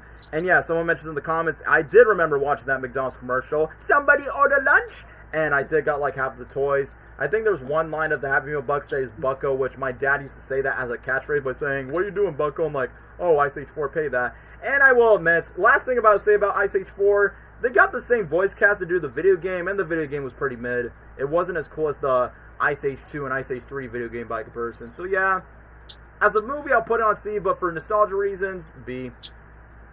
But before I get to my snack break, bro, yeah, I can't even speak. Snack break with my chicken tenders and fish sticks. We're going to talk about a movie that basically nobody remembers. And if you don't remember it, then good. There's not much to say about this film. And it's called Epic. Oh, I thought we were going to Rio, too. Nobody remembers this. I remember watching this movie once, but if anyone has very little to say about Epic, go right ahead. No matter if it's really short. I saw it in theaters. I remember, was Beyonce in the movie? Yep, she was I feel the like queen. Beyonce was in the movie. Yeah, she's the queen. Yeah, I remember her character dying, Mm-hmm. and that traumatizing me when I was little for some reason. I remember that there was like these two dumb slugs or something. One of them was like skinny, one of them was fat. It's the same guy who voiced the bunny in Ice Age 4. Right here, biggest in the bug. No shell over here, baby. I remember that being in every I'm a freaking slug. No shell or her. trailer, dude. Mm-hmm. That was in like every trailer. I remember Pitbull was in the movie. Yeah, he was like a frog or a toad. That's called teamwork. Yeah. And then Pitbull just squeals before the villain kills him, where he goes. Yeah, other than that, I think it's like an interesting concept of like, soldiers being the leads and stuff. And like, shrinking down. Like I like those type of shrinking movies. Like I like Bugs Life. I like Honey, I Shrunk the Kids. Like I love like everyday things being like a terror. You know what I mean? If that makes any sense. Uh-huh. I love that type of concept. Ant-Man, I love that type of stuff. Ant Bully. But with that movie, I've never rewatched it. Never. I just remember seeing it in theaters. I remember having a McDonald's toy and like it wouldn't fly, Mm-hmm. so it felt like a ripoff. Um, dude, I really don't know. Uh, if I would, I mean, I like that type of stuff, so I guess I'm just basing it off of the concept itself. So I'm gonna say B, Mm. I guess. I don't know. I really don't remember a lot of it, but I remember watching it though. I'm Oh, just, I remember the fly too, like the oh fly yeah, joke. where It he was like, just ages and then he just dies. Well, I grow up. yeah, I always thought that was funny. Same. Mm, I mean, I think they spoiled that in one of yeah. the trailers, but then it's like, oh yeah, laugh at this joke again before the fly freaking dies when it grows old. It's great. I only wish I did more in my life, Sonny. Yeah. So yeah, B for me. B tier. Uh, A. I mean, Gabriel's gonna say this. You don't remember this movie, but we watched it at least once in the theater, and the only time that I remember watching the theater with you is when the main girl's dad. She's voiced by Amanda Seyfried, and then the main boy lead is Josh Hutcherson. I'm like, hey yo, Mike Smith from Five Nights at Freddy's. Hey yo, Mike. But I think the one scene that I remembered in the theater with you, Gabriel, when the dad of Amanda Seyfried's character was like, Dad, I'm right here. Where she's like tiny, and then the skinny dad is like in slow motion, by saying, "Oh, I'm sorry." And then Gabriel, you made this joke when you were younger, was like Dad, and then you just pretend the dad farts, and he's like, "Oh, I'm sorry." And then later in the final act, he talks like when he knows that his daughter's tiny, then slow motion. How did you get so small? So that's the one thing I remembered from the screen that you and I see. That even though we've only seen this movie only once in the theater. Yeah, I do know I watched it, but I don't remember hardly anything about it, to be honest. It's been like I haven't watched it since it came out, and I do remember like kind of the concept of it. Like there was it was like war, a lot of fighting. Yeah. And there were like leaves and nature. There was this girl. Yep, Christoph Waltz is the villain. That sounds like a cool concept, right? Like the idea of it was kind of cool, but it was kind of I don't know. It wasn't an animated movie that I felt like would be popular to kids or just popular in general, because I don't know, maybe it was the art style, maybe the way it was promoted, the idea very appealing to kids. Yeah, Maybe that's it why it's didn't kind make. of forgettable. Yeah, that's why it didn't make money in the box office, because it didn't. It didn't have a name for itself like Ice Age or Rio. Nobody knew what the hell. Yeah. And nobody want to go see no epic movie. Or hear me out, Dwayne. Unless you're one of those people that gets confused between the movie Epic and Strange Magic, which when I was younger, I thought they were both the same movie, but they're not. That sounds like garbage versus trash. I'm sorry. Yeah, Strange Magic. I think Strange Magic is worse because it's a musical movie versus this. Like this one is not. I mean, you got Aerosmith. You got the lead singer of Aerosmith singing as a caterpillar, but that's about it from what I've remembered. This is a Disney movie? What the hell? Strange Magic. Yeah. I don't. Is it? I don't think so. Yeah, it's on Disney Plus. Weird. But yeah, I feel like that was an epic ripoff, but just worse because it's like a lot of cheesy Drew-pop musical. But yeah, I like someone put in the comments, this movie's anything but epic. Yeah, I've heard a lot of people say that on rewatch value. You have some defenders for this movie, but honestly, not a lot praises to say, aside from the concept, the visuals, and I guess somewhat the voice cast. Don't get on the float. Everybody walk the down though. So yeah, The again, we movie, don't really have much I of an don't opinion even know for what Epic. to. Yeah, it's a pretty forgettable movie, but I do remember watching it when it came out. Yeah, when it was released back in 2015. Well, that's it. But if you had to choose a hypothetical ranking, where would you rank it? I Hypothetically. guess I would put it C tier. I'm honestly thinking the same too. Like, rewatching the movie again, I thought the movie was fine. Yeah, in the words of EDP, since apparently Like, it's not a bad movie. It's just it didn't really do anything for me. So yeah, It's like not a movie you would be like, yeah, I want to rewatch that. Yeah, Just kind of like one of those it's movies a that it's a one and done movie. Yeah. and that's why it flopped. But yeah, in the words of EDP, and even though I should not be quoting him, I mean, What? it's all right. All right. Guys, I mean, it's all right. Like, it's all right. Like, overrated as fuck. I mean, dude, every time, sorry, I'm on Disney Plus. Every time you look up Ice Age, one of the movies that get recommended is Dinosaur. the 2000 dinosaur movie. Oh man, The Adventures of Buck Wild. No, I'm sorry. We're not including that to the list. I mean, we can all agree that's easily the worst Ice Age movie, but we're talking about the ones made by Blue Sky by comparison. But anyway, let me just get to my short ramble. Let me get to my short ramble of Epic. I don't need to say too much, but all I remember is the concept is Amanda Seyfried's character. It's funny that this woman has never done a Disney movie, which is criminal, because that woman has a freaking voice of a Disney princess, for crying out loud. Since what? The Mamma Mia movies and that one scene from Ted 2 with all the animals in Ted 2, which is a pretty obscure reference. But yeah, the fact that you have like big towns, you got my boy Mike Smith from Five Nights at Freddy's as the main lead of the Human Boys with the Soldiers. I understand why you cast Beyonce as the quote-unquote queen, because you get it, Queen Bee, yes, queen, and then she dies, and then I think the Penguin from the Matt Reeves movie, Colin Farrell voices the dad of Josh Hutcherson's character, and then Pitbull voices a frog. The only thing I remember about his frog character is like, that's called teamwork, and then he gets killed by the villain where he goes, "Arr!" And I think the villain is voiced by Christoph Waltz, and I think the character's name is Mandrake. And the reason why he wants to have revenge because he has a loser son that died in the battle, so that's why he had revenge to like take all the epic magic from the forest. And then Aziz Ansari Slug, I think his name was like Mub or something. They keep using that clip every time for the trailers. I'm a slug, no shell her, baby. And then no shell over here, baby. That's the one thing I do remember. Yeah. Yeah, and then I remember one of the promos. I think one of the commercials, which somebody mentions in the comments. This is epic. I love it. And then I'm like, I just think of that Annoying Orange episode with the freaking pair with the legs. I love it. This is epic. I love it. I don't care. It's like, why do I have to reference the freaking Annoying Orange TV show from Cartoon Network? Oh my gosh. Yeah, you know what I'm talking about, Lesnar, that freaking character. I'm so happy for you, Marshmallow. I love it. Yeah, and he was. I don't know. It's so weird to talk about Annoying Orange right now in 2025. But anyway, let's get back to the movie. So, yeah, outside the commercials, and then you got this young green flower girl's like, yeah, Beyonce, you're my hero, but then you died. And then Amanda Seyfried's character, MK, I'm just going to call her MK because I think she actually had a name, Mary Catherine. Oh, Mary Kay and Ashley? No, I'm not going to say that.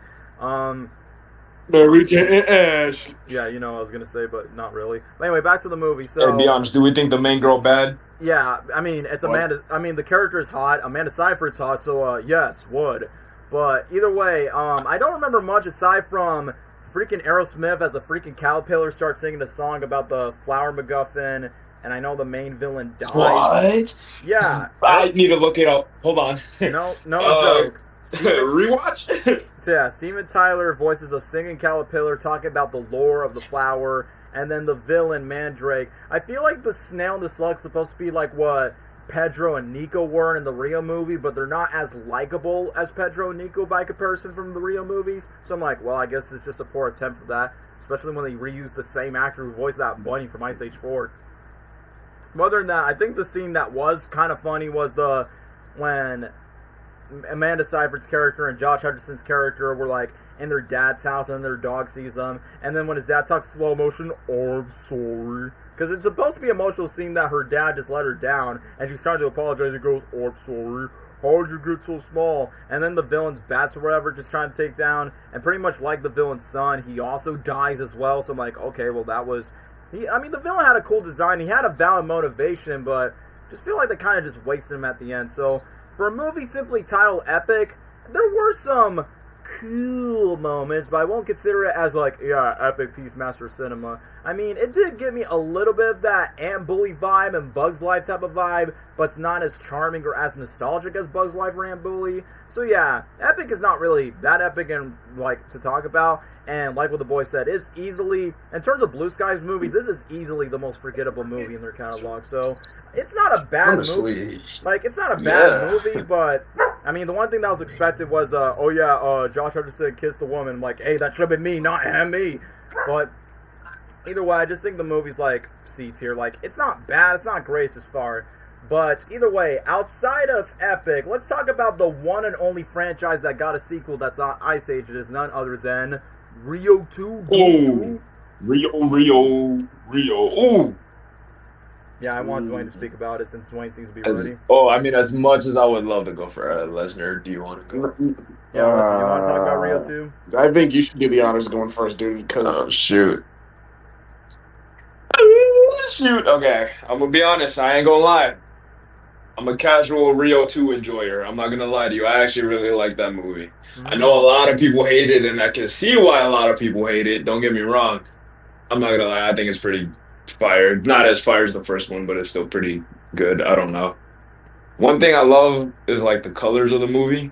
Like I love that it's a very colorful film, and I love that it like you see a lot of the blue macaws in the movie too. I think that's pretty cool that it establishes on. I don't know. I still think the characters are still pretty funny in it. Like the Bruno Mars macaw, bro. Was it Bruno Mars or was it like somebody else? Yeah, it was Bruno Mars. It was Bruno Mars. And then, bro, going up to Blue, if there's anything that happens to your family or happens to you, anything, I'll take care of your family. Bro, hell nah, bro. Nah, bro. And then Get away remember from he my was wife. flexing his Bro, bags in get- front of Jewel? Yeah, real. God. Dude, oh my gosh. And I remember the dad, too. You call me dude, I Papa. like a lot of the songs in the movie. You called me Like Papa. What Is Love? Wasn't one song called like It's a Jungle or something? Jungle Out There. Like ba ba ba boom boom, beautiful creature. Yeah, that song's fire too, man. I think, it got fire music. Mm-hmm. Obviously, it's just not as strong as the first one, but I still think it's a pretty decent, like, fun, good sequel. Not decent, but like good. I also the stuff with Nigel and like that little frog that was obsessed with him, bro. Mm-hmm. Oh my gosh, it's so stupid. It's such a stupid plot, but I freaking like it. I freaking like that movie, man. I haven't seen it in a little while, but that was also another movie. I also saw that at Downtown Disney too when it first came out. But I remember my like me and my mom and dad, I think we were like maybe like 10 minutes late to the movie. So when I walked in on the movie, it was when like they were all in the apartment and then like one of the baby birds got hit with a pancake. And then that's when I started watching the movie. I don't know if you guys remember that scene, but it was like at the beginning. Mm-hmm. I do. Yeah, so that's when I saw it in theaters. And then I didn't watch the full movie until like it came out on DVD. But yeah, I think it's a pretty good movie. I don't hate it. Like I feel like if I said A tier, okay, I feel like that's a little bit too much glazing. But you know what? I'm gonna be fair. Even though I feel like I would personally put an A, I'm gonna say B. Seems pretty valid. I would say that would fit in that Yeah. territory. Yeah, so that's just what I wanted to say. I'm not gonna go too in depth because it's just not the first one, you get me. Mm-hmm. But it's still a pretty good movie. I say that's a pretty. The capybaras, bro. The capybara. You remember like the little Oh, baby that capybara was that so- gets swallowed? That was the fun. I forgot what she was singing, but I just remember her singing it. Let's not talk about. No. The entire That shit, dude. the entire audition sequence was easily the funniest scene of the entire film. That everyone in my theater, everyone in the theater when I saw that movie was You- dying of laughter, man. You know what's like low-key one of the underrated like funniest parts of the movie is, you know how like the main villain is like a industrial dude, like in a rich dude in a suit and everything. Yeah. And the way he just freaking dies at the end is just being eaten by a giant snake and they don't elaborate on lollipop. it. The freaking lollipop that the They snake just- was eating. They glance over that detail. This man just got killed by a snake and they're not gonna say anything about it. This is funny, bro. But yeah. Yeah, that's all I want to say. So yeah, that's Dwayne's review on Rio 2. Leslie, want to go ahead? Sure. Honestly, it's like Dwayne said. It's. I don't hate it. I kind of like it. It's a good movie. It's like I mean, yeah, it's a sequel, and which people hated. Of course they did. But yeah, it's all colorful. Everyone is back, kind of. Um, they have the Blue and Jewel have kids now, and they go to meet Jewel's family and Bruno Mars, and they sing and party. And Bruno Mars trying to get the. Let me I take think he you to was trying to. Rio. I think he was trying to get the moves on Jewel. I'm pretty sure he was. Yeah. Yeah, if Blue wasn't there for a while, It's Bruno Mars and would be like, "Yeah, I got your girl, she mine." Yep, and what? Oh yeah, Nigel and the frog, and it was just so. I think that was kind of random, but like, Poison is hey, love. it was random, but but I thought it was still kind of funny. Uh, there isn't like a lot that I remember because like knowing I haven't seen this movie in like in a while, but I do remember some things like what you said, you know, that audition scene. Love that Uh, scene.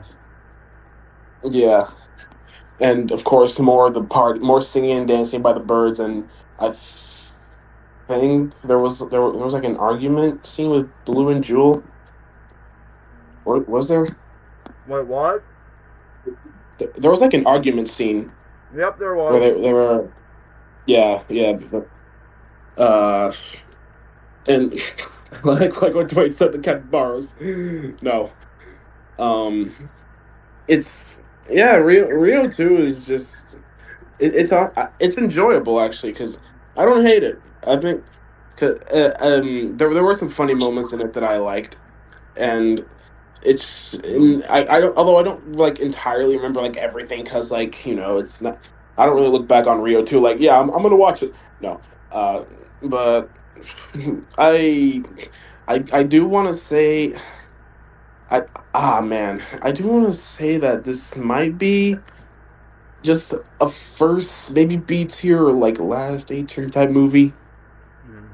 So somewhere in the middle for you. That's yeah. It's not. It's pretty good. Like, but like what Dwayne said, putting an A tier will be kind of too much. Yeah, because you know it's not the first movie, but it's a solid sequel. Yeah, and like I love Rio, so of course. Uh yeah, that's what I got to say. So yeah, Gabriel, I want to hear your thoughts if you can remember Rio 2, but Gabriel, never forget this line. You call me Pop Pop. Take it easy on old Pop Pop. You call me Sir. Gabriel, never forget when me and Angel used Yeah. to, we used to troll Talking Ben. Remember when Angel like used Talking Ben? It was like, Ben, you call me Pop Pop. No. And then No. remember I think I switched it up like it's a YouTube group by saying instead of just saying you call me Pop Pop, you call me Sir. Take it easy on old Sir. You call me Pop Pop. So yeah, don't forget I remember that line. I am the pop pop. I am the Oh yeah, call me pop no, pop. it's a big old dad that doesn't approve of the partner You of the can call me daughter. sir. Mm-hmm. Yeah, and then when he's rapping, when he's yeah. rapping in the song of the I'm a blah, blah, blah, I'm a blah, blah, that was funny. Ah.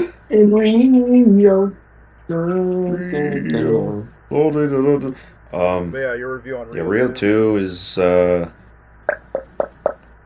it's alright, I guess. I mean, I don't dislike it. I don't love it. It's just alright. Uh, I don't know. I mean, you know, again, the cliche of dad. I don't approve of this guy. Why do you do this guy? You Yeah, know, he's that's Bruno Mars. You should Meet kiss the him or something. parents. Robert De Yeah, Niro. yeah. Um, so there's that, and then you know later on, like, hey, you know what? You made the right choice. I'm an idiot. Yeah. Um, and then I honestly don't remember what happened with Bruno Mars' character, but you know, he's kind of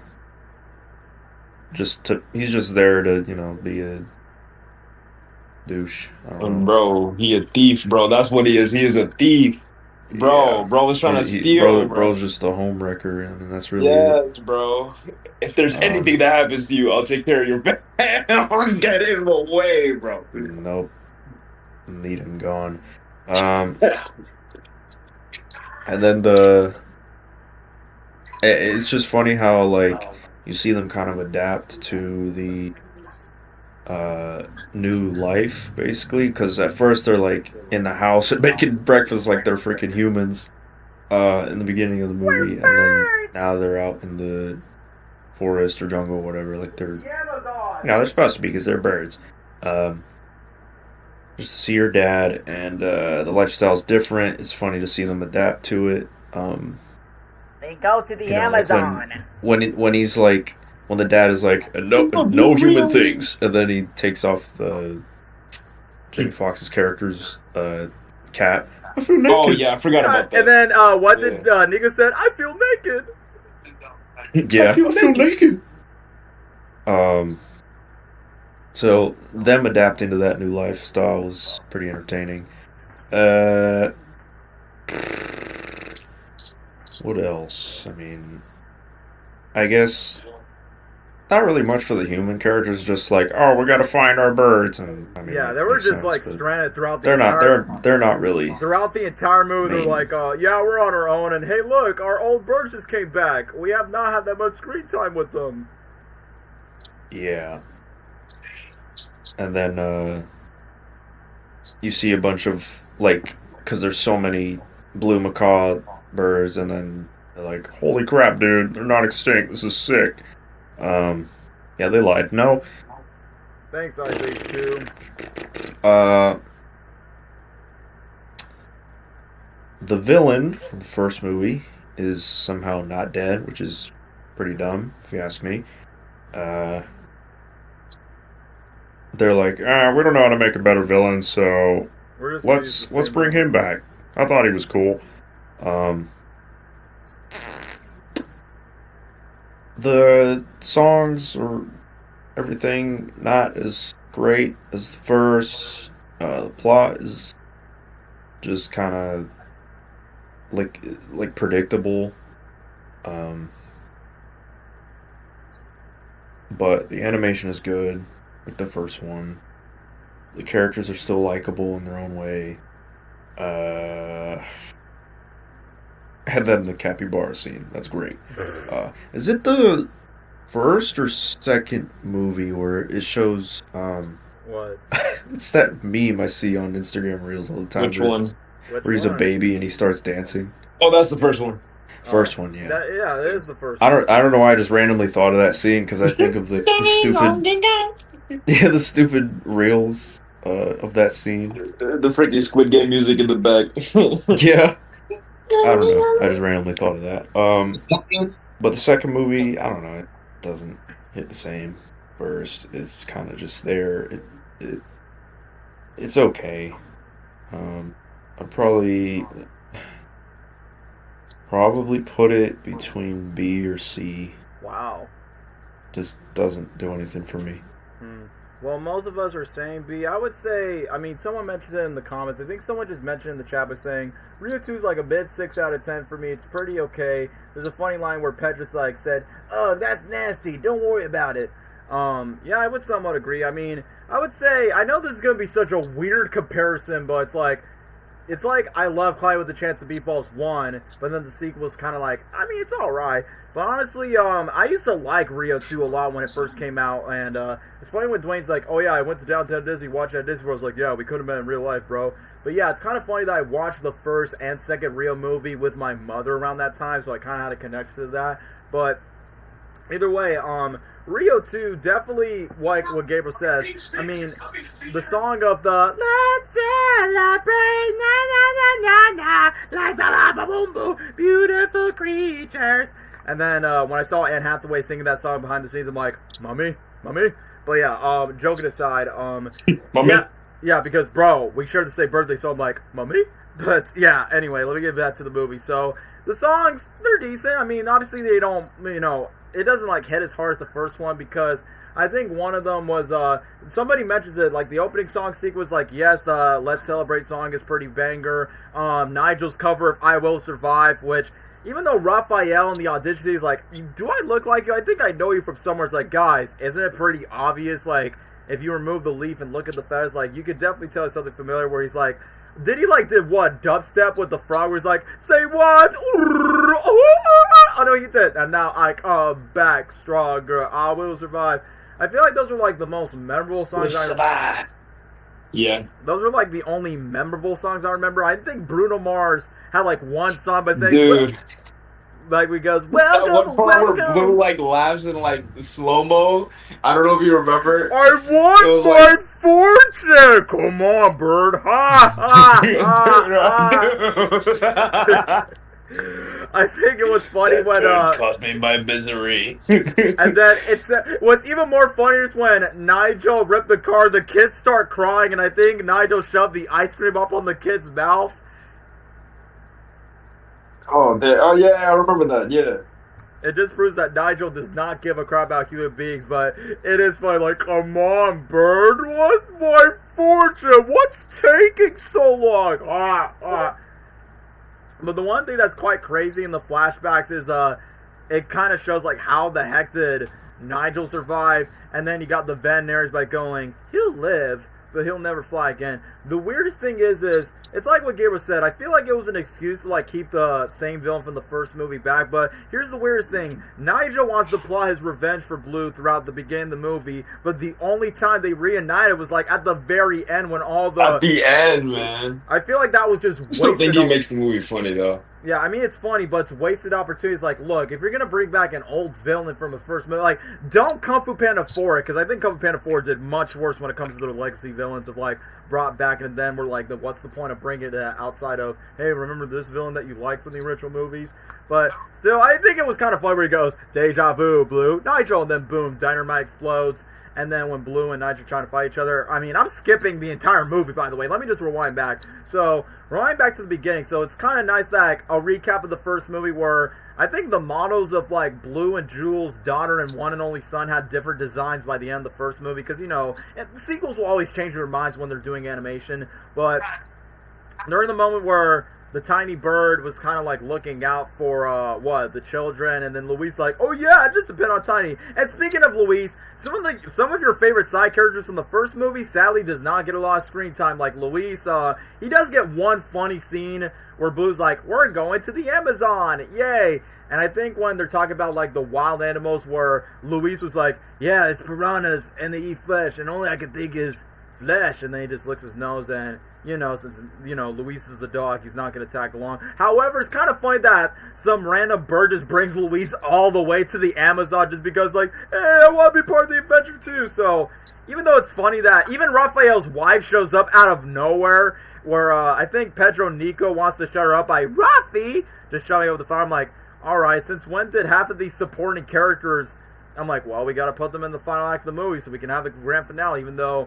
Those characters don't have that much screen time. But J.T. Austin was wasted in the sequel where he only had one line. Like in the first movie, his character was like an orphan, and then he bonded with Tulio and Linda, and his one and only line in Rio 2 is, morning, Jewel! And that's him like, bro. Yeah! Why would you waste Why waste that. my homeboy Go Diego for one line? Then what was the point of bringing him back for that?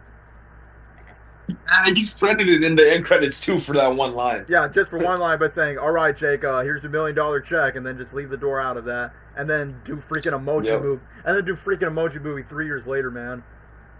But yeah, I didn't know. But I get the overall point of like Blue and Drew's art by saying, Blue, we're not supposed to be pets. Stop spoiling our kids to be frat bros and just live in our homeschool lifestyle. It's like, come on, we're supposed to explore and be our natural habitat. But then the funniest thing is, once when I forgot to bring this up, the frog, I think her name is Gabby, I think, who's in love with Nigel. Yeah, who's voiced by Chris. Hey, I'm just saying. It's so, Never mind. It's Never so mind. dark. And wait, you actually would like, bang the frog despite spoiler alert, she's not. Okay, when I was little. I mean, I was jealous of this man Nigel. I'm like, man, he got. Never mind, bro. I get it's Wayne. I get Continue. it's Wayne. It's the legs. It probably must have been the legs. But I just love the idea of a woman being obsessed with me. Sorry. Yeah, and especially if it's a woman that Nigel's not have a crush on. Like, she even has a freaking musical number of Poisonous Love. And then, was there like an anteater named Charlie who doesn't even talk at all? And it's kind of funny, like, at the very end of the movie where this anteater named Charlie decided to leave Nigel behind, and even though I'm skipping to the ending, but it's still funny when Blue and Nigel reunite for just one scene alone, and then when Gabby decided to show, like, what was it? It was a toothpick, right? That goes to, like, what, Nigel's ass or something, and he starts screaming. Then he has this very William Shakespeare, Romeo and Juliet, and then once when the side characters from the original film was like, what is that, Nigel? I told you I know him from somewhere. And then, I will admit, it's kind of funny where Nigel, like, fakes his death, but he's like, goodbye. And then, in slow motion, he closes his eyes. And then the frog is like, I will kill myself too. And then she just sings at the end. I remember when I was watching the movie with my dad's like, how the heck are the birds clapping? And then I told my dad, it's the same way that VeggieTales question themselves. How are we clapping? I have no idea. And then the fat bird, I mean, no offense to that fat chubby bird that Blue and Jewel raised, by saying like, oh yeah, you must have like mean parents, by saying, oh, we're not poisonous. And then freaking Nigel gets taken away by saying, no, this stalker clingy girl cannot get away with me, and now we're stuck with each other forever. Even though, yes, it sucks that his revenge plan was wasted just because, you know, stalker fangirl that wants to get in touch with them, and he never has the revenge plan that he wanted for Blue, but at least he got a killer song in the auditions. But when it comes to the main human villains, yeah, they're not as likable or as funny as the first movie's main villains, but Dwayne reminded me of how he dies. It's funny that when he runs away, and then a giant snake, and then he's like, lollipop, and then literally the snake ate him. He's sucking on the lollipop, and that's like, yeah, it implies that the main villain just got died by these giant snakes that can eat you whole and barbecue you. So I'm like, right, I forgot that was a scene in the movie. Lollipop, you're mine. Ooh, lollipop, yum. It's kind of like that freaking scene from Climbing with the Chance of Meatballs 2 with the spider burger. But either way, we forgot to talk about Jules' dad and her aunt that's been like, I feel like they would have done a flashback where it's like, oh yeah, we lost each other in the fire. Daddy! Ayo, pause, and then Pedro Nigo starts crying. And once again, the funniest moment of the entire movie next to the audition scene, Mom, I'm a grandpa. Look at me, I'm a grandpa. You call me Papa. Alright, take it easy on old Papa. You call me Sir. And then when he starts rapping, I'm a Papa, I'm a it's like, bro, I cannot take Jules' dad seriously. And then Bruno Mars' character, I mean, Blue Sky did the exact same thing like what? Ice Age 4, who's the most popular music artist today? Get Nicki Minaj, get Drake in our new Ice Age movie. Yeah, get the modern day Michael Jackson in our movie where he voices a bird named Roberto, I think his name was Roberto in the movie from the character that he's playing. And then it's funny that you got Bruno Mars, and yes, you expect him to sing a song, but that's the one and only song he sings. Welcome back. And then the funniest thing is, like, you can clearly tell he wants to hit up on Jewel. It's like, yeah, if Jewel did not fall in love with the scrawny Mark Zuckerberg Bluebird, which is voiced by Jesse Eisenberg, they probably wasn't let it hook up. And I think it was kind of, like, I don't know, it was kind of random where Bruno Mars' character is just competing a game of football, and then you got this random animal that goes, go, secret weapon, literally watching that scene right now. Dude, that is... yeah, you know what I'm talking about. And I will admit, this joke was pretty funny. Literally, like... I will admit, that was funny. You want to know what's also funny? And when Jules' dad doesn't want Blue to play football, he's like, this is not a game. This is war. And then he's like, how about you beat the water boy? And then when Jules' dad tries to break into the team, you got this old bird like, yeah, I want to see you try, water boy. And then he just falls and dies off the ledge from the stadium. I thought that was... I thought that was funny as well. No! Yeah, let's see how you get, water boy. And then he falls and dies. And then Blue, when he makes the goalie, it was for the other team and not for their team. Is like, yeah, Blue, you're going to be like freaking Coven, like you too. Exile from our kingdom. But I forgot to talk about the scene where obviously Jules' dad is not like Blue's humanized culture, just to put with the birds.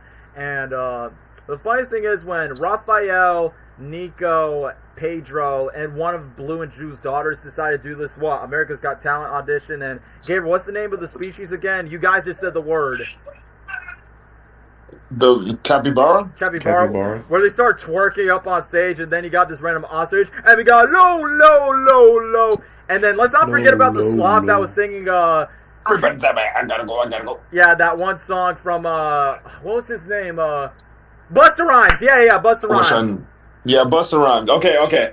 I didn't want to get it wrong, so I didn't say it. Yeah, boom, look at me now. Yeah. Look at me now. So that sloth was singing Busta Rhymes' part in the original song, even though that sloth did not say the N-word, because that would have been this movie not to be rated. You're a mean one, Mr. Green. And then what was I gonna say next is some bird does an opera, and I think I think what's so funny is the freaking turtles where they do like a kung fu move, bum bum bum bum bum bum. I remember I was dying of laughter in the theater when everyone else was laughing. Like I said, my entire theater was erupting of laughter from the adults and the kids. And then I think one woman was laughing her ass off that she couldn't breathe during the mosquito scene when they're like, bravo, bravo! And then when Pedro comes back, oh, mosquito! And then just kills the composer. And then the monkey dies, the Cabarro gets eaten by the piranhas, and then the baby one singing that one song from the Cats, Memory all alone in the moonlight.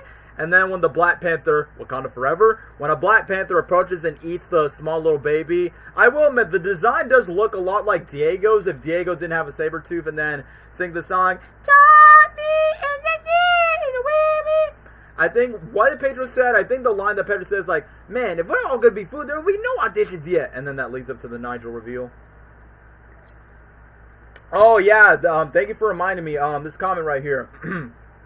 You remember the funny scene where Bruno Mars is like, I want a graham cracker! I want a cracker! No! Enough! I hate crackers during the sequence! Hey, yo, Bruno Mars. Bruno Mars, what are you trying to say? What are you trying to say about crackers? Nobody? Oh, okay, I thought someone was going to be like, hey, yo. Wait, what? Sorry. I was watching the movie. Sorry. You know there's a scene where Bruno Mars' character is like, I want a graham cracker. I want a cracker. No, enough. I hate crackers. Oh. Yeah. Hey. Dude, don't say that, dude. Yeah, come on, man. So, yeah. There's kids present. There's feast with boys and present. I know, obviously he's referring to the snag, but, you know, it's a racial slur for white people, so it's kind of funny that it's coming out of Bruno Mars saying that. But either way, Bro had to explain it to his audience. You're not care about me. But yeah, let me just explain the next scene. So once when the trees were dying, I'm like, I get it. This movie was released during Earth Day, April 2014. So it's like, yeah, save the wildlife, save the birds. And I forgot to bring this up. Yeah, the fact that the whole, like, oh yeah, you're not the last blue macaw. Hello, Ice Age has done that since Ice Age 2. You're not the last mammoth. You're not the last sloth. You're not the last, Hey, Blue Sky really loves that trope. There goes our last female. Yeah, there goes our last female.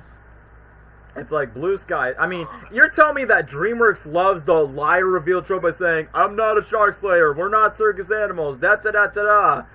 So, I guess this is Blue Sky's liar reveal trope. It's the whole of, you're not the last of your species kind. You're not the last of, you can breed and produce more and, you know, make more of our kingdom grow. But yeah, overall, Rio 2, some of the songs just don't hit as much. I definitely say it's a fine, serviceable sequel, but it's definitely more watchable than Epic. So, I guess in the terms of the tier list ranking right now, it's up there with Ice Age 4, but no, it is not as funny as the original film. Not near as close as Ice Age 2 and Horton Hears A Who. So, yeah, Rio 2, despite being the one and only franchise that gets a sequel, and I heard rumors that Disney might make another one with Rio 3, but I'm not sure how that's going to work. But, you know, obviously they're more focused on Ice Age. So. I think it's way too past that time, you know what I mean? Like, maybe, like, a few years ago, sure.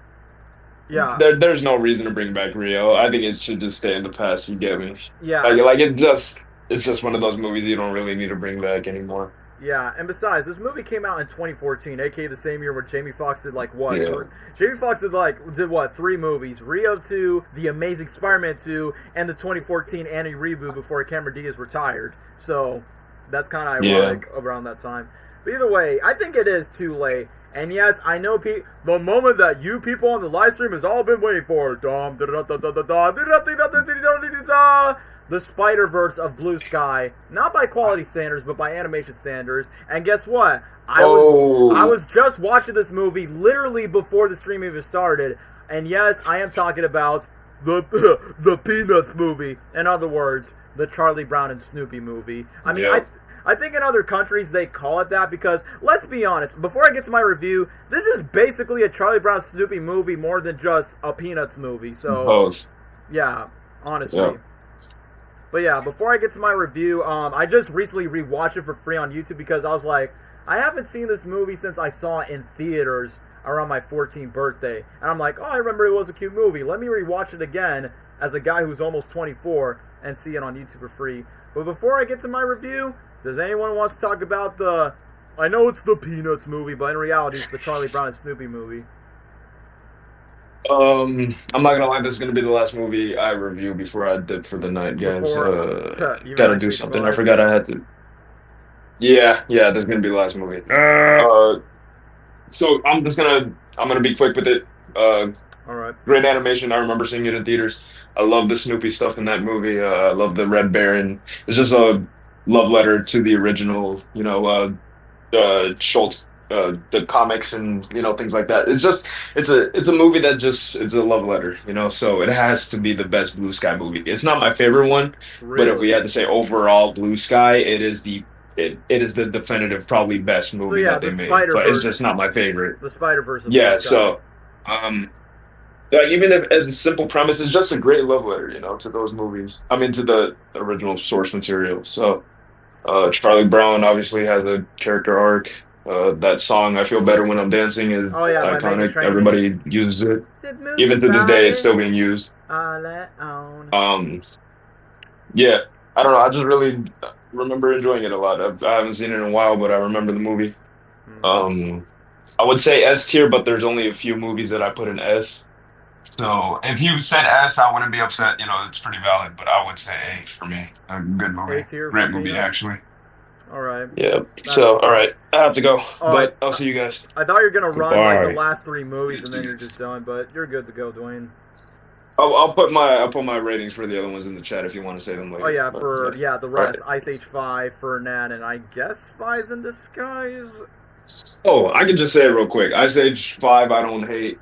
I'm going to put it in C. I think it's all right. Ferdinand, never seen, so I can't rate that one. And then Spies in Disguise, I saw it when it first came out. I don't remember a lot about it, so I'm going to put it in C too.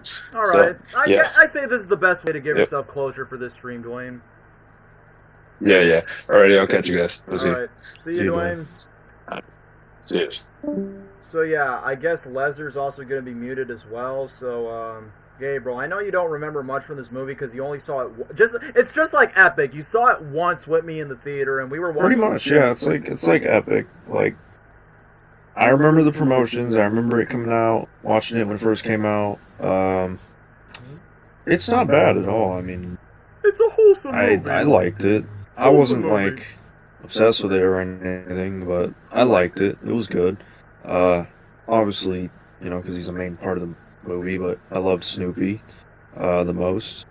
But I like that it focused on both, like him and Charlie Brown and all the other characters. It just felt true to the original just story overall. Animation was good. It's not like any other Blue Sky movie. I don't know. Pretty much everything Dwayne said. Like, it's a solid movie. I think it's pretty overlooked, underrated. It is underrated, honestly. Yeah, I would probably put it in A rank. All right, A rank. That's not bad. I mean, I was because like I said, before I started the stream, that was literally the last movie I rewatched before I started the stream because I'm like, what do I remember watching from this movie aside from watching it only once in the theater, just like Epic? But yeah, without giving away spoilers before I give away the ranking, definitely a way better movie than Epic by comparison. But before I get to my review, and I don't know if Leslie's going to talk because who knows if he's ever going to come back, but let me just get straight to Yeah, you said it'll be bad, but let me just read the chat's comments. So, the Peanuts movie I see on Thanksgiving 2015. Yes, I remember that promo. I remember where Brian Griffin and Stewie were like cosplaying as Snoopy and Charlie Brown, and I honestly remember that because get it because Fox. Woodstock was similar to Tweety. I say the movie was a love letter to the creator of Peanuts if he was alive. Peanuts movie is my favorite Blue Sky film. They brought back the red-haired girl student from the older Peanuts cartoon. Yup, she was. The animation's great. It's really faithful to the comic on 100%. The animation Chef's Kiss, I watch it all the time as a kid. Yeah, I'll get to that comment. Like what you just said. I've seen it many times. I can quote every line. I love it. Top 3 faves. Interesting. Fun fact, they use... Yeah, I knew that they use Bill Mendes's voice recordings of Snoopy and Woodstock. Because, you know, his voice actor passed away. So, and you know, Snoopy and Woodstock don't talk. So it was smart that they use archive audios of the older Peanuts cartoons and do that and you know add those old voice crunches to Snoopy and Woodstock. I give the Peanuts movie a 10 out of 10, which is a good heartwarming film. So yeah, if Leslie's not going to speak for Peanuts movie, then I was, as I recently just watched it.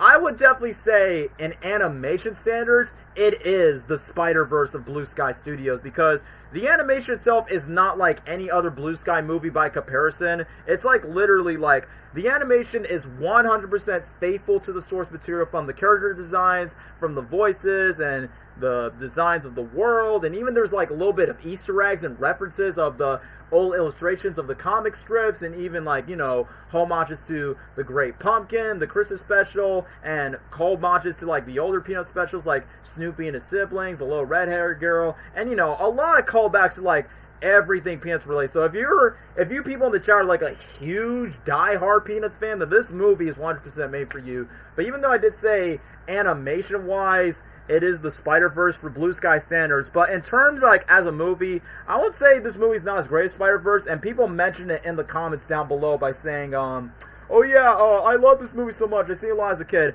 I will say this was, okay Gabriel, you're probably going to hear me out on this, but I say this movie is like the 2006 Curious George movie for the next generation, and that's what I'm seeing from the chat, and that's what this movie is. Because the reason why I say that, because I loved the 2006 Curious George movie as a kid. It's another kid's book, got adapted to a great animated movie, and I loved that movie as a kid. And even as I got older, I got more appreciated to it. Like, Gabriel, you get what I'm saying. The Peanuts movie's like the 2006 Curious George movie for that generation. Yeah, like that wholesome vibe. I don't know. Yeah, just like Curious George, it's probably one of the most... If you want something that is wholesome and comforting, that you just want to feel like just like Curious George, the Peanuts movie makes you feel like a kid again, and you're like, oh yeah, I remember watching the Christmas special, the Great Pumpkin special, and all these specials I watch on ABC, and all these TV networks that played all the Charlie Brown specials. Even my school played at one time. So that's the vibe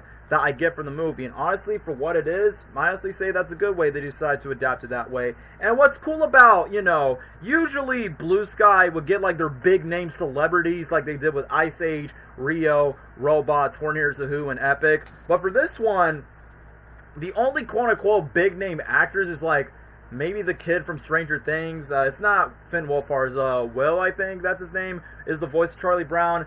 The girl from Dog with a Blog, not the main one, but the little red-haired girl, she voices the little red-haired girl in the movie. I'm like, hey, yo, you're from, Disney Channel's Dog with a Blog. And, do not look up the voice actors of the little red-haired girl right now, because, I feel things since she's over 20 years old. That's all I'm going to say. Do not look it up.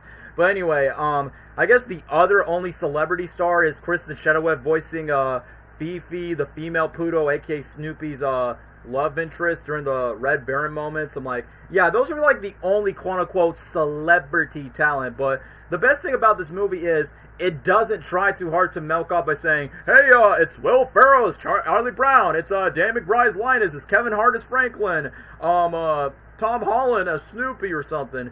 But literally, it's like, instead of just like casting like, you know, celebrities just to cast at seats, they just cast like actual kids, because, you know, in the original Peanuts cartoons, they just cast like a lot of young child actors to just, like, voice the characters. And, you know, for every Peanuts cartoon is the walk, walk, walk, walk, walk, walk, walk, walk, walk, like, you know, it's pretty traditional. So, like I said, if you are a die-hard fan of the comic strips, the cartoons, the holiday specials, this movie is a love letter to you for those that love the Peanuts franchise. But either way, yes, you get the callbacks. You get the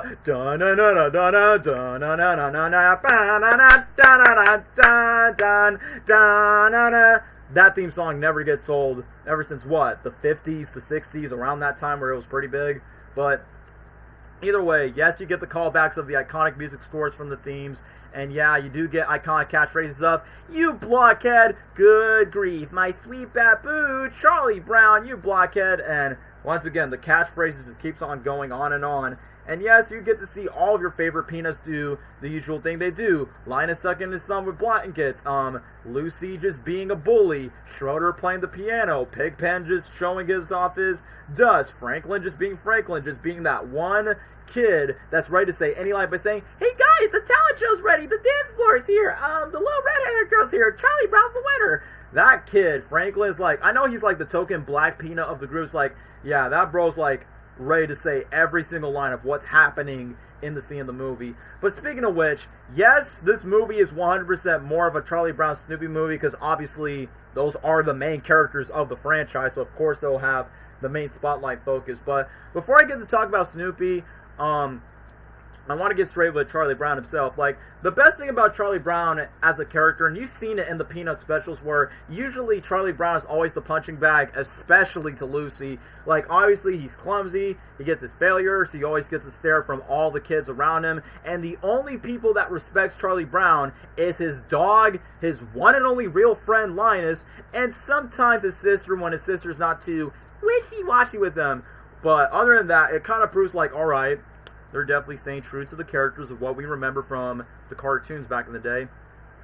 But the best thing about Charlie Brown, like in this movie, is despite the failures and the mistakes and the accidents that he makes, he doesn't become mopey or depressed by saying, "I'm such a failure, I'm such a loser, and I hate my life." Like, Charlie Brown has emotions, but hey, just to quote Linus, and just to quote the Broadway musical, "You're a Good Man, Charlie Brown," Charlie Brown as a whole is just a good person, despite he has his flaws, he makes his mistakes, he makes his accidents, but you know, I always get back up.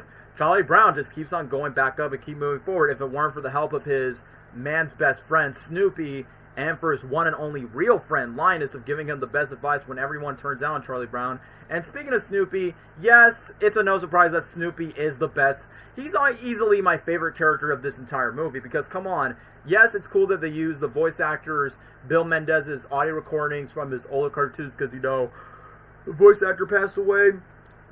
But it's still nice that Snoopy does the things of what you want Snoopy to be Snoopy, as in try to disguise with the kids, no dogs allowed, which I like that reference of the "no dogs allowed" from that one special of Snoopy's origin story.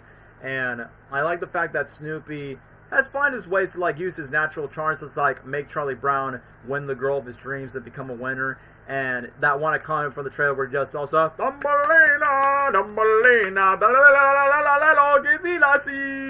and yes, the Red Baron scenes are pretty fun whenever he gets to fly on his doghouse. I will admit, if I have to have one complaint about this movie, particularly around the Snoopy scenes, because I did say he is the best part of the movie aside from Charlie Brown himself, just to bring that fun nostalgia, fun that entertainment, what you like about Snoopy in the cartoons. But I will admit, as visually entertaining the Red Baron scenes are, where he's trying to save his girlfriend Fifi from the Red Baron, I will admit, when they go back to each scene again with Snoopy versus the Red Baron, then you have the little red-haired girl narrating the scenes over Snoopy. Like, literally, I'm like, well, as much as I think these scenes are visually good, I feel like that amount of screen time, because remember, this movie has the usual 90-minute runtime for any animated movie, but I feel like half of that screen time could have been spent on the supporting cast. Like, obviously, yes, Charlie Brown and Snoopy are the main characters, but I kind of wish we would have had a little bit more screen time with, Linus still is in the movie, but he gets sidelined when Charlie Brown becomes, you know, Mr. Worldwide. Like, it would be nice to see other characters like Schroeder, Pigpen, Peppermint Patty, and all the other Peanuts characters getting more spotlight to shine than just being the scenes whenever Charlie Brown's not involved. But you know what? It is what it is. Like, how can you do that when you have so many characters into this one 90-minute runtime film? But despite Charlie Brown's failures, I know pretty much the beginning of Charlie Brown's arc, because I already talked about Snoopy. Another scene I like with Snoopy is a reference to the Christmas special of "Christmas time is here," and then Snoopy just trying to like sing so part, be like wah wah wah, and then Snoopy's trying to imagine his Red Baron adventure, and then the Peanuts are just like looking over him, and he's like, "That's such a weird dog." And then I would say, even though despite the majority of Charlie Brown's arc is pretty much being in love with the red-haired girl, which, yeah, in the cartoons we never get to really see her face, but the movie actually gets to show us the face that she is. And since you cast the small little girl from Dog with a Blog. Of course, you're going to give her more lines through Snoopy scenes and Charlie Brown scenes when she decides to be Charlie Brown's pen pal. Yeah, that was the name of the pen pal when Charlie Brown decided to, even though he didn't really pass the test, where he writes the name wrong on Peppermint Patty's test, and it gets to a relatable moment where, ooh, who's your new girlfriend? Because, Peppermint Patty has a crush on Charlie Brown, which I'll admit, I thought Peppermint Patty was a boy when I was younger because she honestly looks like a boy, but given the fact that she's a tomboy, I'm like, oh, okay, that makes sense why she's not too girly aside from her hair, I guess. And then her assistant Marcy, come on, sir, hold me, sir, sorry, sir. So, of course, that's pretty traditional for their characters in the movie. And, Schroeder just being the Sigma, as always, whenever he plays the piano, and he always ignores Lucy whenever Lucy tries to, hit up on Schroeder. He's like, I don't care, I love my Beethoven piano more than you, girl, since, Lucy's a bitch. Really love the two songs. Yeah, the one song from Meghan Trainor, which, yeah, I will admit, this movie doesn't overutilize pop culture songs that much outside of the Thumbelina, like what Robots does by comparison. But you know what? The Meghan Trainor song's honestly pretty good. Just move your body. On. And I'm going to be honest with you, and Lesnar, if you're listening to this, I feel like that song is going to be up on Lesnar's alley because, white girl singing a Joyful Tree Happy song, yeah, that's up on Lesnar's alley if Lesnar ever decides to come back. But, either way, the line where Snoopy says, curse you, Red Plains, similar to, curse you, Perry the Platypus. Yeah, I get what you mean. But given the fact that Charlie Brown's, helped his sister out with her talent show, dance on the dance floor, and do the book report for the little red-haired girl before when she was gone, and then when the Red Baron decided to remove the paper and where the little red-haired girl feels bad for Charlie Brown once when he stepped away with Snoopy, and Snoopy was there by his side. Very wholesome moment. Like I said, very much like Curious George 2006. You just can't help but fat by saying, man, I have empathy for the main characters, and it makes me feel like a kid again. And the moment when Charlie Brown was being the winner of the test, but then Charlie Brown noticed that he wrote his name on Peppermint Patty's test, and then you see all the kids look down on Charlie Brown. Charlie Brown turned his haters into his biggest fans, where Charlie Brown is like Celebrity, where they wear all the shirts, and that one song from Florida, I say, hey, it's what I like about you. Honestly, that kind of slaps back then 2 years ago, but either way, yes, the intro was amazing from the Easter eggs and references and the things that you love about the Peanuts.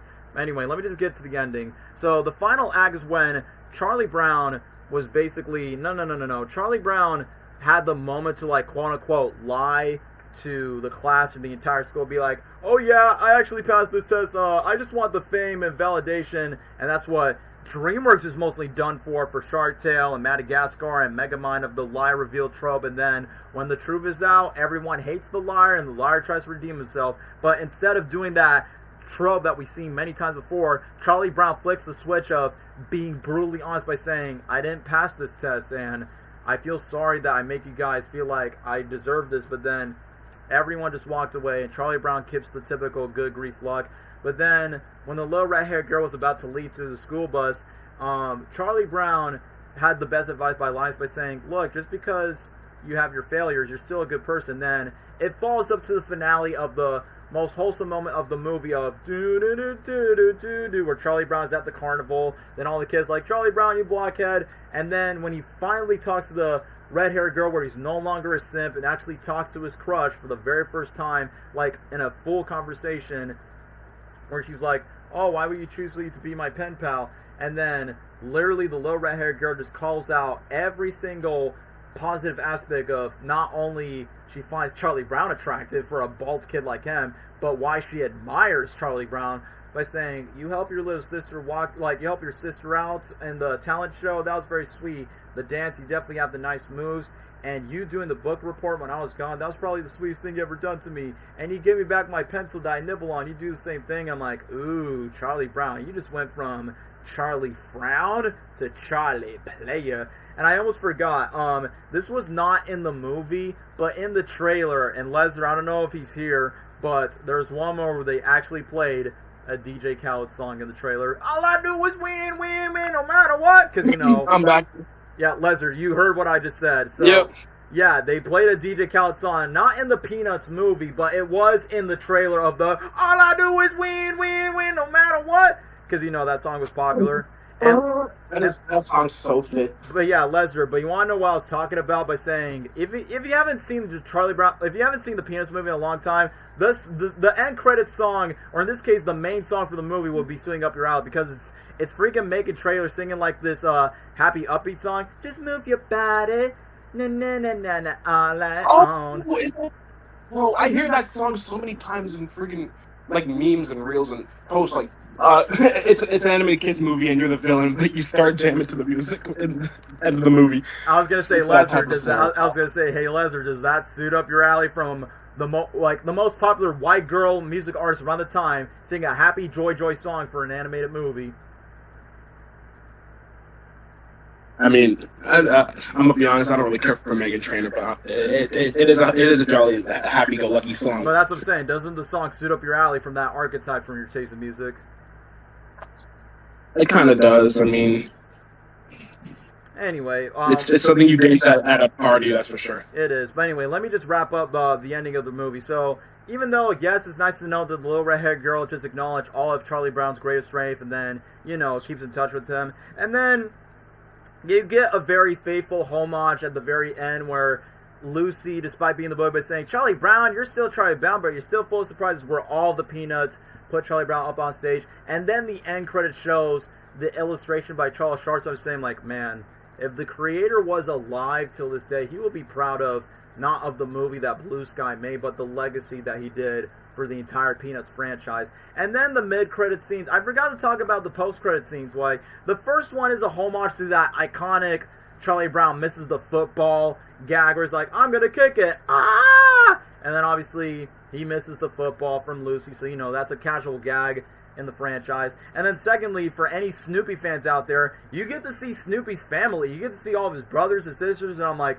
yeah, I remember in the older cartoons Snoopy had like multiple siblings, and he was like the last one from his mom, and Snoopy had a original owner named Lila, and then Charlie Brown adopted Snoopy when Lila's parents did not want Snoopy around, when they had to move away and they can't allow dogs. So I'm like, oh yeah, that's a pretty nice hidden reference, but a little Easter egg for like deep in Snoopy lore and Peanuts lore. So either way, I said, like, I feel like my biggest criticism for the movie is I feel like the pacing of the movie does become really too fast and go straight to Charlie Brown falling in love with the red-haired girl. And I did say, as much as I enjoyed the Snoopy Red Baron scenes, but when they went over too much with it, I feel like half of the screen time could have been spent on more of the supporting characters, since, it's more than just Charlie Brown and Snoopy. But once again, they're the main characters of the movie, they're the main characters of the franchise, so what gives? But either way, I know the Peanuts are mostly run by what? Apple TV Plus. And I remember there were some fans, including like you guys in the chat, oh, were they going to make a sequel? But I think there was, but they never actually got through with it. But I remember when this movie came out, back then they had no intentions of making a sequel. And honestly, yeah, the director is the same guy who did Horton Hears A Who. Yeah, Steve Martino. Yeah, that's the same guy next to Jimmy Howard. But either way, even if it never got a sequel, I feel like this movie perfectly stands out on its own. It's like if the Lego movie never did that. Is the chicken dance still in the movie? Yeah, Charlie Brown did the da-na-na-na-na-na when Snoopy did his old salsa dance. Yeah, that is in the movie. And like I said, it's a good thing you asked me that, because that was the last movie I saw. So, even though Dwayne is no longer part of the stream, and I almost want to put this movie on S tier, and honestly, I would say it deserves to be on the S tier ranking, but if I rewatch this again, I mean, like I said, this is like, I said, like, animation-wise, this is the Spider-Verse for the Blue Sky Studios movies, but I say in terms of tone and the vibe of the movie, it's like the 2006 Curious George movie, but for the new generation, despite I saw this movie when I was like, what, on my 14th birthday, and my family, my grandparents, my step-cousins, and even my dad saw it, and it was probably one of the rare movies that everybody in my family by saying, well, that was a good movie, because I cannot say the same for every movie I watch with them, because we always have split opinions. But for this one, this is like the one only animated films that everyone says, yeah, this is good. So, I would say it's somewhere A tier. Like, I'll be honest, I would rather rewatch Horton Hears A Who, because I'm biased, because, Jim Carrey and Steve Carell, and I think Horton Hears A Who has the more funnier jokes. But if I want to have that Curious George vibe where I want to feel like a kid again, and I'm not saying like Robots or Horton Hears A Who by saying, yeah, I could enjoy this as an adult, but if you want to feel like, yeah, I want to feel like I'm 5 years old again, then the Peanuts movie's like in a good way, a comfort childhood movie, just to feel that nostalgia vibes for the franchise and everything else. So yeah, I guess A tier will be the best way. Hey, just like Horton Hears A Who, it's a faithful adaptation, but Peanuts is easily more faithful in the adaptation. But yeah, that's all my ramble on the Peanuts movie. Lesnar, do you have like any small words to say about the film if you remember anything from it? Okay. Now I did watch this movie as a kid back then, but it wasn't in theaters. I just saw it. No. It's honestly just like how any Peanuts cartoon or how or Charlie Brown cartoon is in real life. I know what I'm saying. In the series, in the franchise. And I do remember some snippets of the movie, that's for sure, like the chicken dancing like everybody else, and that red-haired girl.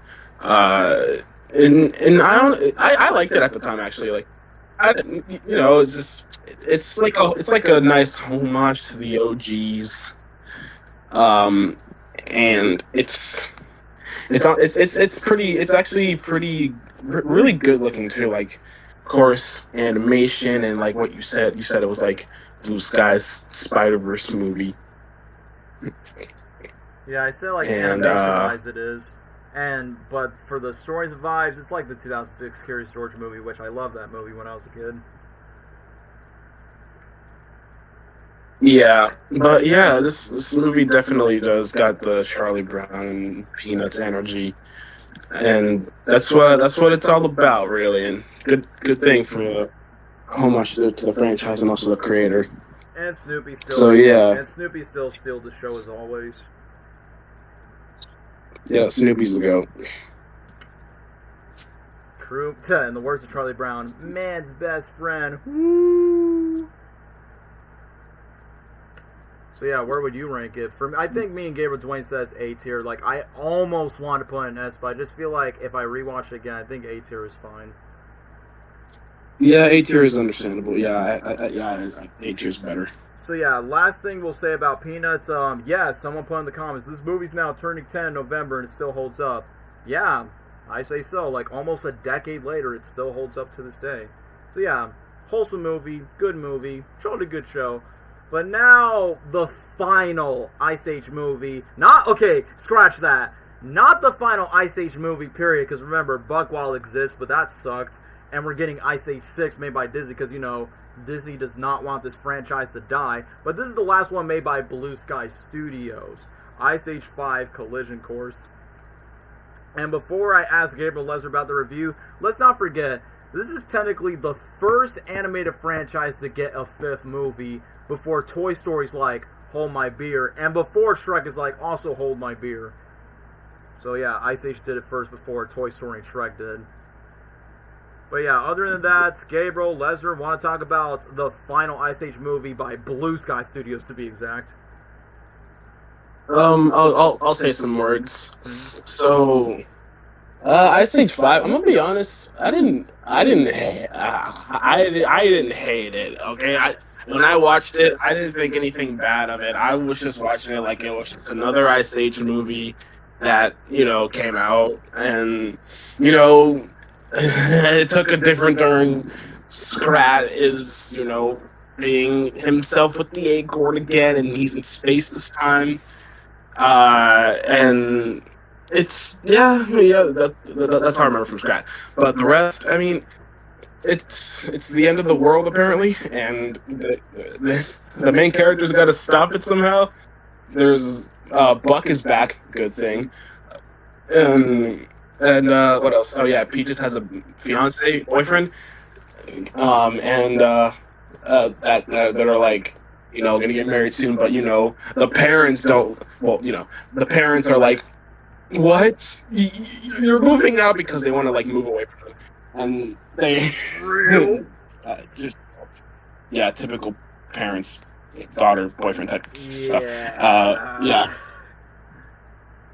And back to the end of the world. Buck is back, and like I remember these these like flying. I want to say flying dinosaurs, but no, I'll eat them. I forgot their names, honestly. I forgot them too. Yeah, but I do remember I do remember like a lot of stuff from that movie, but like not just the main key stuff.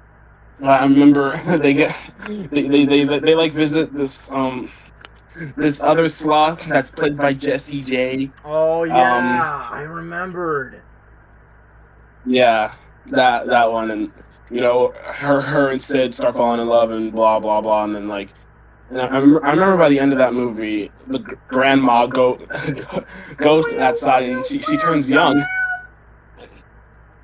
Yeah, because apparently where they go to, it's like where they make all the elderly more youthful looking, apparently. But yeah, what else? Yeah. And another thing I remember from that is just, Crash and Eddie being dumb, and Buck being the goat as usual, and then them trying to save the world from like getting plummeted thanks to Sprat. Buck thinking Figaro. Yeah, I remember that. Mm-hmm.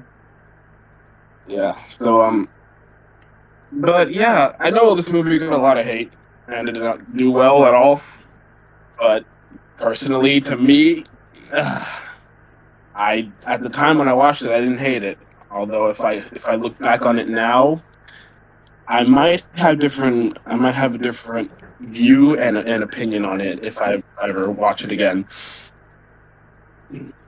So yeah, if I were to rank this, I mean, it's not the best Ice Age movie, that's for sure. But like, it's not terrible to me. I would want to put this movie at maybe I want to say either B or C tier. I want to know if that's it. All right, fair enough for any of those positions.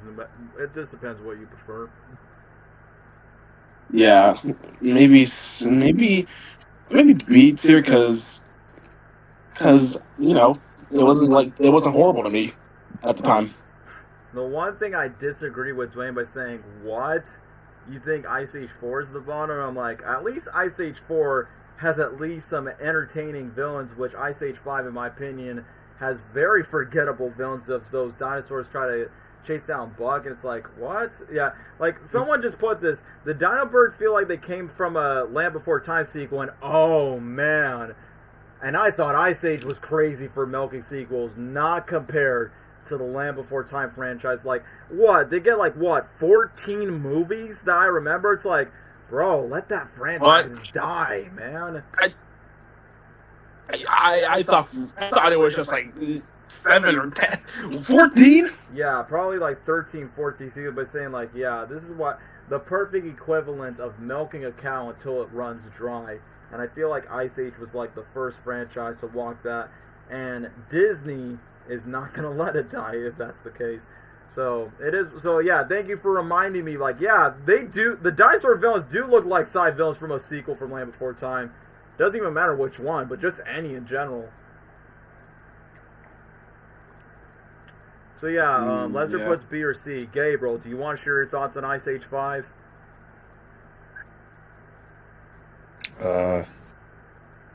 Keep it real with you, man. This is the only Ice Age. Well, that's not true. Count the Buck Wild. I mean, we can easily. I haven't seen it. Yeah, but I can easily say, even though it's not made by Blue Sky, that's easily the worst Ice Age movie. I will say this: when I watch Buck Wild, I'm like, Ice Age 5. Perhaps I treat. Yeah, in the words of Thanos, perhaps I treat you too harshly. But yeah, this is the only one I haven't seen, so can't really. I've heard bad things about it. I thought you saw it with me at the private movie theater with Angel and the other guys. No, I don't remember that. Weird. I don't remember seeing it at all. That's why I made the less money out of these movies. I don't know. I guess C tier. I don't know. So what you're saying is you haven't seen the movie at all. Pretty much. Okay, I bet I you're. don't plan on it either. I was gonna say that your response is like, never have and never will. Yeah. So yeah, I'll say this, Daniel. Do you get Bugs?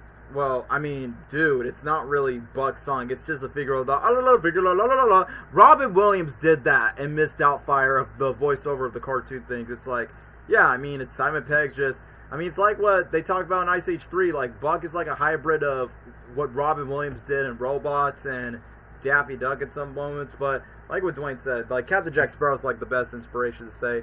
But anyway, Ice Age 5, easily the weakest. No. It's easily the weakest Ice Age movie by Blue Sky.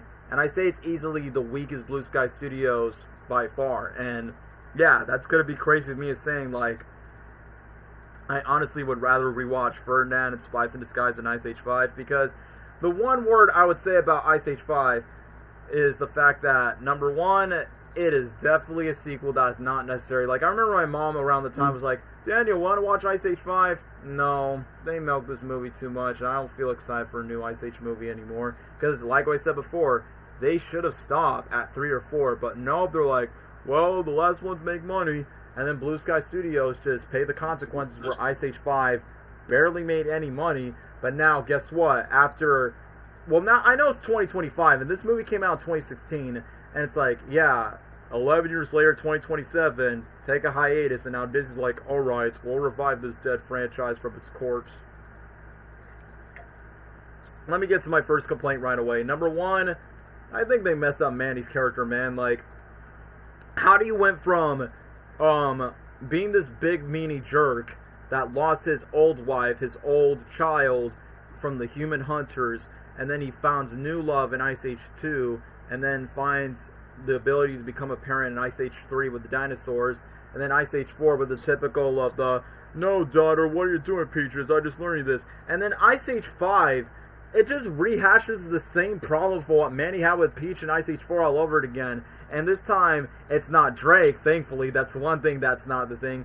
I forgot what's his name. Adam, the dude that voices Pizza Steve from Uncle Grandpa, Sam I Am from the Green Eggs and Ham Netflix show, and from the movie Fix, he was the lead dog. Yeah, he's the boyfriend, who kind of sounds like Jack Black, honestly, who's now the new boyfriend. Randomly out of nowhere, he made a Fall Out Boy reference, light him up, I'm on fire, and I'm like, what timeline is this movie again? This is supposed to take place in a prehistoric time, so why are they mentioning modern culture references that don't even exist? And where the heck are the humans? It's like, from the ending of the first movie of, we'll never forget you, buddy, I'm like, yeah, humans will come around since there's going to be like a explosion collision course. I'm like, bro, what was even the point of that?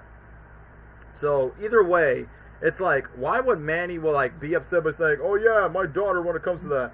I might take a nap, but here's my review of the other films. Both filmed with John Cena, 10 of 10 were goated. I remember when people got sick and tired of all the Ice Age movies. That's how I felt when this fifth movie came out. I was like, can y'all just stop? Because one, you're just rehashing ideas of like what's already been done, the sequels, and usually I'm not the biggest fan of that when franchises in particular, like when they make more than 1, 2, 3, or even 4 sequels, they just don't know what to do with these characters, so they just fall back to the same mistakes of what they've already done, but not progress them even further if they're not going to give them a proper conclusion. And that's how I felt like with Manny and Ice Age. Even Diego, like, even though, yes, Diego finds love, but I feel like Diego, outside of comedy stuff with his girlfriend Shira, they were kind of wasted in this movie because the only arc that they have to do is like, well, we're carnivores and we're trying to blend in for people to like us. And I'm like, I thought people already liked you, Dago, ever since what? Ice Age 2 and Ice Age 3 and 4? So I don't know why they decided to revert back to like level 0 for him. And I feel like, well, we just got to give these other characters something to do. Like, the kids were afraid of Diego and Shiro, but now they like them again. And then Sid the Sloth, look, it's a no-brainer since, like, what? Ice Age 2, where Sid is desperately trying to get a girlfriend, where they got, like, a Habamarachi band. And the fifth one, it's like, look, even the Sirens was, like, the closest thing that Sid could get a girlfriend in Ice Age 5. But now Juicy J, who's voicing Sid around that time, did Scrat... Bro, have you seen the original Ice Age movie where Scrat literally interacted with Manny San Diego? It happened in the original Ice Age movie. But we're not talking about the original. But we're not talking about the original. We already talked about that in the very beginning of the stream. We're talking about Ice Age 5 now. So, Even though, yes, it was pretty forced, like, yeah, every single Ice Age character should get a love interest, except for Crash and Natty. And then, the freaking, Molehog, the Wiener character, which is Josh's character, yeah, he had a lot of time to shine in Ice Age 4, but guess what? He's not in the movie, so kind of pointless when they introduce a brand new character, and Nicki Minaj's character and Drake's character. I'm like, yeah, that does not age well, so then Keke Palmer gets a new character. And then what's so stupid is Peaches is like the perfect equivalent of modern young girls today. Like, when she's like, oh, I'm going to move out with my new lover. And then Ellie decided to talk to her daughter by saying, you know, I think you should definitely start a family and have a kid. And then Peaches is like, we don't. And I was like, I don't want that, Mom. And then Ellie drops her stuff by saying, all right, I need to go talk to your father about this. I'm like, bro, I'll admit, even though this movie's not necessary, but that one line is pretty sums up of, like, women's, like, what young women just want on that day. But I will say this, Buck, just like the third movie, he is easily the best part of this movie. This movie had way too many comic relief, and yeah, there's no balance in the tone. And yeah, when you mention like too much comic relief, I mean, the scene where Sid met his girlfriend, who's voiced by Juicy J, and I'll admit, the Lava was kind of funny in the beginning, but then he got quite annoying. And even though Sid the Sloth is usually clumsy for what his acts, but the one thing that just doesn't make sense is that once when they're no longer young anymore, they become old, they don't even sound old. Like, the Lava's like, oh, you know what you just did? You just make us unhappy. And like, you look old, but you guys don't sound old. Like, what the heck? And the dinosaur villains, even though Buck is like the best part of this movie after Ice Age 3, even though Ice Age 3 is easily the better movie with Buck, the fact that he knows what he's doing when it comes to like the world ending. And then there's like this other weasel that's voiced by the scientist named Neil. So I'm like, I get they try to put like what modern culture to like the Ice Age movies because, you know, it's up to 2016 and all that, but it's kind of weird that Bug decided to bring that out of nowhere. And then you got these dino villains who are trying to track down Bug while every single Ice Age character are just nothing but side comic release. I mean, there's like some really corny, cheesy jokes that are not as funny as the originals, like meteor shower, and then Crash and Eddie decide to sniff themselves. And I guess one of the only moments that actually did make me laugh is when Granny decides to become young, and then you hear the wow, wow, wow, wow. And then Scrat, look, I know the UFO was set up since the first movie with the ice that was frozen, and Scrat being a OP god again of Ice Age 4. Like, you know, in Ice Age 4 he caused the Continental Drift, and now Ice Age 5, Scrat caused the solar systems. Like, they're just doing everything they can just for, like, Scrat cause all the accidents and everything for what the main characters are suffering through, even though they don't know about that since Scrat's using a UFO. But you know what? It was set up from the first movie the entire time. But let's get back to the comments of, like, this movie had way too many comic releases. Like, yeah, I feel like the fifth movie is like the final nail in the coffin. Like, there's no balance of, like, maturity, and not just maturity. Like, they downgrade the characters. I mean, they still act the same like you remembered, but their arcs just went back in reverse. Like, Manny's a jealous dad, Sid's just a hopeless love romantic and still struggles with that. Diego still doesn't fit in, even though that's already been resolved for like 4 movies ago. And it's like, I just feel like at this moment they were just running out the ideas. Yeah, that's his name. Julian the Mammoth is honestly like Johnny from Hotel Transylvania. Yeah, Dracula does not like Johnny, but then Mavis likes her, and that's the same thing with Peaches. And yeah, Peaches was being too cliche as a stereotypical, Mom, Dad, don't tell me what I want to do. I want to marry this guy, live on my own. I don't want to have kids. Da, da, da, da, da. It's like, shut up, woman.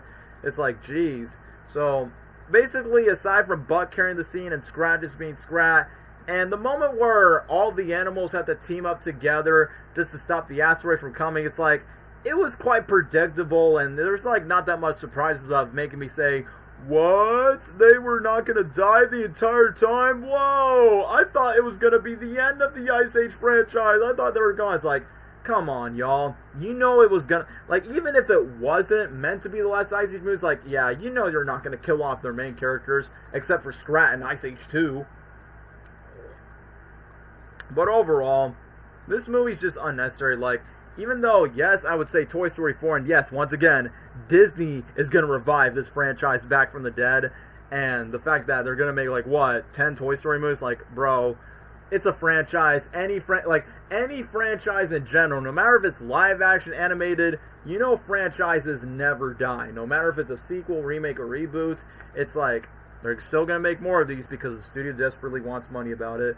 But given the fact this was like the lowest grossing Ice Age movie from Blue Sky, it's like, yeah, It truly says a lot that we're not interested in more Ice Age movies. So I don't know what Disney is thinking of making Ice Age 6, which somebody mentioned this in the comments about Scrat Tales, right? Where Scrat adopts like a baby Scrat and then Scrat learns how to be a father, because Scrat's been through it all. He's like made the ice, like the Meltdown, been with dinosaurs, found love with Scrat Tay, and then caused the Continental Drift, went to space. What's the one thing that Scrat did not do? Become a parent. So that's why Blue Sky's final work for Disney bought the rights to promote it just for the give Blue Sky swan song. But it's like, yeah, I'm just gonna scroll to the chat earlier of like how Scrat Tail should have been the real conclusion to the franchise. It's like, look, if Ice Age 5 didn't exist and you only have like maybe Ice Age 3 or 4, and then you would flash forward to the Scrat shorts, I would be like, yeah, that's a solid closure to the Ice Age franchise. Because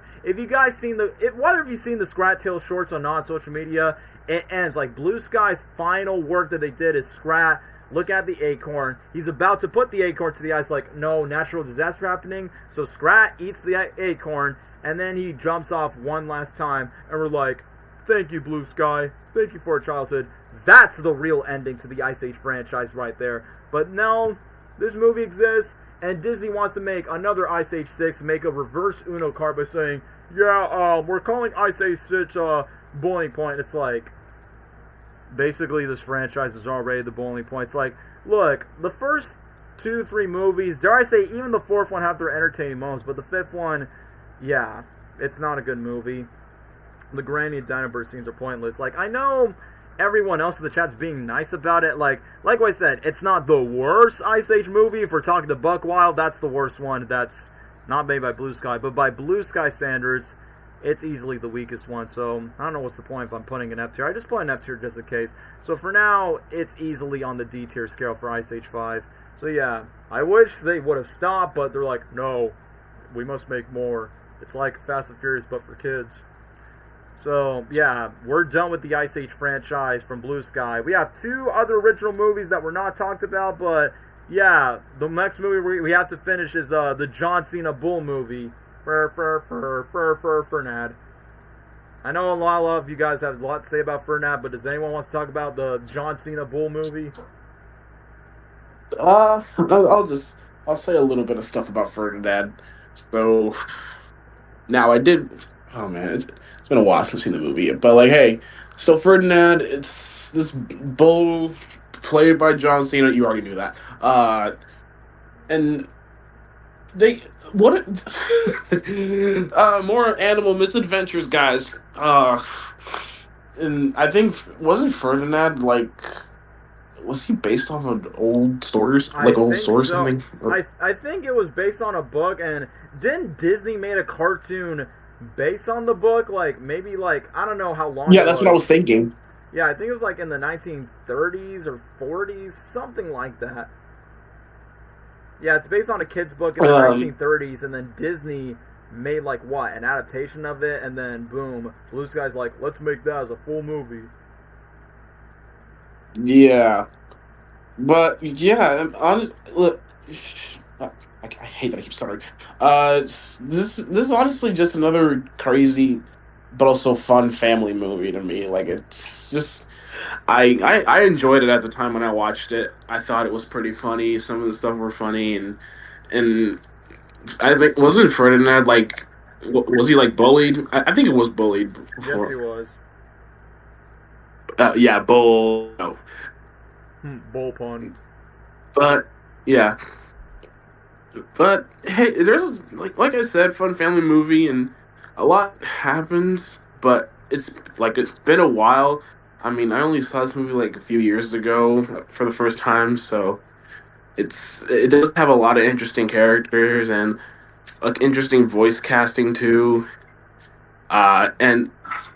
But hey, I kind of enjoyed it for what it is, and it's like I said, it's pretty fun, and the animation is great. The voice casting, the cast was good. They were pretty good, and I like the Daniel, if you know what I'm talking about, the little hedgehogs. Oh yeah, Correct me if uno, I'm wrong. dos, and cuatro. What Yeah, happens? uno, dos, and Yeah, cuatro. what happens to We do not Trace? speak We of shall Trace. not speak of Trace. We shall not speak of Trace. My favorite part is when Ferdinand was in the car, then it started playing Pitbull. I know you want me, you know I want you. And then the hedgehog started dancing to that song like. Yeah, Puss in Boots 2011, y'all. Yeah, that's what I remember the most from that movie because it was just so funny to me. Like, but but hey, it's nice. But if I were to rank this, I'm not gonna put an A tier because I feel like that'd be too much. It would Because be. I liked it at the time, but yeah, I liked it at the time. But it's not even. I don't think it's not really A tier worthy. Mm-mm. So yeah, maybe I think B tier isn't better. Don't you think? All right, B tier for you, not bad from you. Gabriel, have you seen this movie or you never saw Ferdinand? I don't think I've seen this movie. I remember the promotions everywhere, like Yeah, when I I watched remember that TV, too. but I never actually watched it. You want to know what's funny? John Cena. I haven't I haven't seen the next upcoming movies that you're about to rank. So, It's literally the last two movies from Blue. which is just this and the spy one. Yeah, I haven't seen that one either, so don't. You can just ramble on about that one. Yeah, I'll save Spies in Disguise at the very end, which thank God I'm not adding Naomi because I'm like, yeah, I'm not adding that, and my voice is getting tired, y'all, because usually these streams last for 5 hours, so I kind of want to wrap things up, like, later on. But yeah, so let me just get to my quick ramble about Ferdinand. Yeah, there was a commercial spot where they make fun of the burr's the word, because fucks. And one thing that's funny about Ferdinand, John Cena giving the mascot of the bull a fist bump at the carpet mirror. I thought that's funny. But anyway, about the movie, I did not see this in theaters, but I watched it in Spanish class. Because when I was in my school around that time, we watched Coco, we watched Book of Life in Spanish class, and when I saw the Blue Sky logo, I'm like, oh, are we watching Rio? I'm like, oh, Ferdinand? Wait, what? I'm like, let me guess, this is because there is Spanish culture? I'm like, yeah, technically it is. So I'm like, oh, that definitely makes a lot of sense. So, again, the fact that you got the same crew, you got John Powell doing the score, and it's funny that this movie got nominated for an Oscar, and I'm not joking with y'all. This is one of the only Blue Sky movies that gets nominated for an Oscar aside from the original Ice Age movie. And remember, this is a 2017 animated movie. Guess which other animated film was nominated for an Oscar? DreamWorks' The Boss Baby. So, 2017 was such a weird year for animated movies by saying, this got nominated for an Oscar? How? So, I'll say this. Yes, it's funny to hear John Cena voicing a bull, which honestly fits for the type of character he's voicing. But I will admit, I think by the trailer, it was... No, not from the trailer, but by the poster, I expect this movie to be emotional just because Ferdinand's bonding with this girl.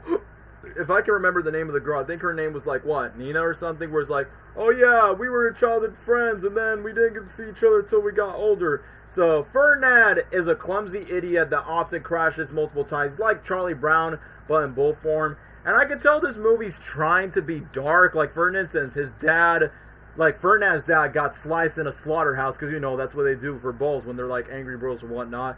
And, no joke, the voice cast is what you expect from a Blue Sky movie, except with the exceptions of, like, what? The Peanuts movie where they don't over-advertise celebrities. Like, you got freaking Kate McKinnon as a go, NFL football player Peyton Manning as a bull named Guapo. Yeah, that's literally a character's name in the movie. You got Scrooge McDuck voicing a Scottish bull, and then I think there's, like, what? There's, like, this cyborg clone bull that was like never speaks but then just do beatboxing with the German horses. And yeah, I almost forgot about the German horses, which I will admit those characters are kind of cringe if you ask me. And the funniest thing is like when the German horses are trying to roast Ferdinand, the bull ring is like, yeah, I bet that bull is not related. But remember back in 2017 where dabbing used to be a thing?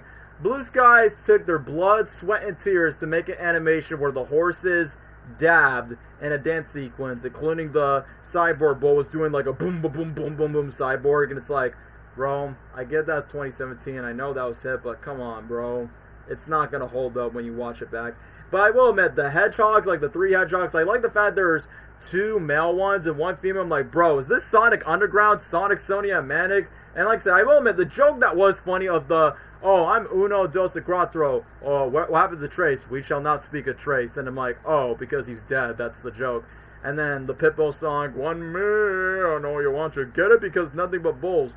But like what I said, when it gets to the dark moment where Peyton Manning's character was quote-unquote about to get slaughtered, and then Ferdinand and the other animals started to feel bad for that. Kate McKinnon as a go, I mean, it's just like, hey, funny woman for Saturday Night Live being the best friend. So I'm like, yeah, I kind of feel like she's trying to be the Dory archetype for Ferdinand's character. So, I don't know, it is what it is. And I feel like the whole trope, they try to do something like How to Train Your Dragon is like, oh yeah, these animals are not as bad as you think, where Ferdinand's trying to convince the ringmaster by saying like, oh yeah, we're not as bad as we thought we were. So I feel like this movie tries to linger on the emotion. John Cena's the best part of the movie, but it does get to the predictable wacky animal shenanigans, pop music songs, and you know, it's not really like the most memorable movie that I would like. I would say it's like epic. It's not a movie. I will say this, I think the movie's a tad bit more entertaining than epic by comparison, even though epic has a more cooler concept. But Ferdinand's just one of those movies that's like, yeah, I only like watch it once but never watch again. So other than that, I think it's fine. It's like, it's not terrible. It's no Ice Age 5, I'll tell you that. I say it's like, it's on par with Epic. Like, it's just a fine, average, okay movie, but except no, you can't see me jokes. So yeah, I guess that's all I'd say about Ferdinand. So, I guess like what Lesnar Gabriel said, you guys have never seen Spies in Disguise at all, right? None of you guys? I have not. Neither did Lesnar? No.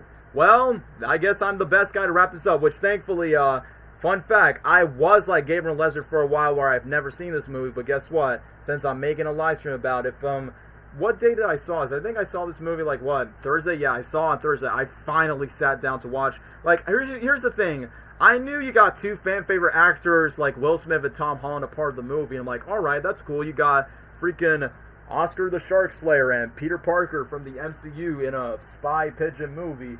And I will admit, like, I feel like I wasn't sold on the movie at first because the trailer's what I promoted to be. Like, the first half is like, alright, the action spy stuff is actually pretty cool and the animation actually looks good. But then when it gets to, like, Will Smith's character, Lance Sterling, turning to a pigeon, I'm like, oh, now we're getting to the typical blue sky trope of, like, it's like Rio, but you remove the Rio Brazil stuff and you just replace it with, like, what?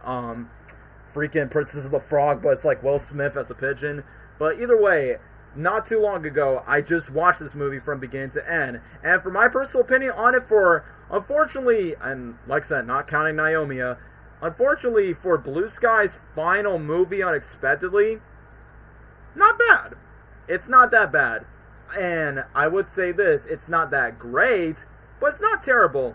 I had a good time. I would say, if I had to give it like a somewhat of opinion, it's decent. I would say, yeah, I know I'm going to spoil the rank. I would say it's a B-tier movie, and I will get to straight, like, why is it a B-tier movie in my opinion. So, Spies in Disguise, I mean, just like the title speaks for itself, I mean, literally from the very beginning of the movie, it's the fact that Tom Holland's character, Walter Beckett, I'm always going to, throughout the entire review, I'm just going to keep calling him Peter Parker because, bro, he's literally Peter Parker, except you sugarcoated Peter Parker to be obsessed with liking pigeons than spiders by comparison. But the origin story of Tom Holland's character Walter, aka young Peter Parker before Uncle Ben, is the fact that he's a nerd, a weirdo, like the movie wants to call him, and the fact that he makes these inventions and just basically just makes it more soft, less violent, with kitty glitter, and distract all the villains and make these inventions just to make it non-lethal. So that makes Tom Holland's character a pacifist, if you say. And you want to know what's surprising? The mom that happens to be a cop, she is voiced by Lois Lane in the James Gunn Superman movie, and I'm like, Mummy? Like, yes, Rachel Brosnahan is a hot Lois Lane. Like, don't at me on that. This movie feels like an Emperor's New Groove, but spy theme. Yeah, for Blue Sky standards, pretty much in a way, just like Emperor's New Groove. You have 2 characters that don't like each other. Cusco turns into a llama, and then you got Pacha, and yeah, pretty much. That's honestly a good comparison now that I think about it from watching the movie. You got 2 leads that don't like each other. One of them turns to an animal, and then they find ways just to turn the main selfish D-bag to become a hero again. So yeah, pretty much Emperor's New Groove. So now I thought about that. That actually is a pretty good comparison, but this movie is not as funny or as iconic as Emperor's New Groove by comparison.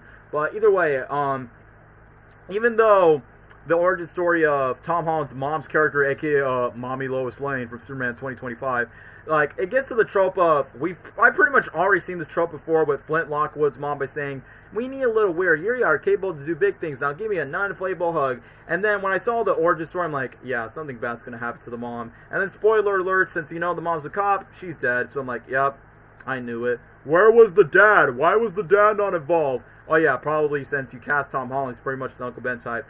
Fun fact, before we get to Will Smith's character, Lance Sterling, I think Blue Sky considered John Leguizamo to play Will Smith's character, and Josh Hutcherson was considered to play Tom Holland's character, Walter. So Sid the Sloth could have been the spy, and the dude from Epic, aka Mike Smith from Finance at Freddy's, could have been Tom Holland's character, which is funny because Josh Hutcherson auditioned for Andrew Garfield's main sparring before Hunger Games. But anyway, I'm going off topic right now. So when it went straight to Will Smith's character, I mean, I say the action is really cool in terms of the animation, which is like, wow, this kind of reminds me of The Incredibles, and I guess not just Incredibles, but a little bit of Megamind, if you think about it. I'm not saying this movie is like as iconic as Megamind, but you get the vibe that I'm saying from Will Smith taking down these Japanese thugs, and the pigeons kind of foreshadowing that he's going to turn to a pigeon by saying, oh, disgusting rat with wings, and then takes down this fat Japanese boss guy, which was, I will admit, the Japanese boss dude was pretty funny. I think his name was Kurma or something.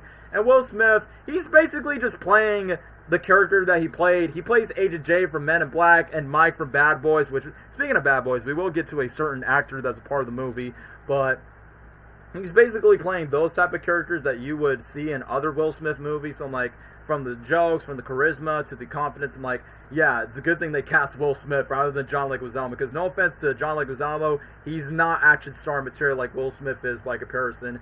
And given the fact that Will Smith's character has like an encounter with the main villain, I think his name is Killian, who's voiced by that Australian actor who played Talos from Captain Marvel, the main villain, Ready Player One, and Rogue One, a Star Wars story. So I'm like, yeah, that bro's always typecast to play villain, so I'm honestly not surprised. I mean, I like that the animation takes inspiration from the actor's face and goes for both Will Smith and Tom Holland, but still, it was kind of expected that I'm like, yeah, that bro's easily the villain. But the one thing that's pretty cool is once when Will Smith escapes, and when he used, like, fighting all the Japanese, like, henchmen with all the weapons and katanas, and then Tom Holland's gadgets, or in this case, Peter Parker's gadgets, explodes with glitter and the cat cute stuff that keeps villains for like not attacking each other, which basically foreshadows the origin flashback. And then Will Smith's like, really? But then pretty much Will Smith is basically being, if Oscar the Shark Slayer was like a celebrity from the very beginning, instead of just being like, oh yeah, I'm not a Shark Slayer. His spy headquarters, everybody loves him, like he is Mr. Celebrity. But then when the scientists and all the lab rats were like doing all these gadgets for Will Smith's character Lance, it sets up that Tom Holland's character Walter is just a softie, where it's like, yeah, I'm gonna make a unicorn equipment. And then I like that Will Smith roasted Tom Holland's character, where it's like, ugh, millennials. It's like, right, because Tom Holland is a millennial himself in real life. And I will admit, I do say the voice acting for both Will Smith and Tom Holland is pretty good, which is why I understand why the people behind this movie kind of cast them. And, oh, I almost forgot, the opening intro with the music and the colors, I think that was really well animated, but also it's a very James Bond type opening montage, because, this is kind of like James Bond, but for kids, technically. But I like the moment where Tom Holland delivered this line. It's like, oh, I can make you a gadget that can make you disappear. Disappear. Why are you talking like that? For effect. And I will admit, this Blue Sky movie does rehash other jokes. Like, in Ice Age 4 was Sid the Sloth was like, I know my berries. And then after that, he gets very, like, delusional. He's like, ooh. And then Tom Holland's character, Walter, just like, oh, I'm just talking like this. And then I like that everybody in his lab coworker would say, like, oh, yeah, he's a weirdo. It's like, yeah, that's kind of like, calling someone gay and just not be offended by that. Or in other words, kind of like Flint Lockwood's character, you're a freak, he thinks that's smart, but that's lame. So I'm like, yeah, basically like Peter Parker meets Flint Lockwood, but you just kind of converted to this pigeon-loving, Korean, cat-loving soy boy that Tom Holland's character plays. I mean, I can understand why Will Smith's character is annoyed by him. I mean, like I said, pretty much very Emperor's New Groove and type of the, yeah, these two characters will not like each other, and the main character turns to an animal, and they have to figure out how to stop the villain, and yada, yada, yada. But I will admit, during the moment where Will Smith wants to fly solo, because that's his catchphrase, I fly solo, which foreshadows the message of the movie. DJ Khaled's character, the Scottish girl, who's voiced by Karen Gillan, a.k.a. Nebula from Guardians of the Galaxy, plays this character named Eyes, where she speculates and analyzes with her eyes. And then DJ Khaled's character Ears, he's like, when they try to like expose Will Smith's character's identity's been framed by the main villain Killian of like stealing his identity by scanning his face because he's a cyborg. My favorite quote for what DJ Khaled says, "Sounds a little Scooby-Doo, bro," and it's like, given the fact that DJ Khaled's saying that line, like, bro, what is with DJ Khaled teaming up with Will Smith a lot? He did the Never Had a Friend Like Me Aladdin remake. Mr. Habibi, never had a friend, never had a friend like me, never. And then DJ Khaled pops up. And then, funny enough, after this movie, guess what was the next movie that Will Smith and DJ Khaled did after Spies In Disguise? Bad Boys 3. Booker Graspy, that's the name, Booker Graspy. And then Bad Boys 4. I guess DJ Khaled just really loves Will Smith and wants to be in every movie with him. Heck, he even collabed with Tom Holland when, remember Spider-Man Homecoming? Yo, you're Spider-Man. You want to get another picture? Another one. So DJ Khaled actually has, like, a habit of being with Will Smith and Tom Holland. Like, the car scene where they, like, escape in the Audi, which I forgot. This movie is, like, half an Audi car commercial. I'm like, what is this, Marvel? Just because you got Spider-Man in your movie? But the way that DJ Khaled says, yo, that was tight. But yeah, he does have like a supporting role. But yeah, Leslie, I just want to make that joke for a second by saying, yeah, DJ Khaled's just going to be in every movie that Will Smith is a part of. Sounds a little Scooby-Doo, bro. But yeah, other than that, of course, Will Smith's character gets exposed for a fake identity crisis like Bubba's Most Wanted. And then it gets to the tragedy of Tom Holland's character, like, his mom died, he lives alone, and his only friend's a pigeon. So it's like, yeah, you are a very lonely guy. It's like if Peter Parker was like watching Korean telenovelas. But during the moment where Will Smith needed help from Tom Holland's Peter Parker, like the one thing is, the funniest thing is once when Tom Holland's character Walter just makes like the pigeon drink and tries to make another gadget, then Will Smith's like, don't worry, bro, I need your help just because they recently just fired you. Like, I apologize for firing you, kid, but I need your help. But then when Will Smith decides to like drink like the pigeon juice, and then Tom Holland, I think they rinse and repeat the joke of Horton Hears A Who, where, you know, the dark like dark like dark like dark. Tom Holland is like, oh, it's gonna go evaporate, this and that. I will admit, the one joke that was kind of funny is when Will Smith's character is like, oh, I'm floating in a limbo, and then you got Tom Holland's character just coming over where his head's like, actually, you're just gonna feel relaxed, and then, as expected, you get the Princess and the Frog, Emperor's New Groove, where, you know, he turns to a bitch by saying, what? I'm a bird! And then Tom Holland, look, even, just like Rhea was supposed to be like, oh yeah, if you're a bird lover, this movie's for you. But if you're like, I don't know, not just bird lovers, but if you're like, oh yeah, if you want to know every fact about pigeon, how about you hear Peter Parker just dump every detail, like, oh yeah, pigeons are like 360 degree, you know pigeons can fly. It's like, look, if you like pigeons, good for you, even though they poop a lot. Secondly, I will admit, that does get quite annoying from Tom Holland's character by saying, that's why, just like Will Smith's character, sometimes you can relate to Will Smith's character, is like, could you just shut up? Like, there's one moment where Will Smith's character actually wants to push Tom Holland out of the plane by saying, and this is the part where you leave. I almost forgot he actually gets to say his iconic catchphrase, that's hot, that's hot. And I'm like, this bro's gonna say it's rewind time? He actually says that like later in the final act.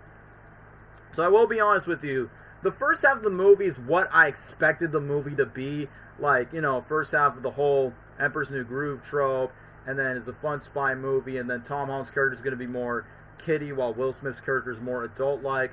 And yes, there are some adult jokes where you literally see, you don't get to see Will Smith's, like, ding-dong so long, but it's been implied by saying, hey, Lance, put your clothes on. Like, yeah, you're definitely going to see Oscar the Shark Slayer's missing leg, if you know what I mean. But as I continue on, the first half is definitely what I expected, like some poo-poo jokes when all the other pigeons, like the one female pigeon is trying to like hook up with Will Smith's character and the other ones. But I'll get to the second half of why the movie actually got more interesting for me.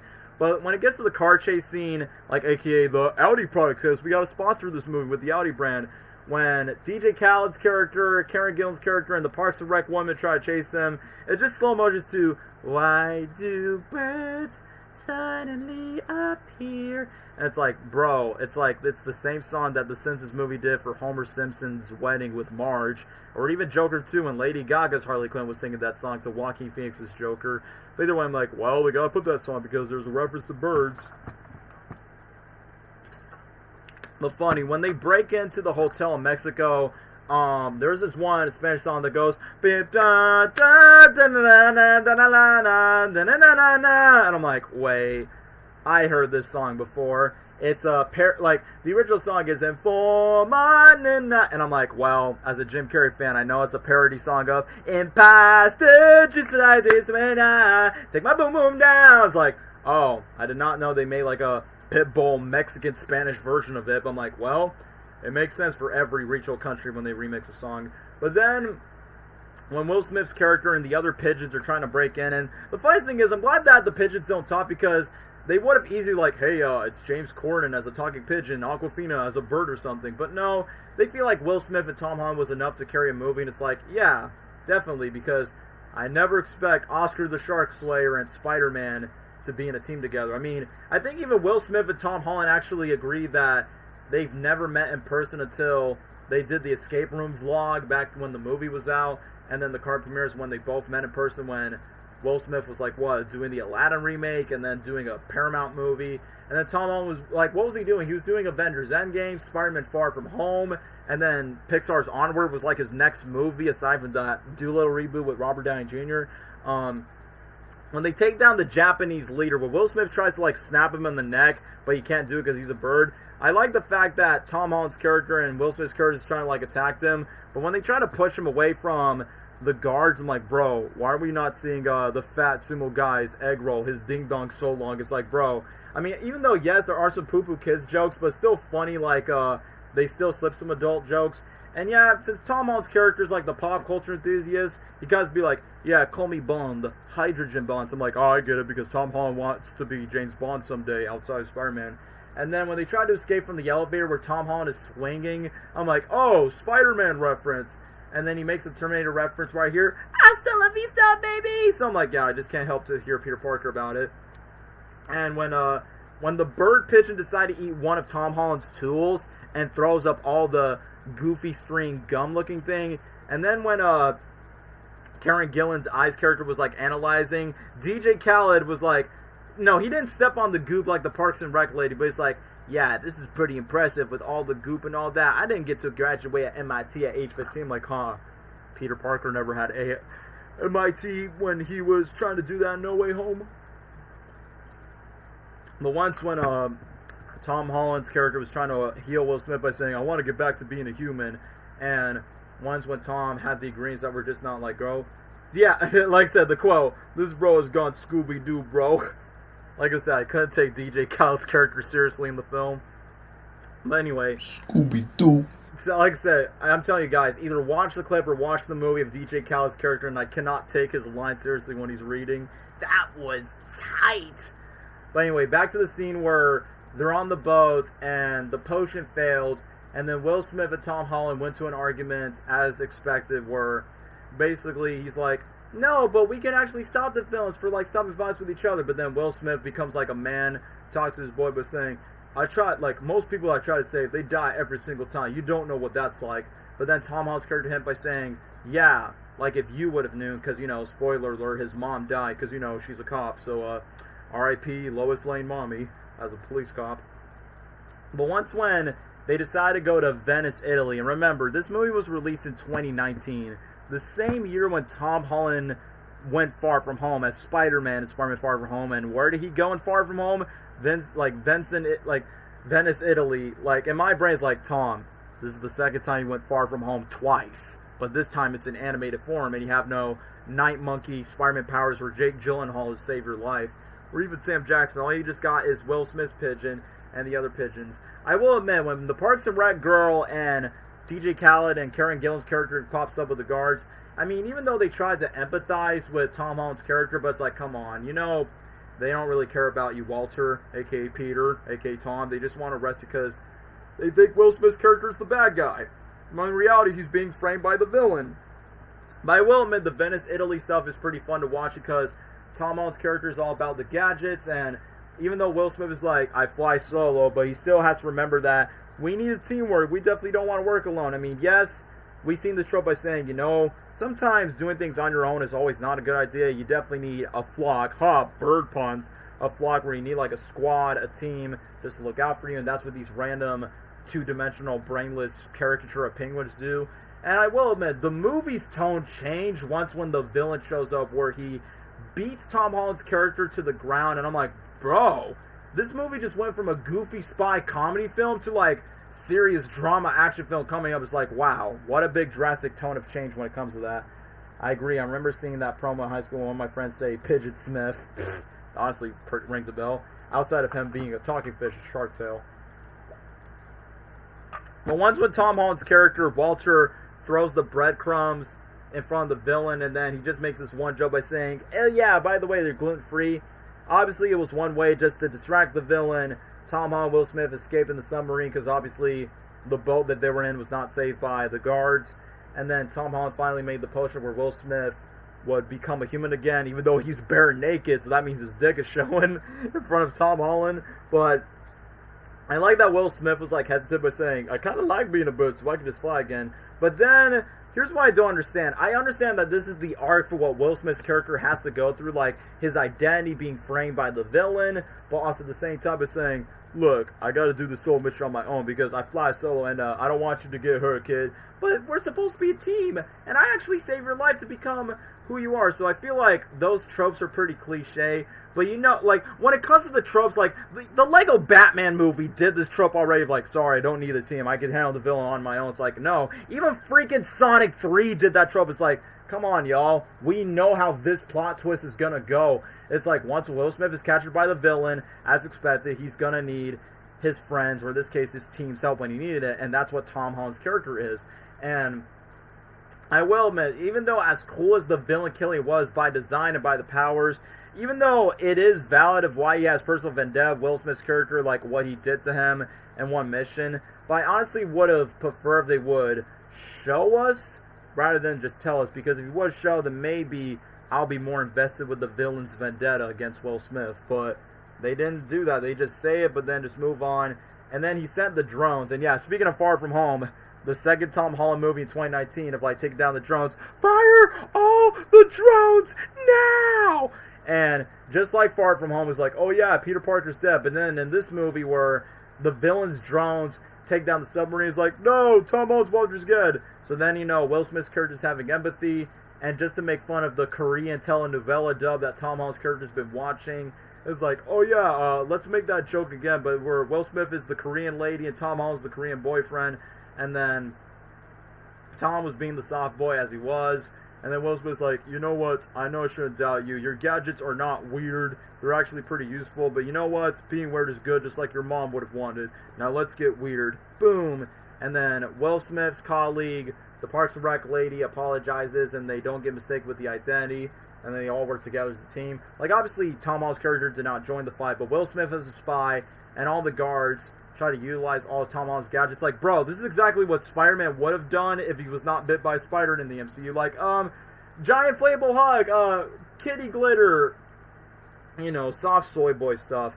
But then during the moments when the drones were trying to attack the Spy HQ, and like I said, pretty much it's kind of funny that a Blue Sky studio did the whole drones taking over the world more seriously than Spider-Man Far From Home, because you got the whole I'm in love with Spider-Man's ants with Far From Home. And I know I'm mentioning Spider-Man Far From Home a lot because, one, that movie came out the same year Tom Holland's in, and the final act is kind of the same, but, surprisingly they took the drone aspect of it more seriously.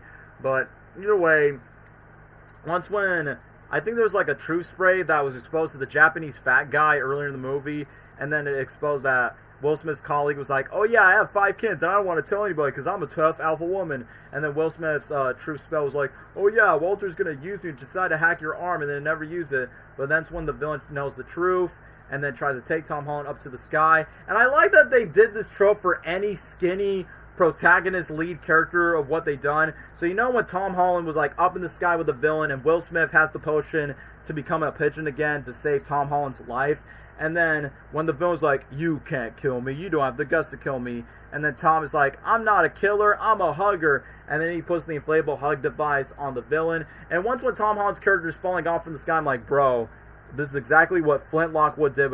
Just like Flint Lockwood. I mentioned this in the Sony Pictures live stream that the nerdy protagonist's failed experiments were like failures, but then those failed experiments becomes like greater successes down the line in the movie.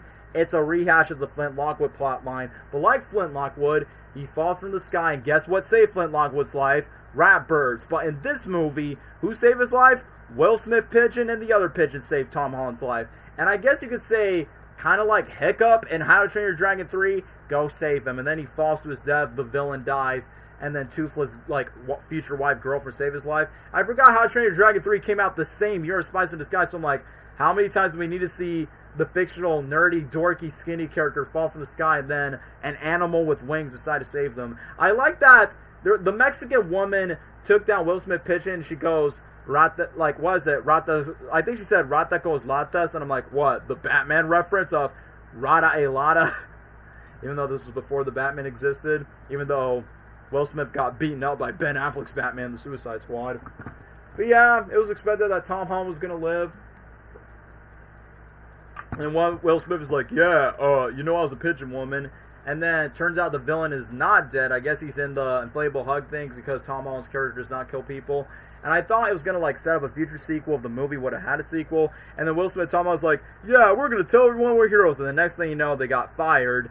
Kinda. But they went back to the Washington Monument. Spider-Man Homecoming reference? No.